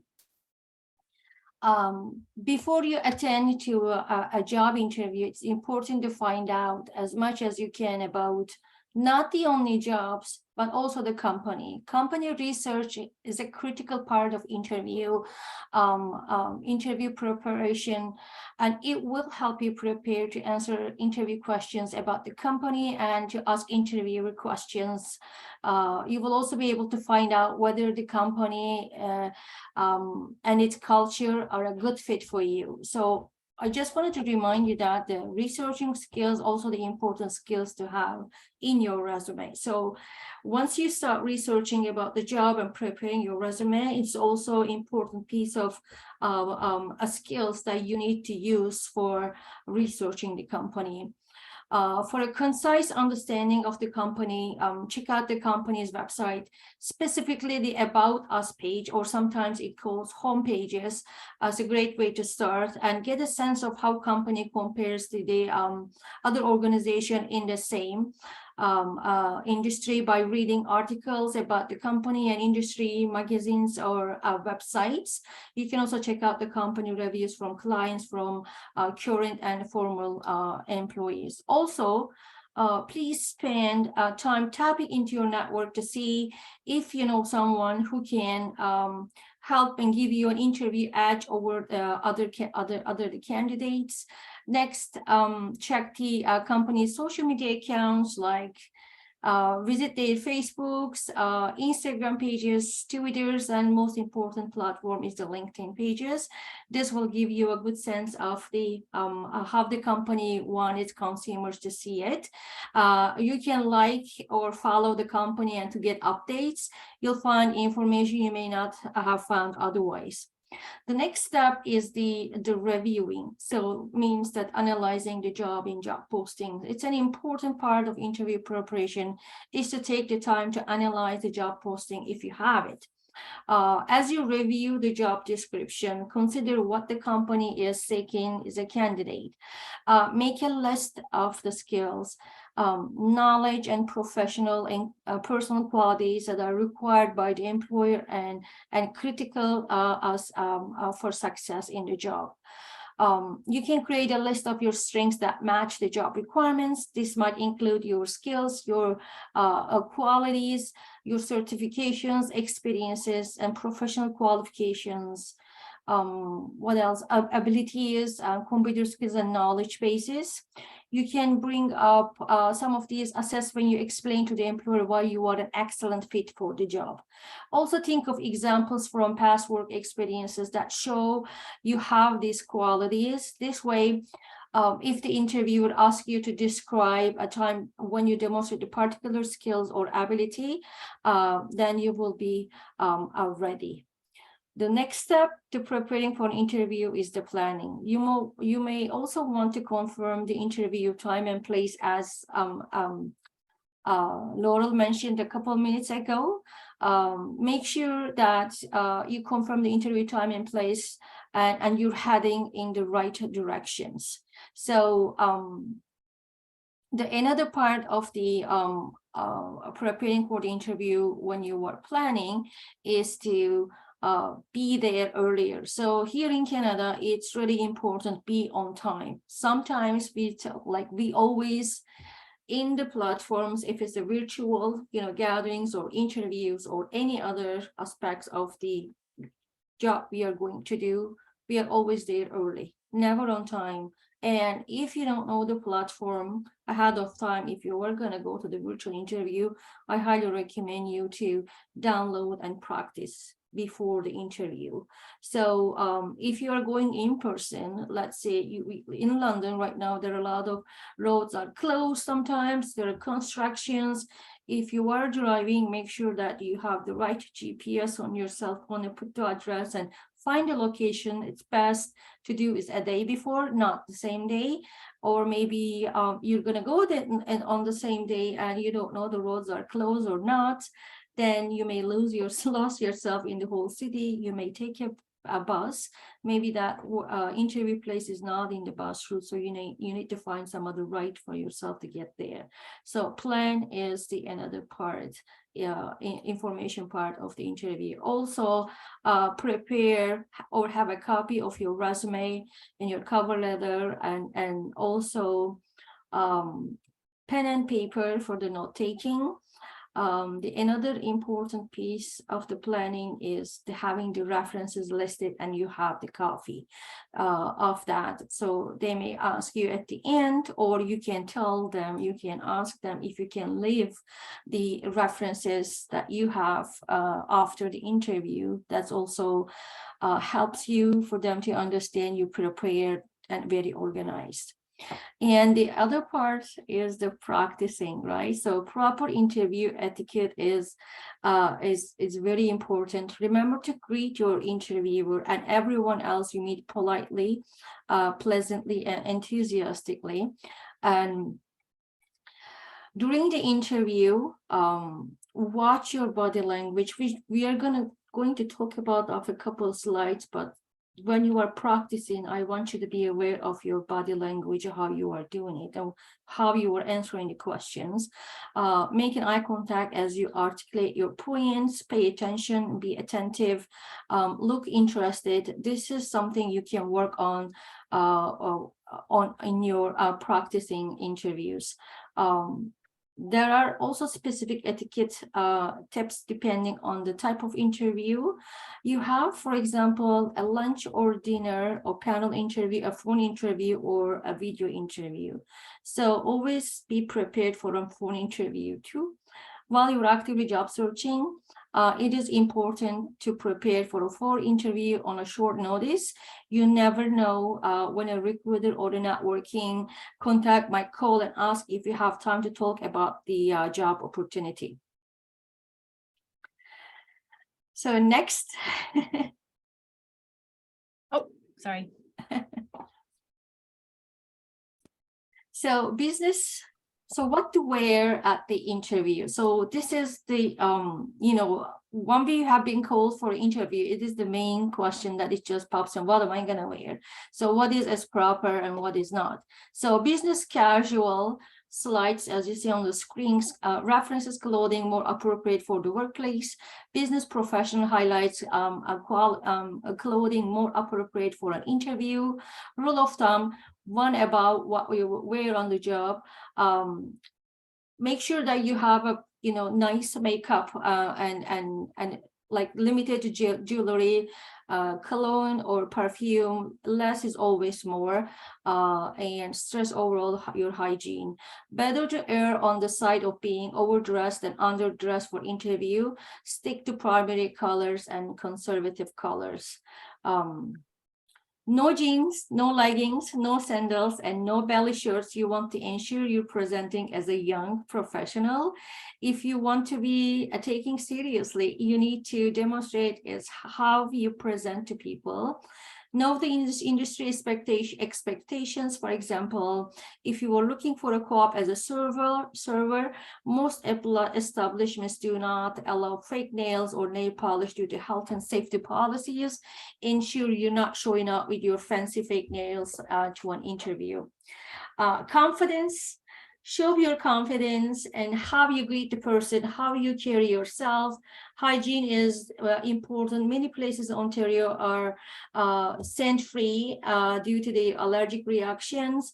It's important you're not wearing a cologne, perfume heavily. Wash your clothing before the interview, if it's possible. Shower the interview the night before or day off. If you are a smoker, do not smoke before going to the interview. You don't want to the interview remembering you because they could smell your perfume for the rest of the day or any other smells that you left in the room. Anything to add here, Laurel? Yeah, so if you're sitting here thinking, I don't have a jacket or I have nothing I could wear to an interview, we actually have a service in our department called Career Closet, where you can come in and borrow something because this kind of stuff's expensive. It's not the stuff you're going to be wearing every day. So why, maybe down the road, you'll have a selection of a few things you would, wear to interviews and things like that. But at this point, we're trying to make it easier for you, more accessible for everybody. So we have a Career Closet where you can come and borrow a tie. You can borrow a jacket. You can borrow a suit, whatever you want. We have interview clothes for you to borrow. So please know that is available to you in D1063. I'm sure you've heard those letters a lot and numbers a lot today, but that's where we are on campus. And so please know that you can come in anytime to borrow professional clothing, even if you're in a program, for example, that requires you to dress professionally for a presentation. I know in some of the business programs, there's a professional presentations course where you're expected to dress as a professional. So whether it's for interviewing, a presentation you have to give, this is something that you can access if needed. Okay, so before I get into the types of interviews, I just want to clarify and let you know a couple of things. Just going back to our kind of our fears of interviews. So nobody is, as an employer, and I point to myself, although I don't hire people, but as employers, people aren't going into interviews thinking, I hope Maya has the worst interview I've ever seen in my life. Nobody is rooting for anybody to fail. So I wanted you to know that because I see a lot of responses on our screen around anxiety, nerves, stress, and yes, you're probably going to be nervous. And it gets a little easier over time, but honestly, I still get nervous going into interviews because I think it's something we want, right? If we didn't care, we wouldn't be nervous. And I don't think that really translates well either. So I think a little bit of nerves is good, but it's knowing how to work through that, right? And developing that confidence. But I want you to know, like, nobody is hoping that anyone has a bad interview or does a bad job. They want you to do well. It is the job of the interviewer to kind of provide a level of comfort and engage in some small talk to kind of help ease the interviewee into the room. And they'll usually give you a little bit of a rundown of how the interview is going to go, maybe talk about the job a little bit, the expectations, the schedule, things like that. So I just wanted to touch on that because I know interview anxiety is very real and is a huge stressor for a lot of people. And I find if I think, okay, well, people at least want me to do well, so I want to really show them that I can. That it's a little bit more comforting than thinking, oh, these people probably don't even care. They just need someone to fill the spot, right? So nobody's saying, yeah, this is going to be the one that's the worst of the day. Nobody's saying that, okay? So just to talk a little bit about the types of interview questions. As you maybe remember from a first slide when I was talking about what interviewers or employers are looking for, it's the fit, it's can you do the job and will you do the job? So you're going to see these kinds of questions here: organizational fit, qualification-based, and behavioral-based questions. And we're going to go through a couple of examples of these today, but organizational fit questions, they let the interviewer get to know you. They allow you, the interviewer, to assess your compatibility with the workplace and allow you to share your passion, your knowledge of the organization, why you think you're a good fit for the role. Qualification-based questions are going to take a look at your knowledge of the job or the industry. You can maybe, as you move forward, you'll be able to pull some of the practical skills and things you're learning in your courses to talk about in these kinds of questions if your work experience is limited, and gives you an opportunity to elaborate on a lot of the information you've shared in your resume. And then we have behavioral-based questions. So will you do the job? So this is all asking you about previous times and experiences you've had that can kind of provide an understanding of how you will behave in the job in the future. And the big thing, and you learn this in HR, is that the kind of a theory behind behavioral-based questions is that they think past behavior predicts future behavior. So if you've had to deal with conflict from if you've worked in customer service and you've had someone upset yelling at you in the past, and you can talk about that experience, maybe how you handled it, if you've learned something from it, how you would approach it in the future. They can see like how you behaved in the past may suggest how you may approach it in the future, or if it was a learning experience, how you will approach it differently in the future. And then us also looking at assessing your skills and how you'll use them in the job. So I have some general tips here. So stay positive. Don't speak negatively about previous employers or coworkers, especially when there's, why did you leave your last job? Tell me about a time you had a conflict, all of that stuff. You don't want to really dwell on like negative experiences and painting negative images of people who aren't in the room with you, or it's just not good professional practice to speak negatively of others in an employment situation. You want to avoid lingo, short forms, and jargon. This is really big. At Fanshawe, we are so bad for using acronyms. We know that. So someone will say to me, oh, I'm in BMT or I'm in BMK. And I'm like, oh, that's great. What is that? Right. So, and I work here. And so like, I know those two, but sometimes students will use their course kind of code on their resume as opposed to like writing out the name of the program. So I strongly encourage you to write out the name, because in our community here, people don't know what BMK is, right? You have to write business marketing. So don't use short forms. We do it all the time. It's terrible. I'm really personally trying to catch myself when I do that, because it's not fair. If I think, oh yeah, it's over in the FSU. Well, if you're brand new here, you might not know what that is, right? Fanshawe Student Union is just as easy to say as FSU. So avoid that. You can ask the interviewer to repeat questions if you're unsure. And I saw on our Menti a lot of concerns about not understanding the question perhaps. And so if you do need to ask an employer to repeat the question or clarify or reword it, that is totally fine. They know you're a little nervous anyway, so don't ever think that you can't ask them to repeat. You want to demonstrate enthusiasm. And I'd say this is probably from the first moment you walk in the door. And I saw on the screen something about a bad first impression. And think of your interview as that not when you sit down and answer the questions, but the moment you walk into a space or are invited into the Zoom room. So it's not like you have to walk in like me, very excited, right? But like smile on your face, polite, greeting everybody in a positive way, making eye contact, and kind of just, in your first initial kind of interactions or the first question, maybe tell me about yourself, demonstrate that enthusiasm and why you're interested in the role.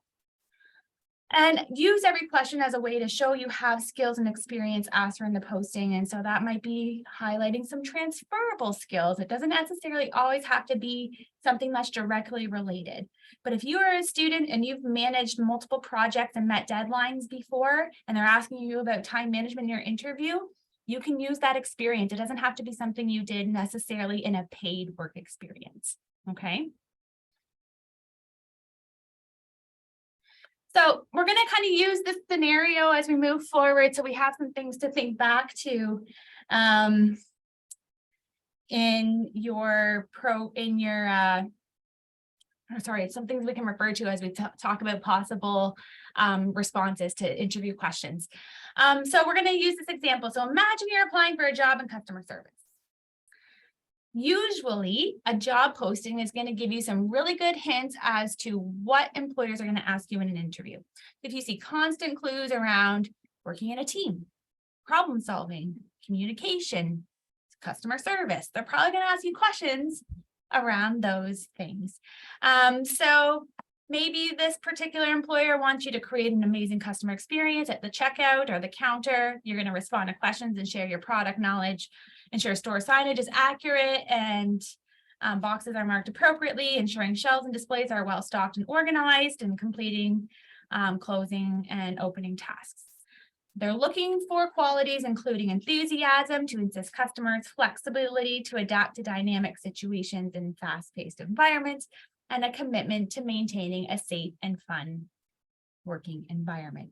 So I want you to just think about this as we go through. So the first question that's commonly asked in an interview is, tell me about yourself. And this question makes people, whenever we do mock interviews, are like, oh, I knew you were going to ask me that. And it's, it's true because it's very commonly asked. So that's why we ask it. It's an opportunity for you to introduce yourself as a professional. It's not giving your entire life story. It is not telling them how old you are, what your parents do for a living, where you grew up, all of these things, unless there's some value added in sharing some of that information. This is, who are you as a professional, or, a student coming in and looking for an opportunity? You're not going to go and say, oh, hey, my name's Laurel and I need a part-time job to pay my bills while I study. Not the best way to tell somebody about yourself, right? I'm a student at Fanshawe College and I'm looking for a part-time opportunity where I can develop my skills in customer service because I'm studying digital marketing and I know I'm going to have a lot of interaction with people moving forward. And I think being here and being able to develop that skill is going to help me reach my long-term career goals of working in the field, right? So we all need to work to make money. Like that goes without saying. So we don't need to tell anybody that in the interviews. What are these other reasons why you want to work in these particular jobs that you're applying to?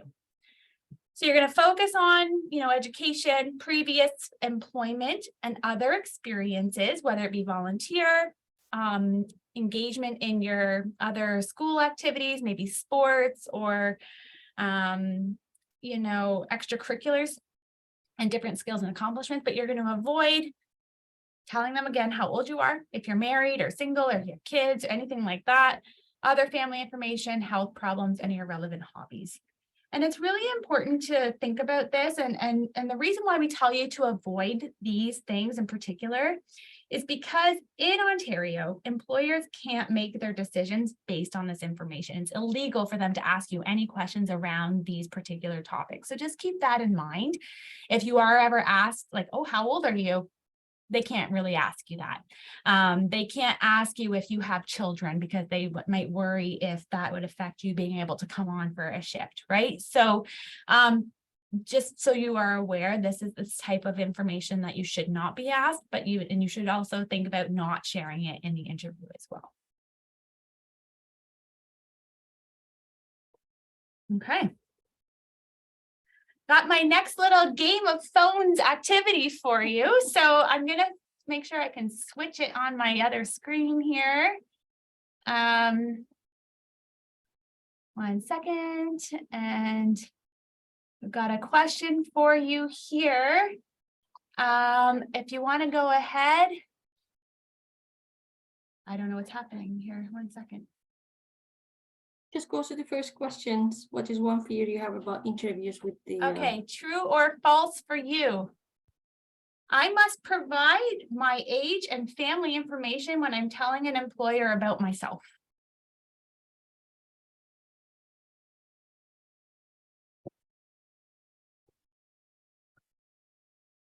Great answers.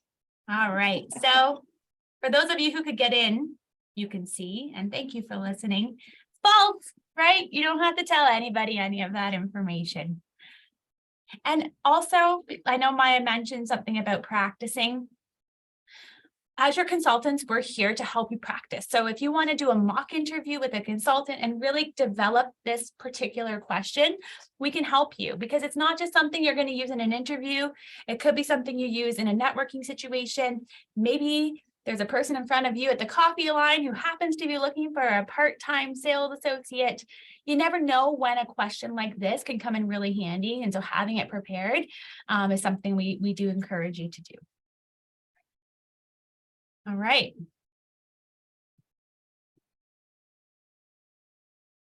Can you see yourself on my screen, Maya? Or can you No, just it's the Game of Thrones slide Okay. is there. I was just moving my camera around because I didn't know if you could see it. All right. Now we you're- can see weaknesses. go for it. All right. So when you ask about your weaknesses, the employer wants to know whether you are qualified to do the job. The hiring manager is also looking for indicators that show you have been able to learn new tasks and handle new challenges. So these questions is an opportunity to show that you have got the right assets for the job. So I do have an example, but before I go into that, you need to focus on the areas of development and that's the biggest, like what's your biggest learning curve or challenging courses.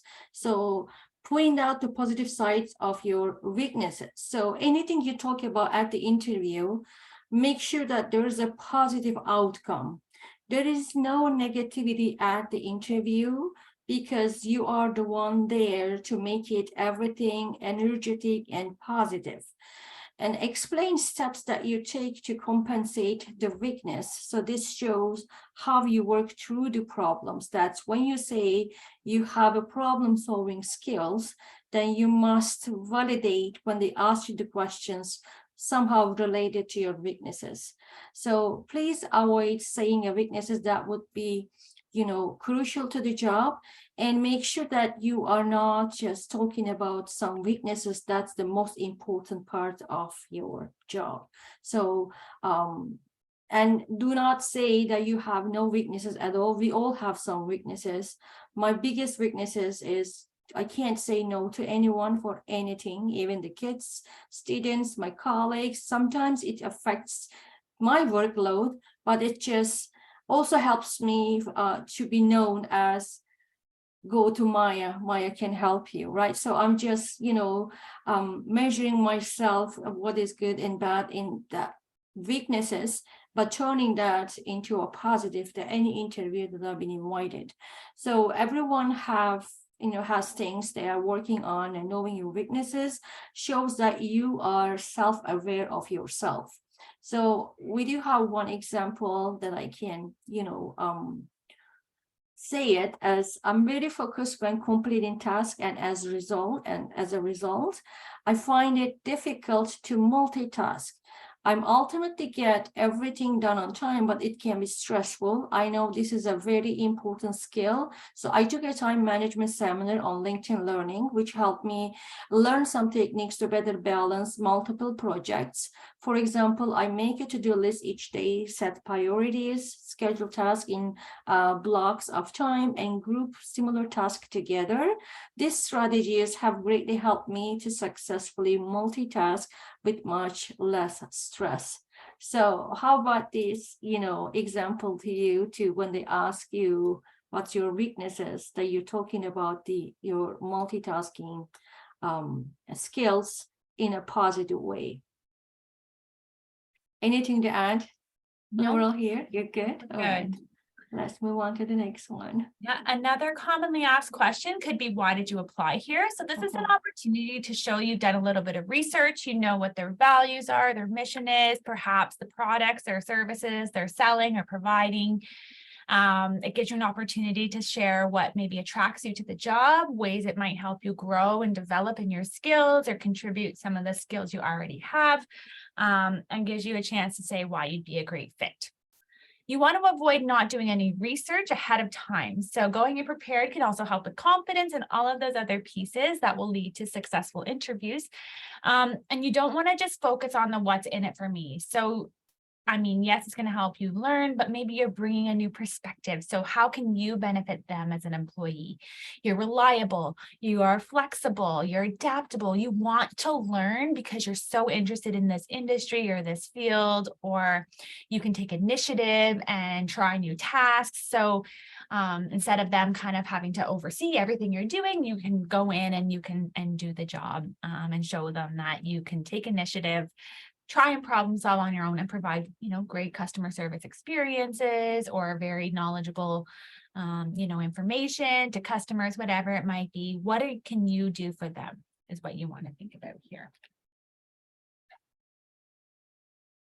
So the other common question is, what are your strengths? So you need to focus on your top strength as they relate to the position, and share some examples and accomplishments that prove each strength. So this is a question that you should always be prepared for. It may be phrased in various ways, and you are aware of your strength and able to validate it. So key is to state what your strength is and how it relates to the position. Provide an example that demonstrates your strength. If there's a positive outcome, finish the response by providing the result. That's the another piece that you can practice. And when you are answering to this question, please avoid saying you don't have any strength, right? So this is a big mistake you could ever done at the interview. Just be aware of that. And also sounding overconfident and having no examples or accomplishments to back it up. So remember, planning and practicing the interview. These are the important piece of information and practices that you have to work on before the interview, because it's a common questions, and I'm 100% sure that they usually ask these questions. So even though they don't ask, but it's always good to be prepared. Great. So this is the other kinds of question, right? Remember the organizational fit, the qualifications, and the behavior. So behavior-based questions are often included in interviews. And this is when employers are looking for you to share, specific stories and examples from your previous experiences, whether it be volunteer, personal, work, whatever it might be. So anytime you hear the words, and you can see here, tell me about a time when, or give me an example of, describe a time when. This is when the little alarm bells in your mind should go off and be like, okay, this is a behavior-based question, and this is how I'm going to approach it. So when you are approaching behavior-based questions, we're going to go through a formula that you can use in a couple of slides, but here's a couple of examples. Tell me about a time when you delivered exceptional customer service, or describe a time you had to work with someone who had different ideas from your own. Describe a time you had a goal for yourself and achieved it. So you can see they're trying to look at some different things here. So maybe some actual practical skills you would use, qualities maybe you possess, your approach to teamwork, your approach to conflict or communication or goal setting or initiative. So they're assessing a whole bunch of different things here, not just technical skills that you may have. So the situational questions. So for these questions, the employer is trying to gain a better understanding about what it would be like to work with you. So and these situation questions are when you're asked to put yourself in a hypothetical situation, ask what action you would take in that scenario. So how would you react? So an employer will ask questions that help them to see your thought process in handling a particular scenario and provide insight on your problem solving abilities. So as Laurel said before, so past behavior predicts future behavior. So, and also applies to a behavioral-based questions. The most important is the employer is looking to see how you would manage a certain situation. So after having this type of situations previously, or maybe it's currently in your work experiences, that when you ask that interview, how do you stay motivated, when that happened? So, and when working independently, did that affect you? So always ask to yourself, it's again, one of your personal qualities to answer those questions beside the examples that you may have, and always practice before you get to that point. You respond to this question using the same formula that is used behavior-based questions. Yes, and this is the formula that you want to remember as you move forward in behavioral and situational questions. It's called the SAR formula, or situation action result. And I would say here, this is important because it allows you to get specific. So you're not speaking generally, you're able to kind of give them a really specific example of a situation or a time you've had to deal with, something at work or in your volunteer or other experiences. But try to remember this, and also focusing on like how much of each particular section here you want to share. So in our situation, this is you're painting a picture for me. I don't know you and I don't know your experience. So you're just basically giving me a bit of a snapshot or a glimpse into what was happening in the particular scenario. You don't have to go into the really specific details, particularly if it's a question around conflict or anything where there's potential to share any kind of confidential information. You want to avoid that. So you want to speak maybe a little more generally about the situation, but share enough so that I can understand what was happening, right? So 15%, if you like numbers, 15% of your response should be focused on the situation. So just providing some facts. The next, and this is the majority of your answer, but this is all about the actions and the process of working through whatever example it is you're talking about. So you're describing the actions that you took to work through a situation and talking about the skills you used. So if it is a question around teamwork, were you reliable as a team member? Were you consistently in communication with your team to make sure you were meeting your deadlines, and you organized you took initiative to complete your task? Whatever it might be, it's the things that you did in the particular situation. So this would be the bulk of your response, and this is about 50%. Then we have the results. And I find in mock interviews, this is what a lot of times people will leave off when they're giving an answer. But this really helps kind of round out the experience and leave you feeling like you've fully completed the answer that you want to provide. So the results really focuses on the outcomes directly related to your actions that you had already mentioned. And it's also an opportunity to share some reflection. So what worked? What didn't? Would you do something different in the future? Would you do this again? So this is an opportunity for you to share like the focus on the learning. And this would be about 35% of your response. Also, too, I just want to share, sometimes behavioral and situational based questions can be quite long. And when we are in interviews and we're nervous, maybe you only hear a part of the question and you forgot the other half that the interviewer has asked because you're already trying to think of an example to share. So it is okay and appropriate to take in notepads and pens and to take notes as they're asking questions, because in these situational questions, it can feel like it never ends, and you want to make sure you can touch on the different points that they might be looking for in terms of information. So you can kind of jot down some notes about the question so that you can make sure you refer to everything that they're looking for in the response. So I have put together a bit of an example for you here about tell me about a time you experienced conflict on a team. So you've got your situation. So I was working on a project of a team of 4. We noticed there was one member who didn't always have their parts of the project done. And at one point, he just stopped responding to group emails. You're not going into what course it was, who your group mates were, any of that. This is a very general picture, but as the employer, I'm getting a sense of what's going on here, right? The actions. So this would be me as a teammate. I knew my classmate, and so I caught up with them one-to-one one day after class to see how they were doing with the assignment. He told me that he was struggling with his portion because it involved doing Excel, and he wasn't overly confident in that. So I did share with him that it was important that he let us know he was struggling so that we could reevaluate the tasks and help him out.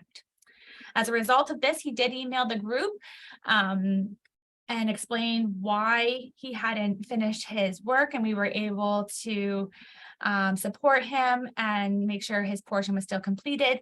And after that, I actually also sent him some information on Excel training online, because I knew this was a skill that was going to be important in our industry as we move forward in the program.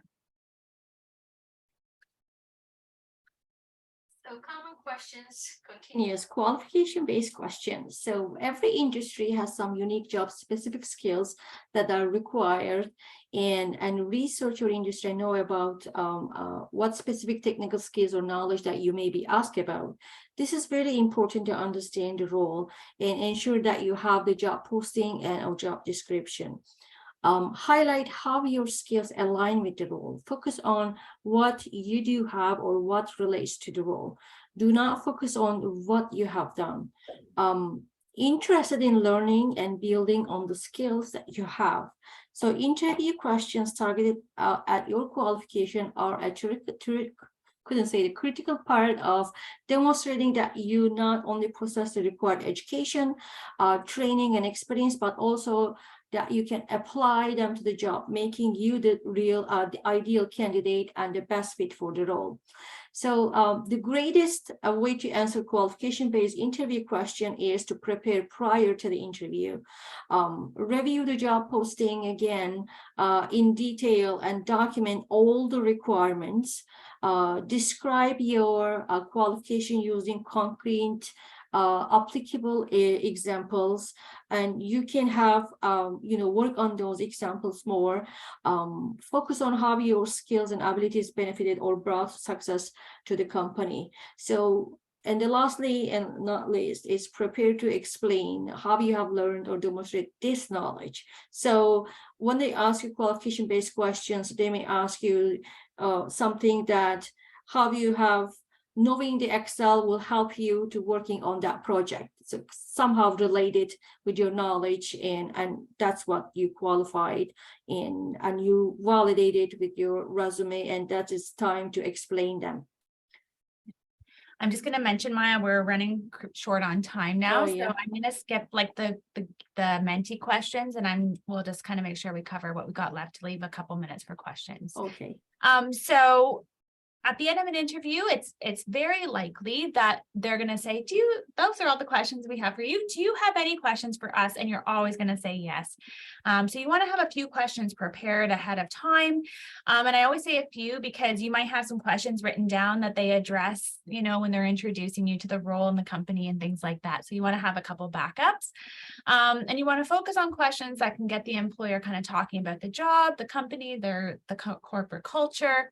So here's a couple of examples. What's the most challenging part of this role? Can you describe the culture of the office? One I really like is if you were to hire me right now, what is the one piece of advice you'd give me so that I can be successful in this job? So it's not about how much vacation do I get? What are the perks of the jobs? What other benefits? These are questions that are maybe more appropriate at the time of an offer. Okay. Let's skip that one. And then after the interview, it's really great practice and best practice, regardless of the kind of interview it is, to send a thank you email, typically within 24 hours. So you're thanking the interviewer for an opportunity to maybe join their team and their time that they took to spend and chat with you, and gives you a chance to just restate your interest for the fit for the position. If they tell you, oh, we'll have a hiring decision within a week, then allow that week to go and then follow up, because you want to make sure that you're not, reaching out the next day to be like, hey, did I get the job? When they have kind of told you, like, they'll have that decision within the week's time frame, right? You want to reflect on the interview. And as I was saying earlier, every interview is a learning experience for you, whether it goes well or doesn't. You always want to take that time to reflect, to think, okay, what did I say that I was I felt pretty good about, or maybe I could think of a different example for this kind of situation, or, oh, I really shouldn't have said that. I'm going to be more prepared next time, or I had no idea what their services were. Maybe I should do my research, right? So you want to just reflect and see what went well and what did not. And then just be patient. This process does take time. As much as like When we are in that, like, I need a job because I need to, buy my groceries, we want that immediate response, right? And that's unfortunately a lot of the time, unless the employer is equally as in need of a person, it does take a few days to hear the results of an interview. So it's part of the process, and just to be mindful of that as you go forward as well. So if you stop sharing, Laurel, I will definitely share because I already opened up the website here. Then I'll share here. Thank you.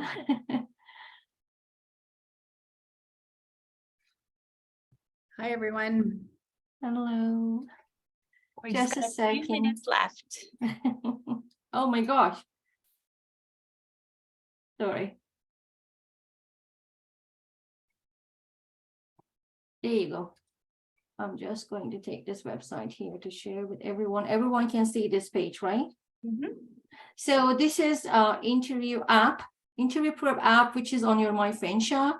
I just logged in. I just registered myself and logged in as a student view. It's gone, So- Maya. Sorry. Yeah, I Sorry? can only see your Mentimeter now. No, you can't. Okay, I'll share again. I don't think you closed the tab, maybe. Here, there we go. Can you see it now? No? No. Mentimeter? Then if you see the Mentimeter, I'll put it here. That's okay. How about now? No. You can't see? No. That's interesting. So, new share. Here. I just have two screens. How is that possible? I'm not sure. What do you see now? I see your Menti presentation. So maybe I'm not able to do that because we all control the sharing.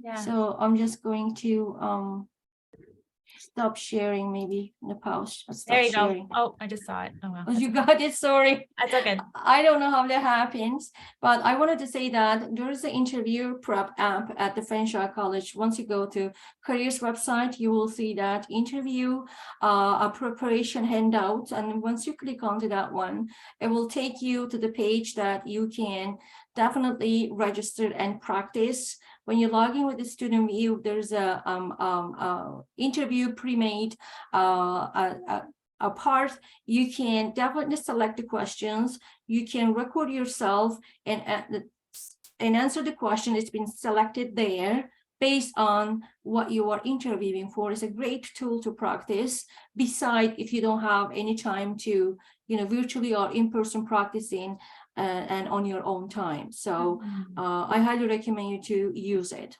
Yeah, it is a really good tool. It's something that we can help you get set up with too. And I noticed the chat and I want to make sure we got 2 minutes left here, but I saw a question around how can I reconnect with my career consultant to set up a mock interview. And I think at this point, you're welcome to stop in and they can get you connected with your consultant, or you can email career@fanshawec.ca and just say, I'd like to meet my consultant. I'm in this program, and they'll connect you with the appropriate person. I know there's a lot to navigate as a new student and, so many emails and so much information.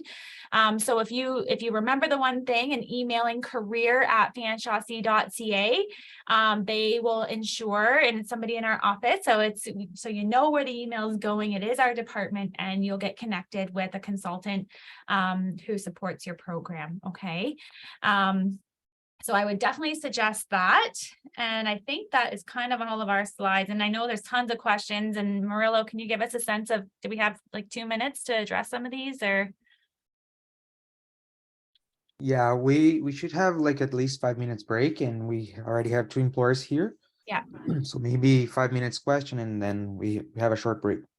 Okay, so why don't we go back up through here and see what we got. I'm going to make this. I put it in the chat, the career@fanshawec.ca for students to reach us out. Okay. Let me just go back. I'm just seeing all Christina's questions. So let me just. There is, is that Christina's questions? If the position I'm applying is a blue collar job, what is the proper? Okay, that must be Christina's question and answer. So, Okay, I see one here and it's program specific. So we are going to try and speak generally, but I just, what jobs can I apply for if I'm in, social service worker? So again, if you're in a specific program and you're looking for maybe some related experiences or experiences that can help build your resume and your skill set as it relates to your industry, come see us, because we can talk about different, job opportunities where there might be some valuable transferable skills or some different volunteer experiences that will also add to your skill set. So again, very program specific. I would certainly encourage you to connect with us as your consultants, and we can give you some insights and direct you some different, opportunities and resources that might help you. Question here, is it okay to ask an interview to repeat a question? Yes, definitely do that. Again, I mentioned, especially if our nerves have gotten the better of us and you think, oh my goodness, I don't know what they just said, or I don't remember, or I don't really understand that, ask them to repeat it. Definitely okay. There's one of the questions. Winter, the only option for shoes in snowshoes, is that okay? So I tried to, write it in chat, and I said, like, it's always good to have extra pair of shoes with you that you can change your shoes before to get the interview if you're not liking your winter shoes. So I know it's so icy and sometimes it's really bad. So just carry extra shoes with you and you can change before the interview. Yeah. I just see a couple comments here on the career closet. So yes, they are for borrowing and temporary. It's an honor system. So if you do borrow something, we do ask that you bring it back. And then Sarah, I see your question around career closet and the Simcoe campus. I don't know the answer to that, but I do know we have a co-op consultant that does regularly visit Simcoe. So if you do find yourself in a position where you need something, and then we can send something with our co-op consultant, I'm sure we could make arrangements. But again, if you were in SSW, I'd be your consultant. So email me and we can see if we can make some arrangements. Okay.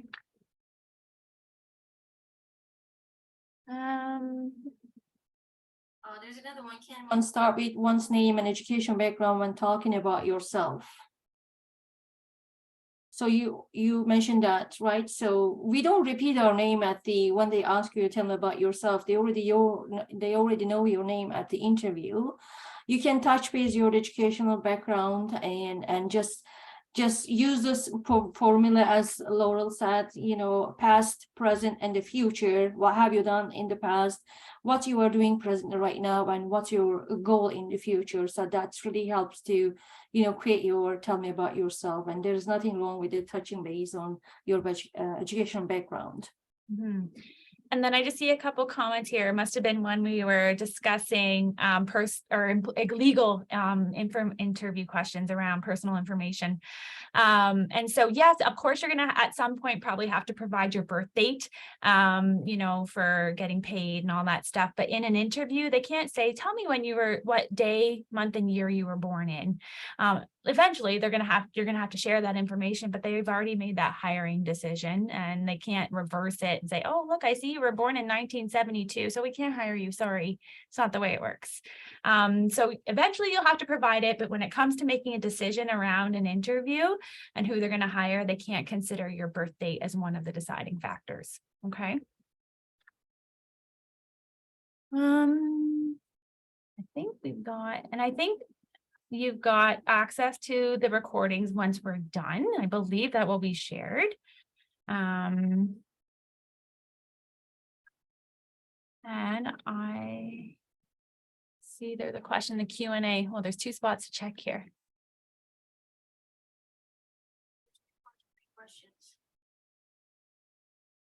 So I see one, how are the job opportunities in London, Ontario? Are they flexible students who have different class schedules? And I think that one thing to think about is London has 2 massive post-secondary institutions, right? We've got Western University and we have Fanshawe College. So for a good chunk of our year, there are like anywhere between like 50 and 100,000 post-secondary students in London. So I would say that employers generally are pretty understanding that if you are in post-secondary, they'll have to be flexible with your course schedule. you're here to study, and so your academics should absolutely come first. It's never recommended that you skip class to go to work. And so the hope is that the employer is flexible and understanding of that same kind of thought process. And I would say there's several part-time opportunities. We've got lots of opportunities for customer service. Manufacturing in London is huge, so part-time work in like warehouses and inventory and all these kinds of things. So it's definitely there are opportunities, and sometimes it's just knowing where to look, and why we go through the job search strategies and things like that is important. And then you've got us too. This is not the only time you're ever going to see us. Come in anytime. We'll give you a hand if you're having a hard time kind of identifying an opportunity or knowing where to look. Anything to add, Maya? Yeah, there's one question. If the position I am applying for is a blue collar job, what is the proper attire I should wear? So I always recommend to business, it doesn't matter, what type of job you're going to, it's just your branding. How you, impress the others the way you just looking. So would you like to add something on this one, Laurel? I always say like dress a level above what you think you wear to work. So if it's blue collar and you're going to be working in construction, wearing work pants and an orange vest and all that, don't wear that to the interview, but maybe wear just like a collared shirt. It's not that you're expected to wear a suit, tie, and jacket and things like that. And our employers may have some input on this as well, which is why it's always a great way to end out our day, because they're the ones kind of sitting there hiring people. So they'll be able to give you some insight into that too. Okay. I think we are all done right now that our employers are here. Yeah, we'll give them a break, and then we are reconvening at 2:15, correct, Murillo? Yes, so we're gonna have now 5 minutes break, and then close to 2:15, we're starting the employer panel. I'm gonna close the chat, and then Laura will have time to introduce everybody, and then we can start with the questions. Okay. All right. Thank you everyone for being here 5 minutes. today. 5 minutes, and we'll see you right back here. We can't wait to meet you in person and D1063.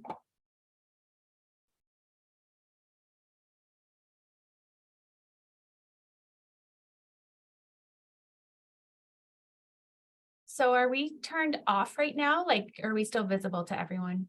We're still visible. Okay, well, it's okay. We're going to have our employers. Thanks for coming, everyone. I know it was a little bit of a, making sure everyone got the link and all that good stuff. So we really appreciate you being here, taking this time 5 days before Christmas. It's pretty special. And we've got a pretty engaged group here of students.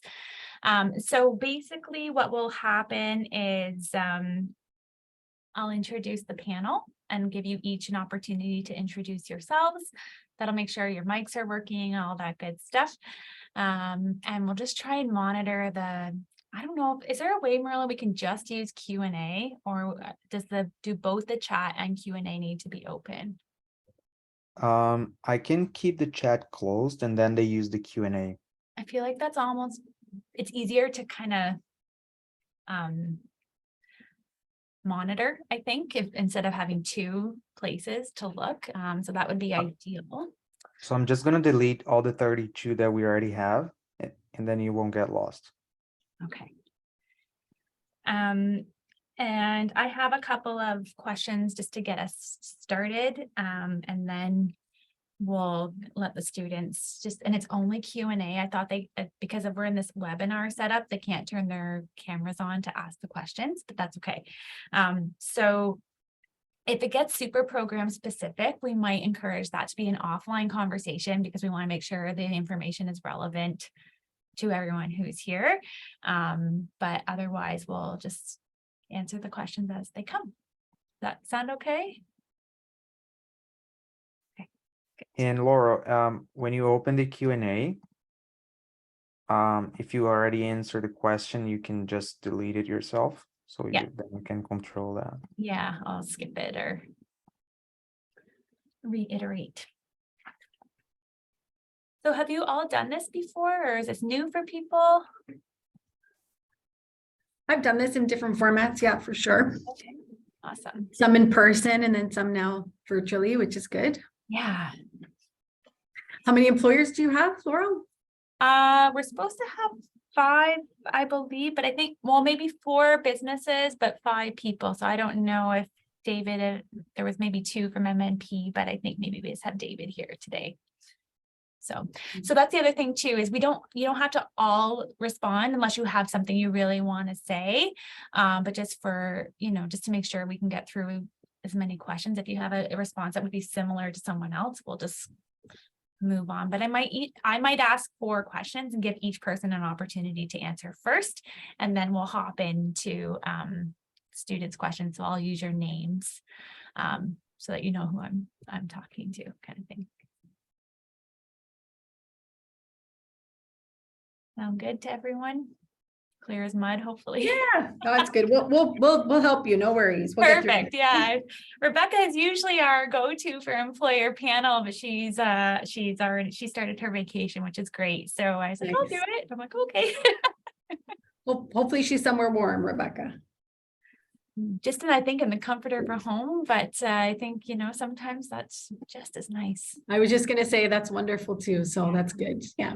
It's been a very busy fall. And so I think, the break it's good for her. So Yeah. Good.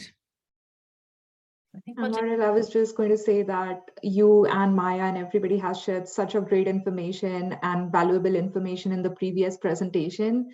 I feel like what else can we add to it? It's sometimes to hear directly from employers, it's really kind of what validates a lot of the information. So it's always good when we hear repeated messages like, yes, I said that and you said that. So that just, makes sense. Okay. Did I miss that? We were supposed to join earlier. I would have been happy to join. No. No. Okay. No, I just joined 5 minutes earlier than the scheduled time, just to make sure that I've done the tech check. So Okay. Gotcha. Emma and David, are you there? I just want to make sure we can see you and your mics are working and all that good stuff. Hi. Hello. Hi, how are you? Good. How are you? Good. I can hear you great. And I don't know if Emma's there. Not yet, maybe. That's okay.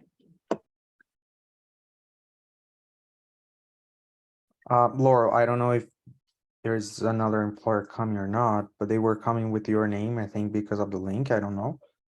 So if they join, just let them know to rename it. I think this is everybody. I'm just going to double check here. Okay. David, did you know if Bridget was coming? I think it's Brooke, sorry. Brooke, I don't think she will be coming. Okay. She might join us later on, but Okay. myself for now. No worries. I just wanted to make sure because I know I had 5 people on the mailing list. So I just wanted to make sure that I knew there was 2 of you coming from MP. So let me just double check though, and then I think we'll be good to go. Hey, Emma. Hello. How are you? I'm good, thank you. How are you? Good. That's awesome to hear. Thanks. How is everyone on a Tuesday? Doing great. Tuesday. Feeling great though with the Fanshawe works. It's amazing, but it's still Tuesday. So I want is Friday. Friday. Yes, that's valid. That is valid. Yeah. Laurel, I think you can start. So I don't know if everybody heard, like students can see us and hear what we're talking, but the format they set up this meeting, they won't be able to turn on their microphone or cameras, but they will ask questions through the Q&A, and Laurel will monitor that. And so feel free if you want to add something to any of the questions or answers, and we'll be here monitoring everything. Great. So I'm just going to do one quick check, Murillo, to make sure we have everybody. Sorry, I've got like 3 screens here and I'm not used to that. Nothing is showing where I want it to. Let me just double check really quick.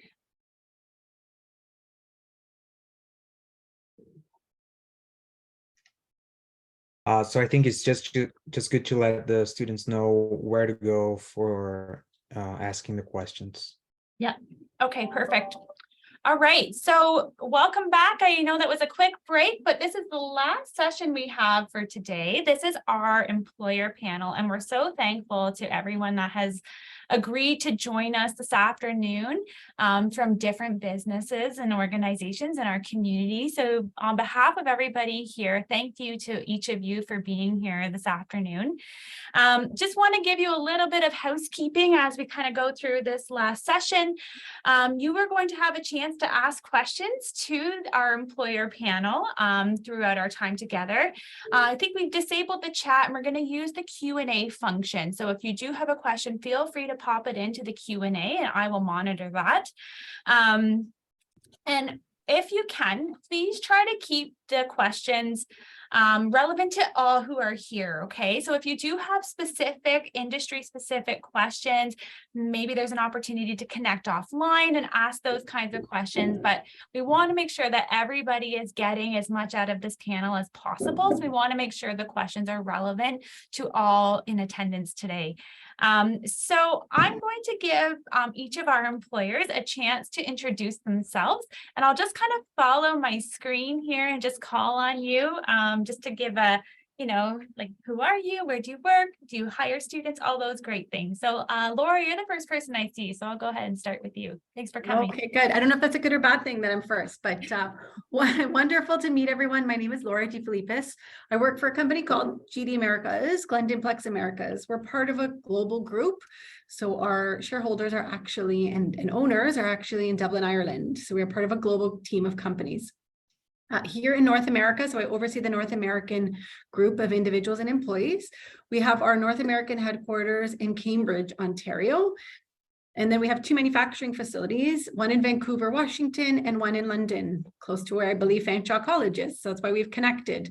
So we do hire students. We are a manufacturing and distribution company. So I always say it's not the sexiest product, but it definitely is an exciting product. So we manufacture and distribute baseboard heaters as well as fireplaces. So specifically electric fireplaces. You may have seen some of our products in a Home Depot and a Lowe's. So you definitely could just walk in from a consumer perspective, and that's some of our products. So we're excited. We brought sort of manufacturing back to North America, which is wonderful. So from an employer standpoint and branding and access to work and availability in the local market is wonderful. We do hire students. We actually are currently actually looking for individuals on a full-time permanent basis. So our manufacturing facility in London, and it is a slew of different roles we are looking for. So I definitely think there's some opportunity to discuss that offline as we talked about, and happy to help answer some of the questions we have for the panel today. Awesome. So great to meet everyone. Thank you for coming. Yeah, thanks for having me. David, I have you next. Hello, everyone. My name is David. I work at the HC. That's basically HR within our company. My company's it's called MNP. We're one of the large accounting firms, and we do have office all over Ontario and across Canada. And in our regional headquarters in London, and I believe we have a bunch of other offices such as Stratford, Waterloo. So if some of you are from Waterloo, you can also apply for that region.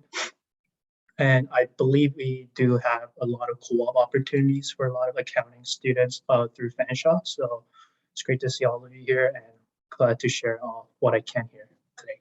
Great, thank you. Emma. Perfect. Well, thank you, everyone. My name's Emma. I'm the regional recruiter for Fastenal. So for those who are unaware of what Fastenal has to offer, so we're business to business. So in simple terms, we sell any type of product and we focus on our customers. So for an example, Fanshawe is actually one of our customers. So London alone, we have 2 locations in London. We have one in Tillsonburg. We have one in Sarnia. We are all over Chatham. We have lots of locations. So just in Ontario alone, we have over 120 locations. We are also a globalized company. So we are in 25 different countries. We are a company that likes to promote from within. We definitely hire students. You just have to be a great fit, of course. And I know that, and I give everyone credit that's on here today, because I understand that a lot of you are just starting to go into school and are pretty nervous and don't have that network here in Canada. So you already have that positive step by attending this, because you're connecting with employers, and you're also connecting with your classmates. So good job for everyone that's on this panel today. Thanks, Emma. Sania, did I say your name properly? Yes, that's perfect. Thank you so much. Hello and good afternoon, everyone. My name is Sania Neja, and I'm a talent acquisition lead at BTY Group. My role here includes end-to-end recruitments for our local and international offices. I've been with BTY for a year and a half now, and originally I'm from India. I moved to Canada about 4 years ago, so I can actually relate to a lot of you who are attending this session today. A little bit about BTY Group. We are a Canadian headquartered construction consulting company with offices across Canada, US, UK, Ireland, and Turkey. We provide complete project management solutions in real estate and infrastructure asset planning, development, operations, and transactions. Also, I'm very proud to share that we are certified best place to work for 4 years in a row now. We actually have AIM program at BTY Group, so AIM, A-I-M, and this stands for Achievement, Initiative, and Mentorship.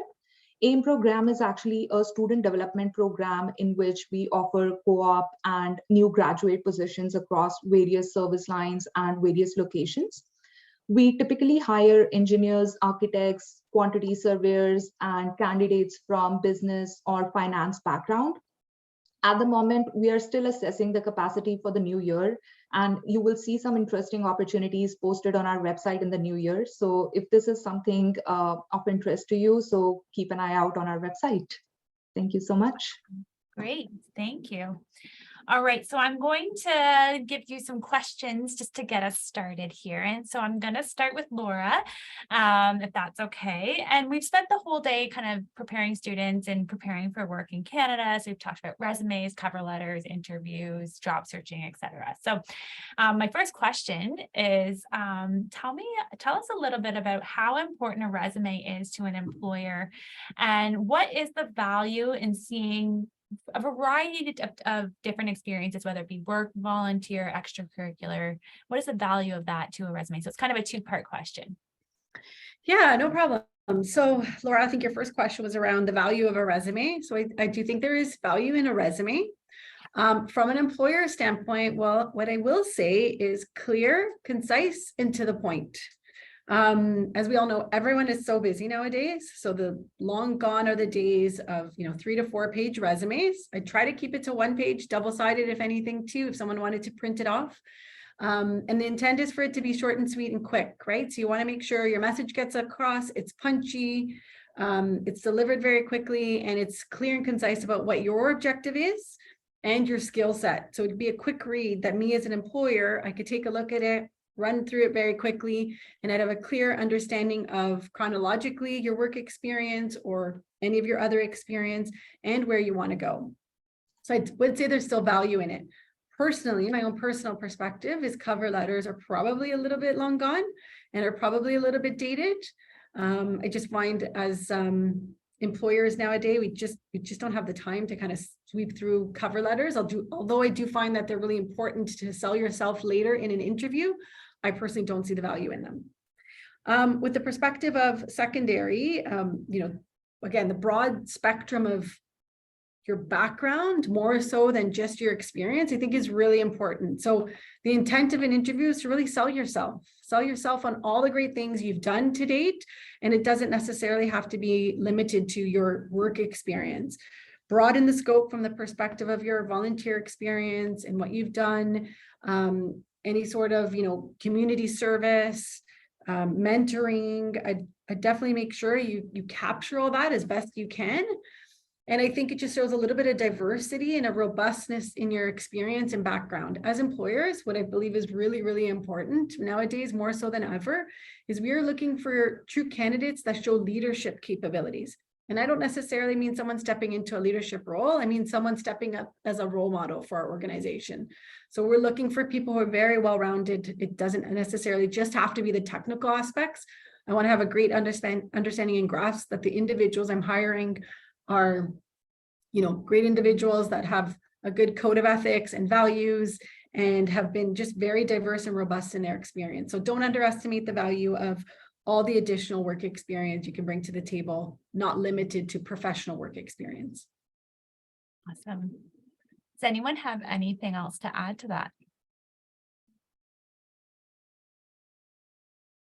Okay. I always tell students, you don't have to be paid to develop a skill. So always consider including other facets of your life and experiences where you've learned something, especially if it's value added, right? So yeah, like what I'll say is, again, if you were a member of the swim team and, you were chosen as the individual that was the coach, so to speak, or the captain rather, right? Those are great skill sets we're looking for. Why were you chosen as that captain? You probably displayed some great role model behavior.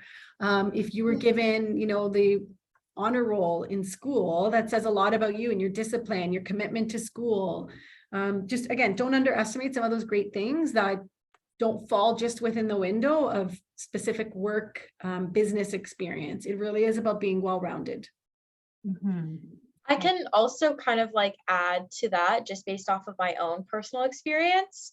So a little bit about me is that I graduated back in 2020. So during the pandemic, right? So I went to Toronto University, and then back in 2021, I went to Conestoga for HR. Again, still very hard to find a job. So I was a server for a couple of months, and actually, in fact, they had this like health and safety committee team. So of course I joined it because it matched well with my education, what I wanted to do. So even just kind of connecting those dots, and I did that for a couple of months. That still looks great on a resume that you've taken the time to volunteer. So try to also find that good connection where it will match with your future career that ties into that education as well. Great. Thanks, Emma. I'm going to ask Sonia to start with this next question. And this is, a lot of students come as soon as they arrive in Canada, they are looking for work, right? And so in a post-COVID reality or world, what would you say is best piece of advice that you can give a student when they're looking for a job? Thank you so much for your question. My suggestion to the students would be to network as much as they can. I would suggest them to participate in the networking events, any volunteering opportunities that they could get. So try to be out there, try to meet as many people as they can. And personally for me as well, if I have to share my experience, I reached out to so many people on LinkedIn just to, catch up with them for a coffee chat, just to understand Canadian ways of working. So what I'm trying to suggest to the students here is that meeting a lot of people and building any experience that they can would be two most important things when they come to a new country. And even in this post-COVID situation, I would also suggest that if you are given an option to work from home versus working from office, I would suggest that they choose to work from office, just because when you're around your colleagues, you get to overhear conversations, you just observe people and you learn so much.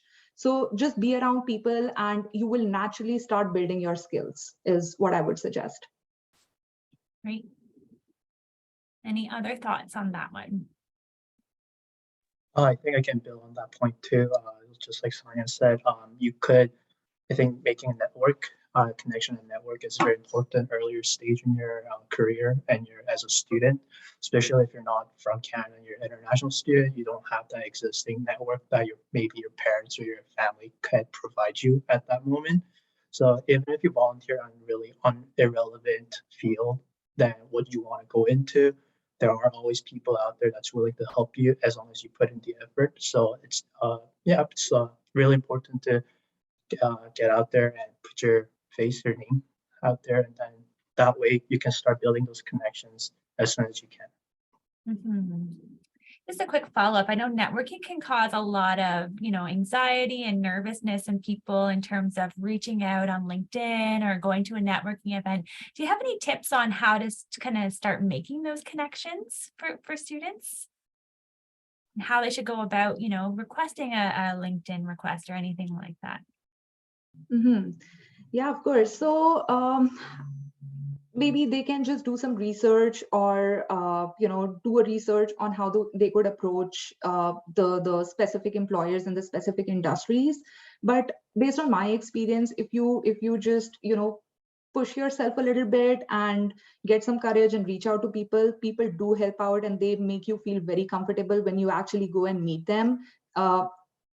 Especially because a lot of people in Canada are actually immigrants, so they understand the struggles that people have to go through when you're new to the country. So people try to make you very comfortable. They're always there to help you out. And I would also say that if reaching out to LinkedIn is difficult or is a little bit challenging and not very basically a little bit challenging for students, I would also suggest the mentorship programs where you could just, reach out to somebody or get associated with organizations or bodies where you could get mentorship from, experts in the industry. They can also help you connect with people in their network rather than, going through the LinkedIn route. Awesome. Our Inspire team will be very happy to hear you're promoting. They had a session on mentorship this morning. So remember our Inspire team from this morning. If you need to get connected to mentoring, reach out to them. Laura, did you have something to add there? Yeah, I was just going to say the same thing. I think LinkedIn is fantastic, but certainly, you're obviously behind a computer and it's really difficult to get to know people. And I think right now, as you're starting in your career, you certainly need to, network as much as possible. And so I would encourage you to go to seminars, go to events, specifically reach out to individuals, the mentorship you recommended. Those are all great ways. Volunteering, friend of a friend, meet as many people as possible and connect with as many people as possible. Continue the networking. Awesome.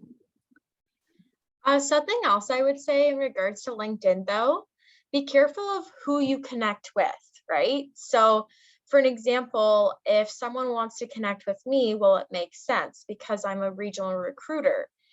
But it wouldn't make sense for a student to connect with someone like, let's just say it's like a general manager or CEO. So you just want to make sure you do that additional research. And what I did when I was applying for jobs, I would search up a company. So for an example, let's just say Google.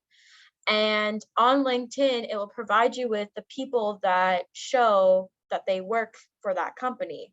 So if you click on the people tab, then you can scroll through, and depending on their LinkedIn profile, it will actually provide you with their title. So you want to make sure you connect with the right people, but also if you're trying to connect with like a company like Google, try to not like message everyone because people do talk. So if they're saying, yeah, I got this message from Lauren, and now everyone's saying, yeah, Lauren's keep on messaging me and they're reaching out to so-and-so, like, no, don't do that because you're going to already burn that bridge with them. So, and if you want to connect and do a personalized message, make sure it's really personal. You sell yourself in that message and just, I'm looking forward to connect and kind of just go from there. But I just want to make it very clear that make sure you do that research and don't be reaching out to every single one that's in that company because they will know. That's great. I think I can build on Emma's point too. I know that reaching out to everyone on LinkedIn is quite, it is suggested, but now that we're, I guess, post-COVID now, I know that Fanshawe had a lot of the in-person networking events. So what I found works both as a student and then the recruiter is if these students come out to a recruiting event, show their face, and we at least have that one conversation. It doesn't have to be anything deep or anything complicated. And then that student reach out to the recruiter after the event. That way there is that extra personal connection. So I really suggest you, because I know Fanshawe does have a lot of industry networking event throughout the year. So I really suggest you to participate, reach out to all those recruiters sitting in those booths, and then connect with them afterwards. And that way you will definitely have more success getting those responses back and getting yourself known to all those recruiters coming, wanting to hire all those students. Yeah, you make a good point. We talk a lot about follow-up, and I think regardless of what it is you're following up on, whether it be following up after an interview, following up after you submit an application, following up after networking and reconnecting with a person is very important and an excellent practice as you move forward in your networking skills. So I have a few questions. I've been watching the Q&A, so I'm going to jump into some of the questions that our students have for you. And the first one here, we've kind of touched on it, but maybe you can talk into a little bit more, because we have a few questions around people with a lot of experience, maybe coming to Canada to pursue new education or, a different career path or whatever it might be. So how do you look at previous work experiences? And if somebody were to have, 17 years of experience in their industry, but they're coming to start a college program because they're making a massive transition in their life, what kind of roles would you tell them to look for? They're experienced, but they're new to Canada, new program, new life, etc. So how do you look at past experiences, and what advice would you give for different roles to consider with different levels of experience?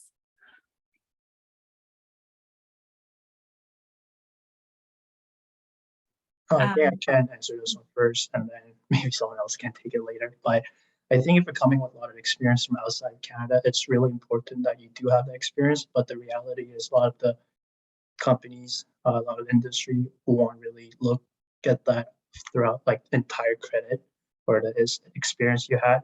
So if you were to jump into a different industry or similar industry in Canada, the best way, I guess, is to start at the entry level positions, because although you have the credentials, there's nothing Canadian side that a lot of Canadian employers want. But the thing is, you have that experience, you have the industry experience. So once you get that position, and a lot of companies like to hire and to promote within, and you have something to prove, and you have a 17 years or more of those experience compared to any other new hires that they may have, then you yourself have that advantage and use that to your advantage to climb up those ladders. I think that's my suggestion. Great. Any other thoughts on that?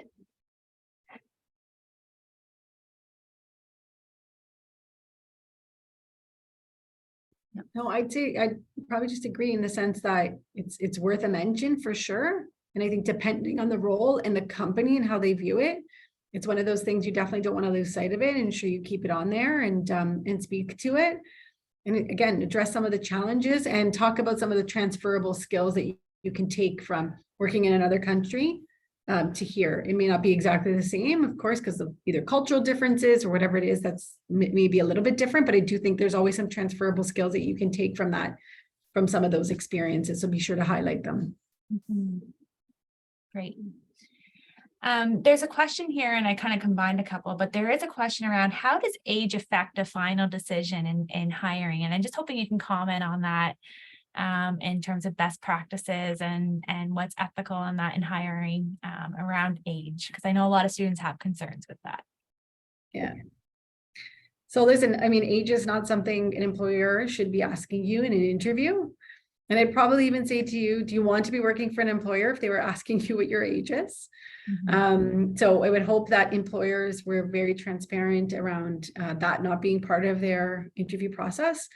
But yeah, I would say from the perspective of experience, it's about technical skills and specific behavioral skills that people are bringing to the table rather than the age of the individual. So it's really important to keep that in mind. We as employers are looking for the right candidate with the right skill set, not the youngest or the oldest also as well too, where people think people are much more mature in their career. It really is about a balance and finding the right candidate that has the right skill set for the role. Great. Thank you. Next question I'll ask Sonia to start. Let me see what's next here. What would make a company reject an applicant?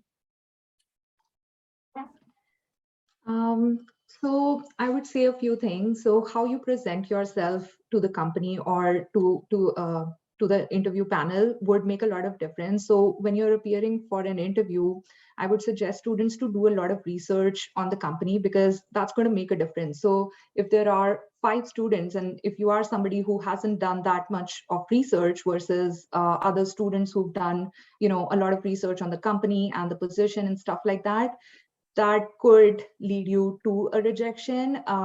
Necessarily, I'm not saying that will happen, but this could be one of the factors in terms of how you present to the company, and your resume could be another thing, your work ethics. So when you're answering questions during the interview, so make sure that you're trying to, focus on the positive aspects and how you present your questions or answers in a, situation, task, result format, so that, employers are able to understand what situations you've gone through and what were your efforts and what were the results and stuff like that.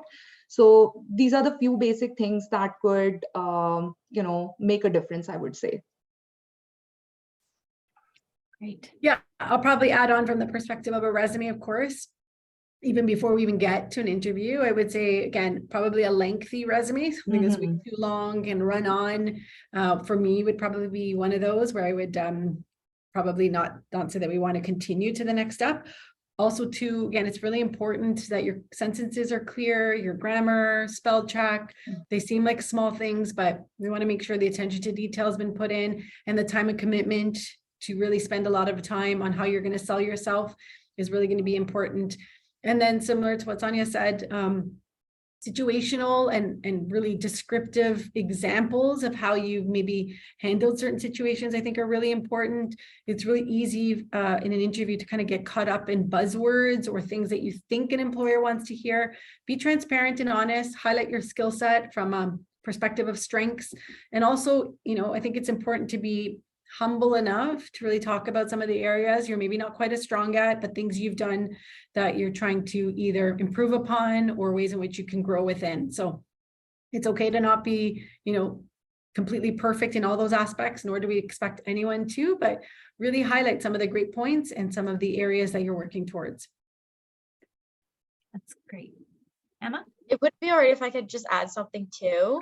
Yeah. Especially when you're reading the job description, make sure you read everything, because there could be something like you have to, let's just say, add a cover letter. Well, if you don't add the cover letter, I don't think many employers would want to even have an interview with you because you didn't fully read all of the instructions, right? So just make sure you look at everything. Applying for a job is a full-time job in itself, so it shouldn't be seen as a rush process. I get it, it's stressful, but also at the same time, you just want to make sure you hit everything, making sure you read that job description and making sure that what you're applying for fits what your resume looks like, and if there is an additional things such as that cover letter or something like that, you want to make sure you include that and follow those instructions. You make a good point. I remember helping a student once applying for a co-op job, and in the job description, they put something around, please make sure you include your favorite swimming style. So I called the employer and I was like, why do they need to include their favorite swim and something like that? And because it was a fountain company, I'm like, are they diving into the fountains? Like, what do they need to know how to swim? It's like, we just want to make sure people are reading the job description and they are putting in the time to prepare their application. And just wondering if someone can make a comment on, do employers notice when resumes maybe, do you get the sense that someone sent the same resume to 10 employers versus creating a specific resume for the job? And can you just comment on taking that time to have a resume specific to the position and the company? Do you notice the difference, or can you tell when effort is there or not? Emma, I guess you're unmiked. I'll let you go. Okay, yeah, sure. Sorry, I just kind of kept myself unmiked. Yes, great. Actually. So funny thing about my role though is that I don't do any of like the interviews. I have the fun job. I don't hire or fire. I just attract people to Fastenal. So I build relationships with schools and I attend these events, career fairs, guest speakers. So I have a fun role. But surprisingly enough, I helped this one professor actually, and I did mock interviews. And I got given the job description and the resume. And you could just tell nothing really fit what the job itself was. And I kind of got confused as to why would someone even apply to this if there's not no experience or no education that's similar. So you can definitely tell when people do take the time to, add, even if it's like a quick summary about yourself right at the beginning, where it provides kind of like those key words than compared to like a copy and paste and I'm just applying to every single job on Indeed and hoping for the best that someone says yes to me. So it's good to always alter and making sure that job description matches the resume itself. And of course, be honest. That's also really important. But if you have specific tools and skills that would be relevant to a certain job, but not for a different job, just make sure you add it and alternate it. So great. Thank you. David, I will go to you for our next question, if that's okay. Let me just see where we are at here. When we immigrate to Canada on student visas, we look for jobs to pay our expenses. Of course, people are looking for work to pay their bills, right? But when an employer asks about experience in the field, we are applying to, what should we say? So maybe some insight as to the question, why did you apply here? What are employers looking for? I think when you apply to jobs and the employers are asking you why did you apply? What interests you about this position? A lot of employers know a lot of these positions are entry level and we're not expecting you to have years of relevant experience because that's not fair. What we're looking is then the question turns to you, why are you interested?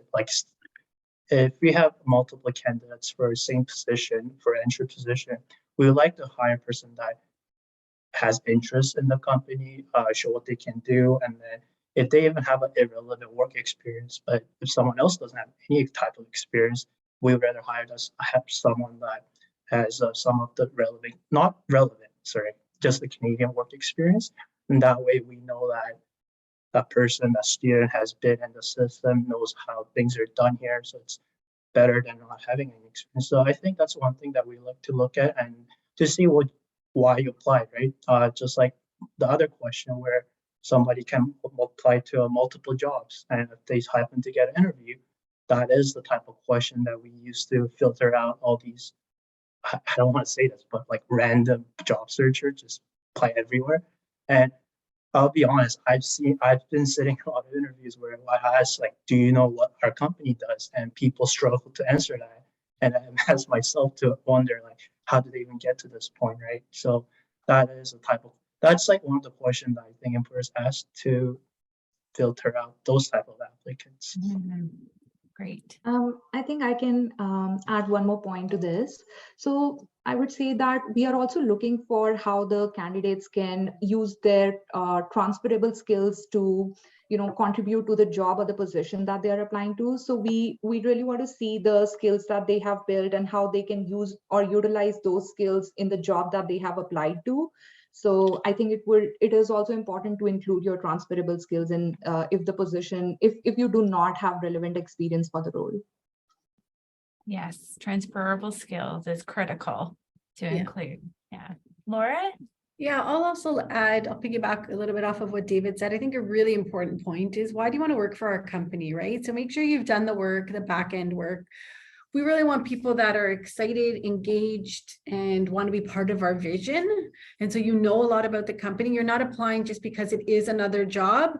I recognize as well that individuals just want to get, a start and want to get something, of course, but show that you're invested, show that you're committed, show that you've made the time and you put it aside to really invest in learning about the company, knowing what we do and what we manufacture, you know, again, from my perspective, right? Like understand our business model a little bit, as much as you can do the research online, would be probably, I would say, my best advice to you for any company you're joining, right? Do the work a little bit upfront before you go to the interview. I think that'd be always really helpful.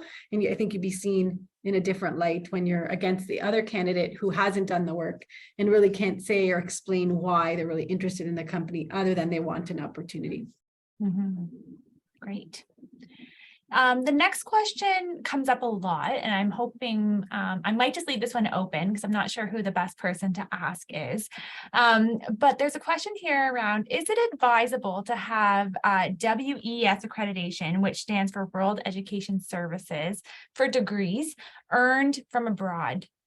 So if somebody maybe is a trained architect, for example, in another country, is it advisable to have that accreditation here through WES? Does anyone have any thoughts on that or experience with this in particular?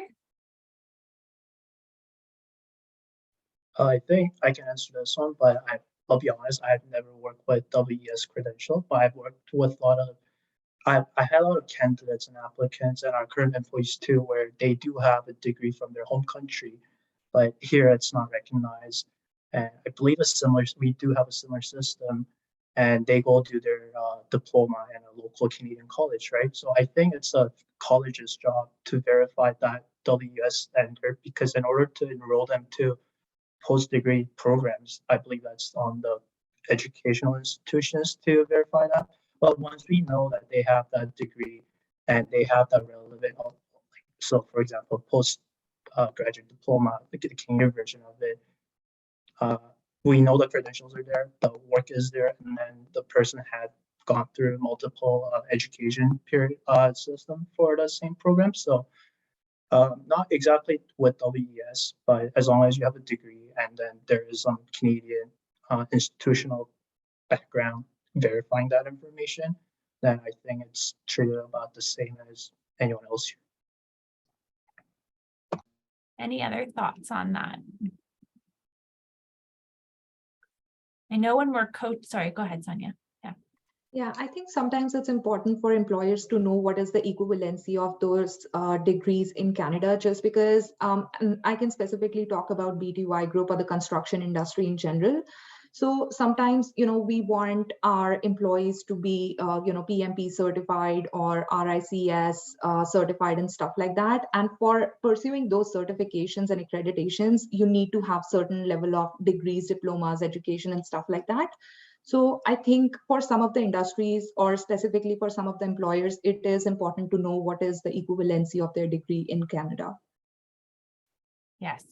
Okay, that's great. And I know when we are talking to students and coaching them through resumes, we say include all previous post-secondary education, not just because sometimes if people will think, oh, I'm not putting that degree down because it doesn't relate now or I'm doing something different. But I think when we include all of our post-secondary, it also shows the different, the broad knowledge we have about something or where we've spent some of our time in the past as well. So even if you've earned credentials from another country, say, for example, you're a trained architect from Brazil and you're coming here and you're taking project management, just even if you can't practice here as an architect, because it does require that kind of accreditation, it's still super valuable and speaks to your skills and your knowledge and all of that stuff we've been talking about today. So previous post-secondary, definitely have. I think I'm wondering what your thoughts are on that. You want to see all previous post-secondary, some, none?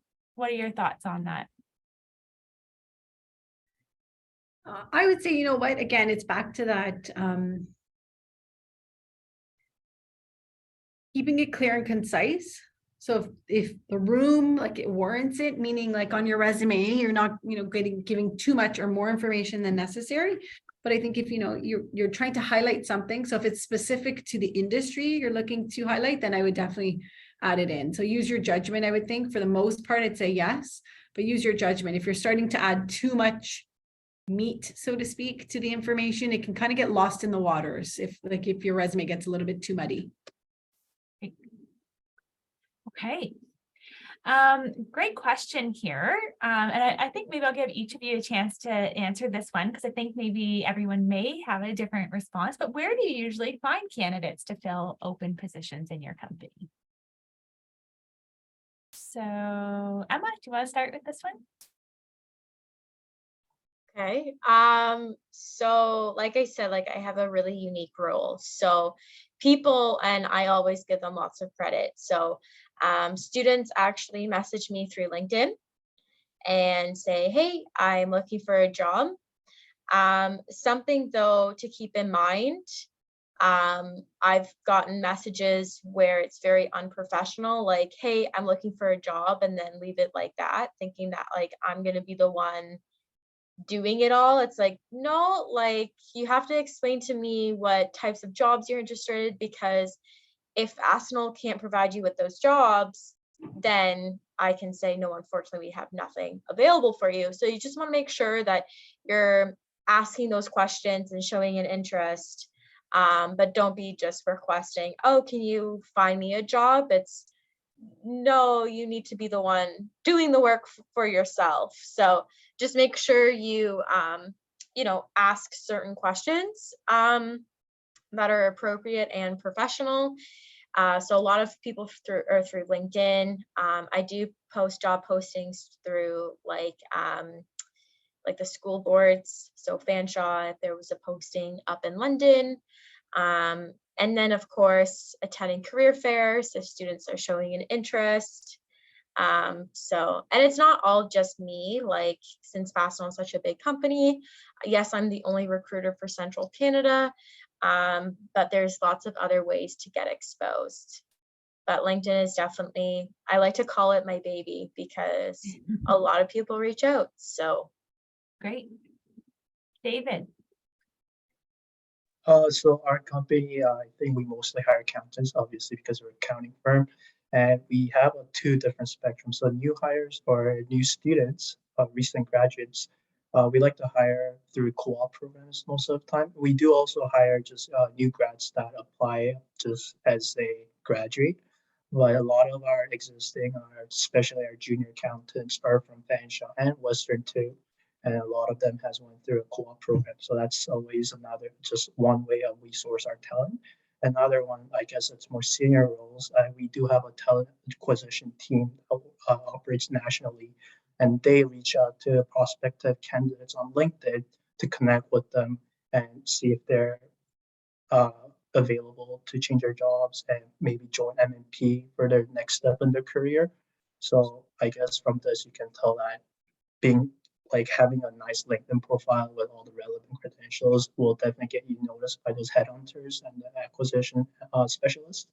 But at the same time, like I said earlier, networking when you're earlier in your career, going and participating in those networking events and applying to those co-op opportunities are really critical to get that foot in your door. Great, thank you. Laura? Oh, you're just muted.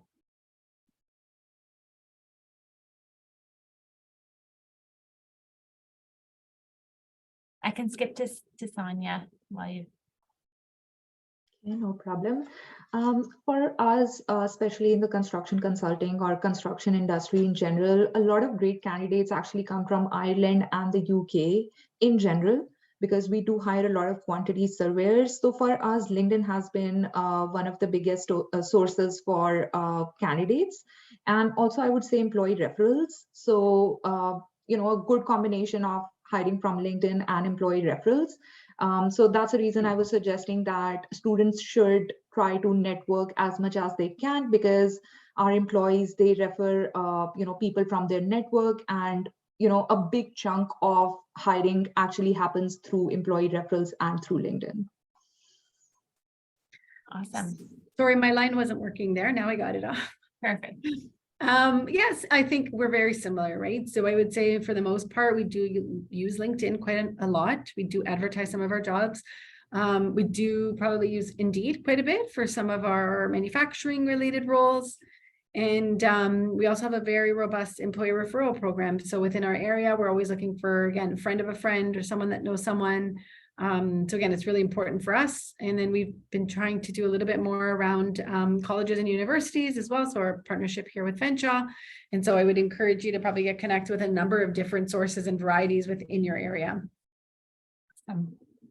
Heard lots of common themes around LinkedIn. And if you heard about services offered earlier today and you don't know how to get started with LinkedIn, we do have a LinkedIn workshop for you as students that you can attend to get started on that LinkedIn profile, because it is an excellent tool for you to have as part of your job search and your networking experiences as you move through your time with us.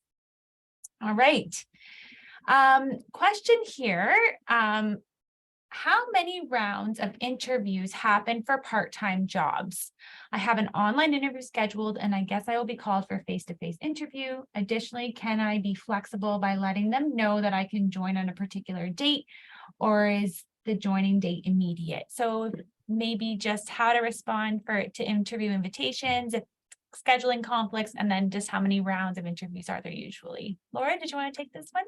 Yeah, I'm happy to do this. So I think some of the part-time roles, probably similar to what I've seen in the industry, is certainly usually phone call screening. So an initial phone call where just to kind of see if our skill set matches up with some of the things you're looking for in the role. And then we do always one in-person interview always, I think, which is important to us. And then again, depending on the role, we may consider additional interviews. I think it's always best to be honest. So if something doesn't work with your schedule, I think an employer should always try to accommodate you as well as much as them. So I would encourage you to just be honest, but what are your struggles? What are the good times that work for you? And then try as best as possible, I'll say, for you to be as flexible as possible to meet them as well. Oftentimes we're super busy and we're trying to probably interview candidates as quickly as possible and get them into the role as quickly as possible. So sometimes it's really good if you can be as flexible as possible to help move yourself through the process as quickly as possible too. So it's just probably a bit of a two-way street here. If we can probably connect a little bit and meet halfway is what I'll say. Perfect. I think also too, because I was experiencing this when I was applying for a lot of jobs, every company is going to be different when it comes to the interview process. So when you do have that first interview, or even if it's a pre-screening, my best advice is ask the question, what are the next steps for the application process? Therefore, there's no miscommunication of thinking, oh, like, perfect, did that one interview. Okay, now let's hope for the best that I can get like an email soon. No, like communication on both ends is so important. But if you ask that question, hey, what are the next steps? Now you know, okay, if I pass this pre-screening, for an example, then I get like an in-person interview. So now you're kind of well aware of that, than compared to just assuming, oh, I already did one interview and leave it like that. Because every company is going to be different based off of their own policies, but also based off of their position. And when it comes to conflict too, right? Like, for an example, I know in that one question it asked about like online interview.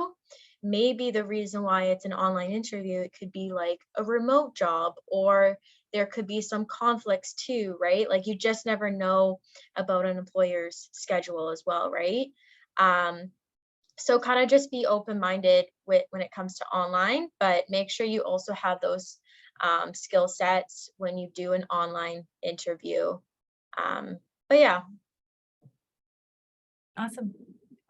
Thanks, Emma. All right, next question here is, more of a request to please talk about police reports or medicals required for different jobs. Do any of you require police background checks or medicals, or maybe pre-employment testing, anything like that you can speak to? So I know that our company uses a third party, so it's not related to MNP, but that we use that company to go to the security checks, especially the national criminal record. I think that goes for almost everyone. So that only goes out after we give the candidate or the applicant an offer. And then it does take them quite a while to get all the information, but we verify that information later. And I I'd say don't lie on that during the interview stage or the selection stages, because at the end of the day, it will come out and we will get an access to any of those criminal records. So I think it's better to be like upfront and honest than trying to hide it. And then yes, we do use a service that does go through criminal record. I'm not sure about the substance abuse or any medical. I think that's more specialized towards fields that might need that in order to be applied to the legal side of it. But criminal record, I think that applies to everyone else. Yeah, it definitely would be very specific to industry. So anytime you'd be working with what we would call a vulnerable population, which could include the elderly, children, people with disabilities, that would require a potential employee to have, it's called a police vulnerable sector check. Not required for every single job though. So it's something that would be stated in a posting, as well as medical reports. So if they require, different vaccinations or abilities to lift certain amounts of weight or anything like that, there might be some requests there, but it is certainly specific to the job and the industry. Any other thoughts on that? I know, Sonia, you're in construction. Are candidates required to do like a pre-test for lifting or anything like that, or physical capability? Not for our company specifically, because we are construction consulting. We are not actually going out and doing the construction. So it might be different for the actual construction companies or the general contractors. But for us, consulting company, no, we do not require any such, tests, but we do conduct the reference checks. So yeah, that's the only thing that's required in our company. Okay. Great. Sorry, totally off topic. With like the webinar chat, because someone just asked for like my email. If I were to type that up out for the webinar chat, will everyone see it? Yes. Okay. I believe everyone can see the Q&A. A lot of people are asking if they can send resumes and things like that. So maybe we can talk about that at the end. Like if you're open to, a networking conversation or receiving a resume, we can each have you comment on that at the end. Because I think there'll be a lot of questions around that. So we'll touch on that. So let me forget. Of course. And we've had lots of comments on, what kinds of experiences to include. So I'm going to move on to this one, and I know this one comes up quite a bit as well, across our student body. Do gaps in education and employment factor heavily in the hiring process? So you can comment on that, maybe how to address a gap in a resume, some advice around that. What would you say to a student? Who's looking at me? Emma? I don't see that. Oh gosh. Okay, I don't have that answer though. Okay, that's okay. Yeah, sorry. Maybe once I hear someone else talk, I think I'll take this one. So I think, again, being honest, being upfront is most important on the whole selection stage. So if you do have a gap, as long as you write down the reason, it can be anything. And then as a recruiter, we're not supposed to judge on this gap. We're just looking for if you have the competency and if you're suitable for the job. So no matter what the excuse is, if you took time off maybe for your mental health, I think it's just better to be honest. Say no, maybe not if you don't want to share about your problem, just say personal issues, or if it's something to do with at home, maybe family. And that way we at least know that there's something happened and that we can move past that point. I think if you were to try to hide it or just not mention it, it'll come up on the interview stage, like what happened, right? So either be prepared to answer it that way, or just be honest up front, write on the resume for those periods that you missed, and then it doesn't really bother us as long as you have all the qualifications for the job. Yeah. I think something to add too, like based off of the company itself, like I know with Fanshawe for the pre-screening, it gives you an option, like if you have a gap like with education or work experience, like please explain why. So I'm sure other companies also offer that as well. So now it's actually providing you can actually share that information. And I think too, this is just me just being, positive here, that I think more employers are understanding with the whole pandemic of what happened 2 years ago of trying to find a job. Things happen in life. So I think now they're a little bit more understanding if there is that gap of the reason why, can't find a job. Why? Because everything's shut down. So I'm sure like, even if there is that gap, but know that like, I don't want people to see having that gap as like a negative impact for you. You can still be a really great candidate. You can still have a great resume. It's just some things happen in life and that's okay. Yeah.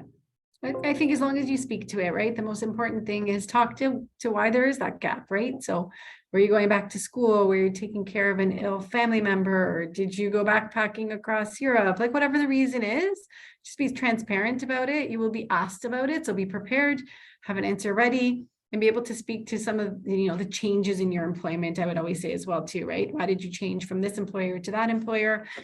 Be prepared to speak to all those things, right? Transparency is key, and preparation, I'd say, is probably very key too.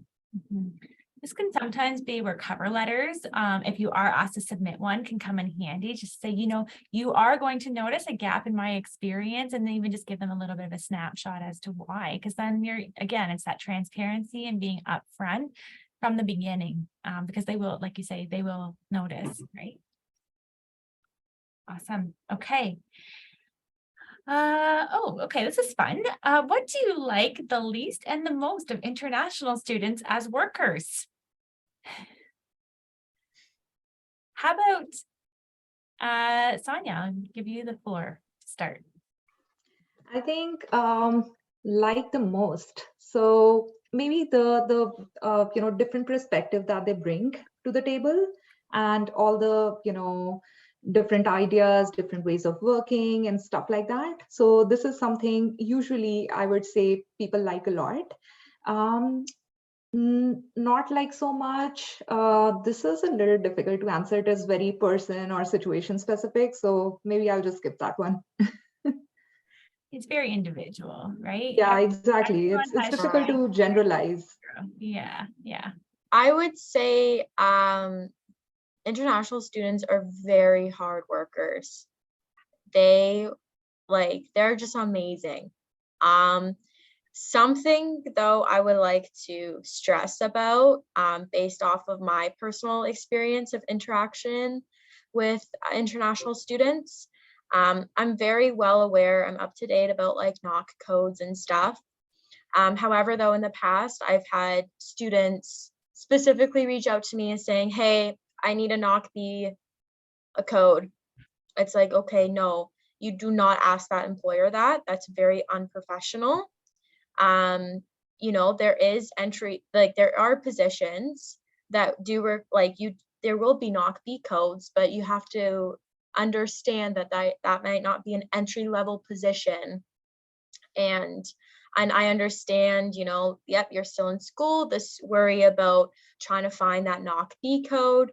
And I completely get it. So it doesn't rub me the wrong way, but if you were to talk to someone else and be messaging them that of, oh, but I think I have great experience, like I deserve that knock B code right away. Like, no, don't do that.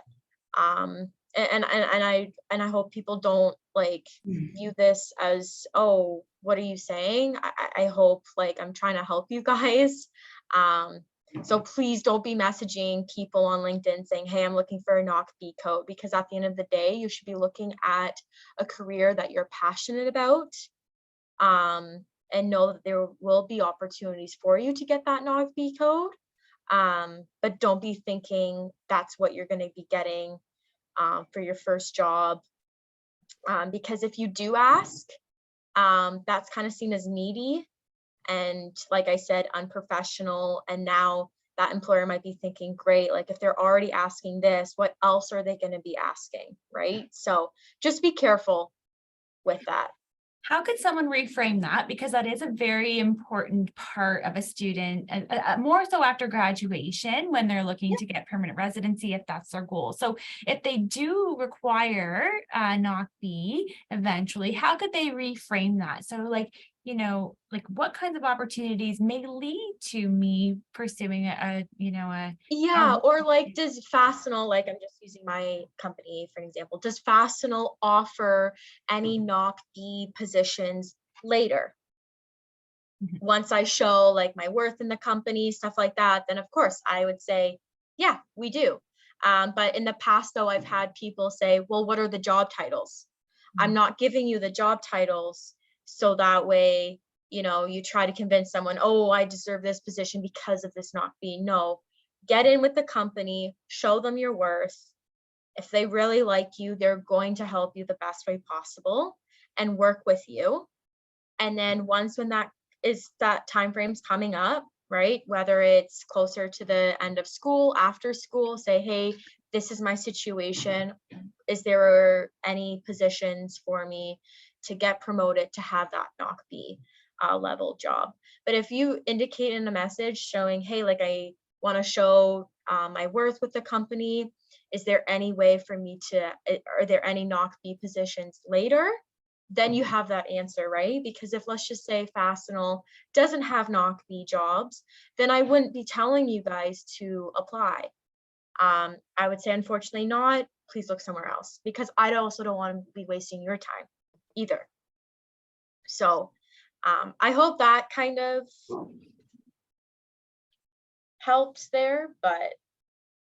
David, did you have something to add? Yeah, I think I can add because I was also once an international student and I know the importance of getting that NOC B after graduation. But one thing that I want to ask you as an international students are that if you know that you need NOC B and you're about to graduate, I think you should also know what type of jobs will get you that NOC B position instead of asking the recruiter if there's any NOC B position available in their company. Because at the end of the day, we're not immigrating for you, right? You're the one using this opportunity to become PR and become Canadian. So if that's how much you're investing into that next step in your life, I guess, I think looking into what jobs in your study field and what you studied would lead to a NOC B job is on you, not the recruiter. Because at the end of the day, recruiter can just easily just bypass that one applicant and just go with the next best candidate that might not require any of the NOC B position, right? So I think at the end of the day, instead of relying on someone else, you being prepared is the key to success of getting that NOC B position. Make a really good point. Throughout the entire job search process, resume writing, applications, interviews, all of that, there is certainly a high level of personal accountability. You have to be willing to put in the work that's required. It can't be that everybody else does it for you. So there is certainly personal accountability and responsibility throughout the entire process when it comes to working. So thanks for mentioning that. Okay, I just wanted to talk about this next question here. How do I handle a job interview for a role with no prior experience? And how do I make situations in favorable conditions? So prior to this panel, we talked about interviewing and just, being able to give specific examples when they're asked like behavioral questions or situational questions, using relevant experiences when they can. So if they don't really, maybe this is their first job out of high school or, first job here because they were studying abroad, whatever it might be. How do you answer those questions if you don't have a relatable experience? I would say utilize your transferable skills and try to answer in the SAR format, which is situation, task, result. Try to be as much descriptive as you can, explain the situation in a lot of detail so that the employers can understand what situation you went through, how you got to that result and stuff like that. Even if you do not have a relevant experience to that job, if you showcase that you do have skills, you do have the right attitude, and you are able to explain the situations well, I'm pretty sure it will take you a long way. Perfect. Any other thoughts? Okay, great. This next question, do you differentiate between a CV and a resume? Here in my country, both words are used interchangeably. I think it's kind of the same here, but curious what your thoughts are on that. Laura? I would say a resume is probably more than enough. Again, you know, I think I can't remember, but I believe it was Emma that mentioned it. If that's part of the job or the job description or the employer requesting it, then certainly you want to abide by that. But I think a resume is more than enough. Make sure you have an objective at the top of what you're looking for, highlight some of your skills as we talked about, give some chronological experience of I always say, how did you get to where you are today, right? Give us a little bit of your background, take me through some of those steps. Talk about some of those gaps in employment, give me a clear picture, so to speak, that I can kind of pull together. But yeah, I'd say from a cover letter standpoint, I don't think they're necessary unless they're requested by an employer. I think, again, a resume kind of covers all of it. And do you use the terms CV? So I think that's a curriculum vitae. I forget what it stands for, vitae or something like that. And resume, would you say that those are the same here? Yeah, they're interchangeable for sure. So if someone was looking for a CV, it's the same thing as a resume. Right. I think you hear CV more in an academic setting. That's been my experience. So resume is definitely in the world of employment, where CV you might need to provide if you're applying to like a grad school type thing. But that's just what I've seen. Great. This question comes up a lot, so I'm hoping that one of you can kind of comment on this. Some volunteer work does not have proof of documentation to provide. So in that case, should I put it on my resume? So a lot of times people will say, I don't want to put that on my resume because I don't have the certificate to show proof. So what are your thoughts on that? Do you look for proof of, volunteering through like formal certificates or anything like that? I don't personally. For our organization, I'm going to trust that people are doing, what they've said they've done, but I'd say be authentic, right? Don't lie about it, because there's always someone that knows someone that's either worked where you maybe said the volunteer work happened and conversations happened. So, just be cautious and careful as a red flag, just be authentic, right? Be honest about your skill set, be honest about some of your volunteer work.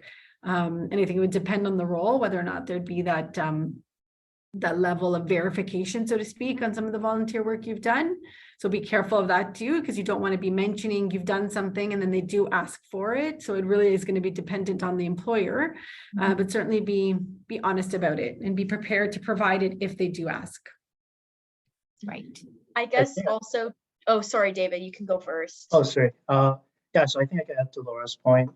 Yes, volunteering is important, but it's not as important as your work experience or any of the relevant work experience you may have. But at the same time, I know as a new grad, you might not have that work experience. You might only have the volunteering experience. So yes, do not lie about it. But also through volunteering is a great way to get your reference. And those references can help you to secure that job at the end. So don't lie about your volunteer experience, because it'll, like Laura said, it'll come out at the end. But at the same time, use your connections in volunteer organization, maybe such as your leader or your supervisor, and have them to give them that reference. And that way, because at the end of the day, you're still working, right? And if that person gives you great reference about your work attitude, your work experience, then it'll definitely help with the selection stage of the recruitment. Yeah, that's what I was actually going to say, David, that like, okay, if you don't have that document for that volunteer experience, but maybe you can ask them, hey, can I use you as a reference? Because that's also perfect. The way I see with volunteers too, like if you're volunteering, that shows that like you're dedicated. It's a team effort, right? Like you're using all those soft skills. You're trying to do whatever that volunteer work it is. So I would definitely encourage everyone to volunteer at least once, because it's a perfect networking, but it's also great with adding on additional skills as well. So good. And I just wanted to make a quick follow-up to something David was saying, because again, this comes up quite often for our students, is who do you like to see as references if someone doesn't have any Canadian work experience. So who would you accept as a reference from a student if they have limited, none, or only, international experience where there may be language barriers or hard to get in contact with people?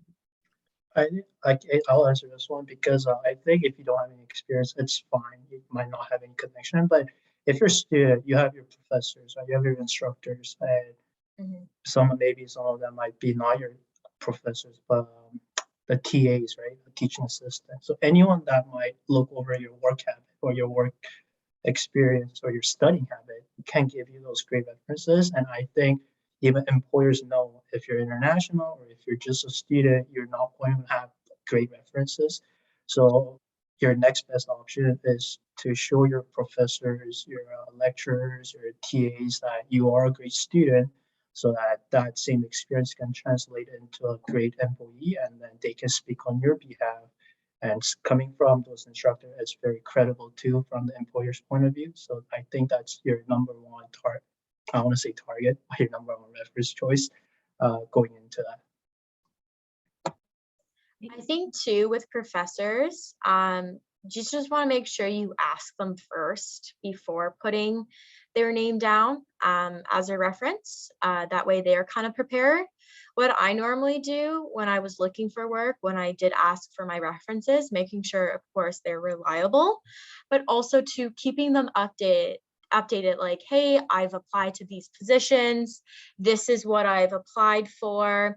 Let me know, because I'm also curious too, right? Like, let me know if they call you as a reference, right? So you just want to continue that communication with your reference of who you applied for, because that would be kind of awkward if you didn't ask someone, right, as a reference, and then now they're kind of getting a little bit confused on the phone.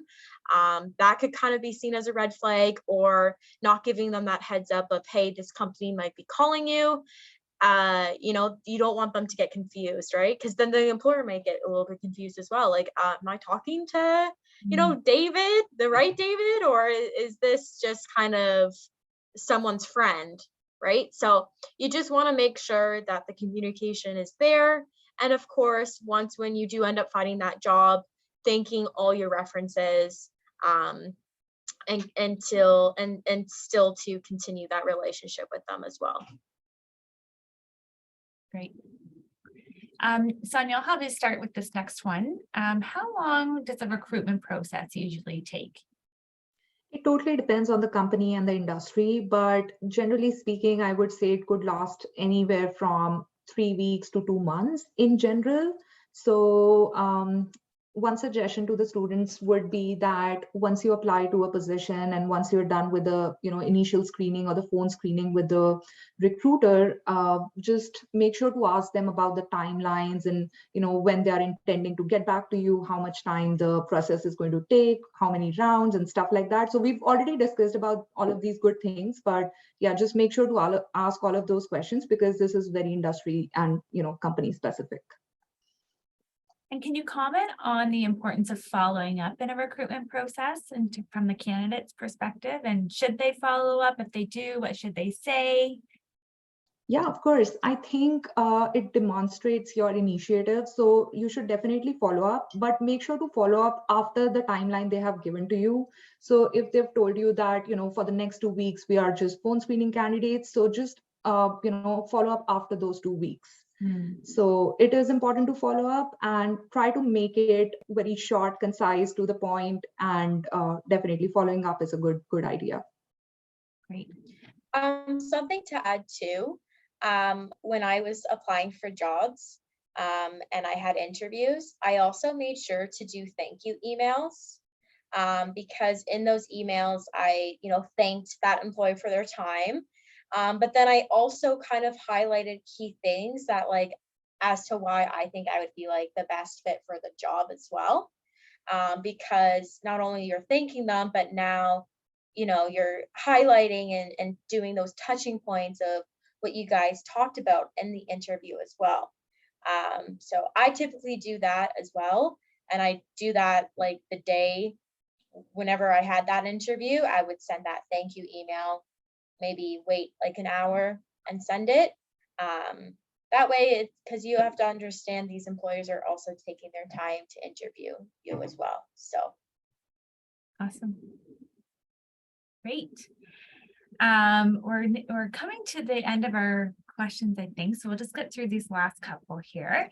Laura, I'll see if you can answer this one. If not, that's okay. It's kind of a two-part question. It says, most students have staggered class schedules. Do you give chances of employment to students with no fixed work schedules? And if yes, how does that work?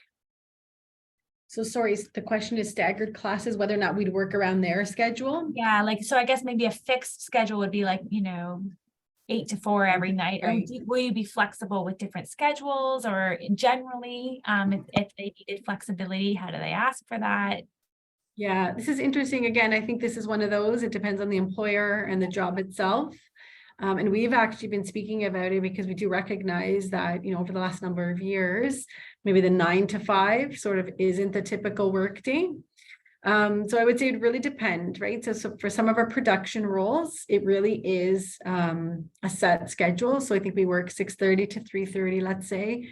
We would probably ask you to try to work your schedule, your class schedules around our schedules. But again, we'd probably do our best. So if we knew that there was something we could try to accommodate, let us know, and we'll see if we can do our best to accommodate. I think it would differ potentially in a manufacturing floor environment as well versus our, salaried roles, so to speak, or office roles, where I think we maybe could be a little bit more accommodating. But again, I think that would depend as well too, because if you were in a customer facing role, there are sometimes specific customer timelines that we need to meet. And so I think it's really going to come down to the role itself. I would say the best thing to do is ask. It never hurts to ask. And we would do our best to see if we could accommodate depending on what it is. Yes. Great. Any other thoughts on that? I think it's just at the end of the day, it's based off of the company too, right? So for Fanshawe, for an example, we're very flexible with student schedules. So for example, if someone can work Monday, Tuesday, that's great. Fanshawe is closed on the weekends. So that's perfect for students. So now they can do whatever they want on the weekends. So at the end of the day, it's based off of the company. Very specific to employer specific.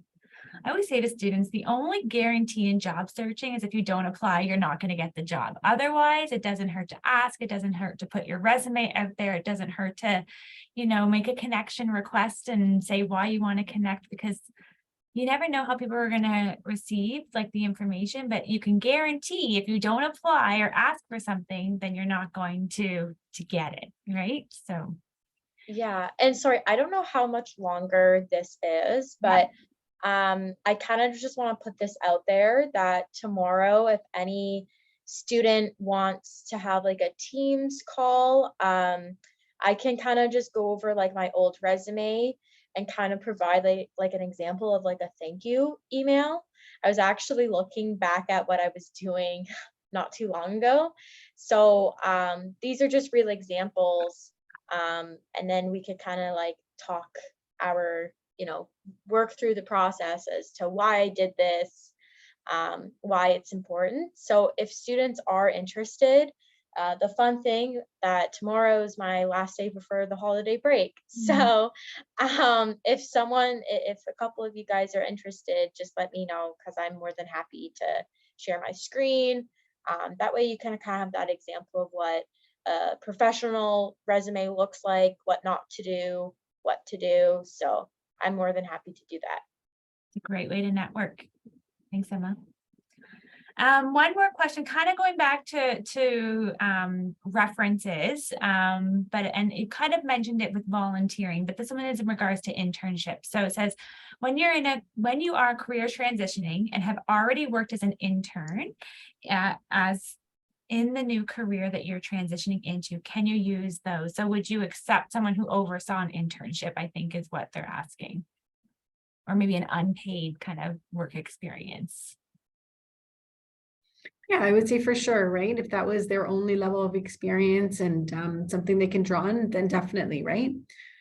Try to use individuals that can speak to your level of expertise, speak to your level of behavior, speak to the level of your commitment to whether it be a task, a role, a job, a volunteer, whatever that looks like. people who are going to be advocates for you. And I think someone had mentioned this as well too, is obviously always ask your references first to be a reference. It's really, really key. It sometimes seems simple and overlooked that you think someone will be a reference for you, but ensure you have that conversation with them, tell them about the job you're applying to, and be clear about what your expectations are as well when they're going to be your point of reference. Awesome. And then I think the last question I have here for today, and I think this kind of comes up, and maybe you can comment on it if you are writing a cover letter or you're writing an introduction email or whatever it might be. We don't always have contact information. So this question here says, I just wanted to ask who we should email or thank you or follow-up note to, because where I'm from, we usually apply through HR. So we don't really get the name of an interviewer. So if you didn't know who you were supposed to address, how would you go about doing that? Well, for a cover letter, always, just say to whom it may concern. Just because you can't just assume, oh, Emma's the one that's looking at the resumes. Yeah, maybe I'm the recruiter, but if David is actually the one doing the interviews, you can't just automatically assume. So definitely for the cover letter, to whom it may concern. That's interesting when it comes for like who to send an email to, because typically I just know for a Fastenal standpoint and my experience of applying for jobs, the people that's going to interview you will email you, making sure, hey, are you available at this time? So typically you're going to get their email. So you'll have that in advance, but maybe not for a pre-screening. Don't do that for a pre-screening, but if you're actually in someone's office doing that interview, you've exchanged emails, then that's your time to do that thank you email.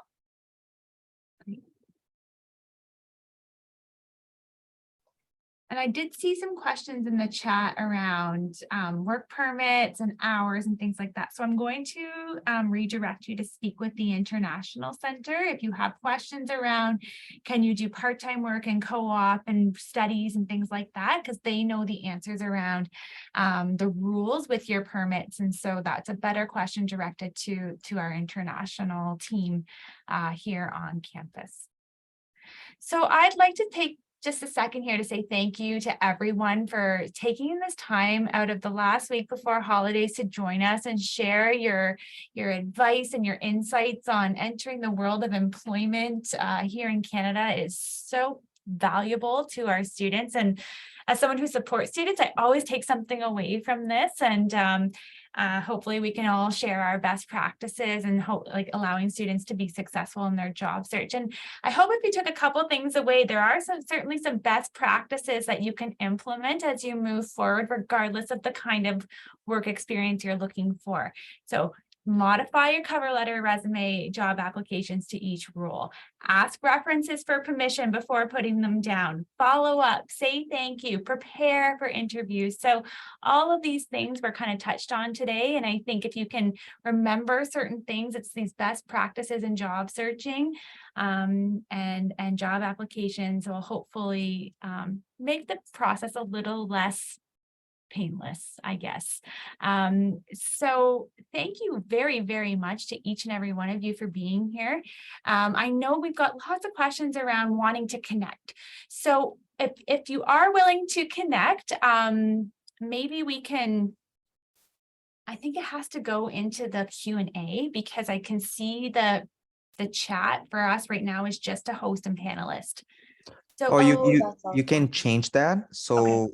You click on the host and panelists if you change that to everyone.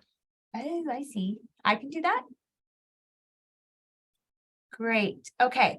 So for our employer panel, so if you are open to students to connecting with you or asking about opportunities or receiving resumes, if you're willing to share your information, please feel free. If not, no worries.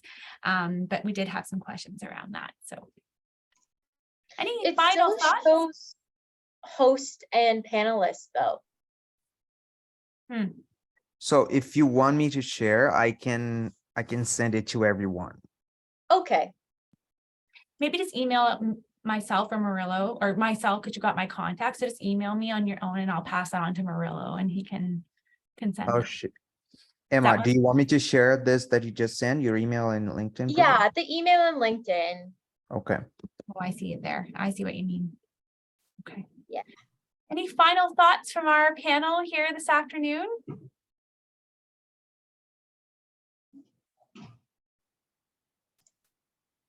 No, I just wanted to thank you all for your time and all the great discussion we had today. And one last thing I would like to say to the students would be to take initiative as much as you can. Just be out there, talk to as many people as you can, and this will help you a lot in your career and career growth. Great. Well, thank you, Laura, David, Emma, and Sonia. Again, super appreciative of you being here today. And I hope you all have a really nice holiday if you get some time off. And thanks to our students for hanging out for us for the day. They've been with us since about 9 o'clock this morning. So you've all been great, and congratulate yourself for taking this time to invest in this process. And we're here in D1063 as career services to support you. So don't hesitate to pop in and ask for help if you need it. Perfect. Well, good thanks luck, for having us. everyone. Yeah, good luck. Thanks so much for having us. Thank you. Take Thank care. you. Bye now. Thanks. Having us. Bye. Bye. Bye.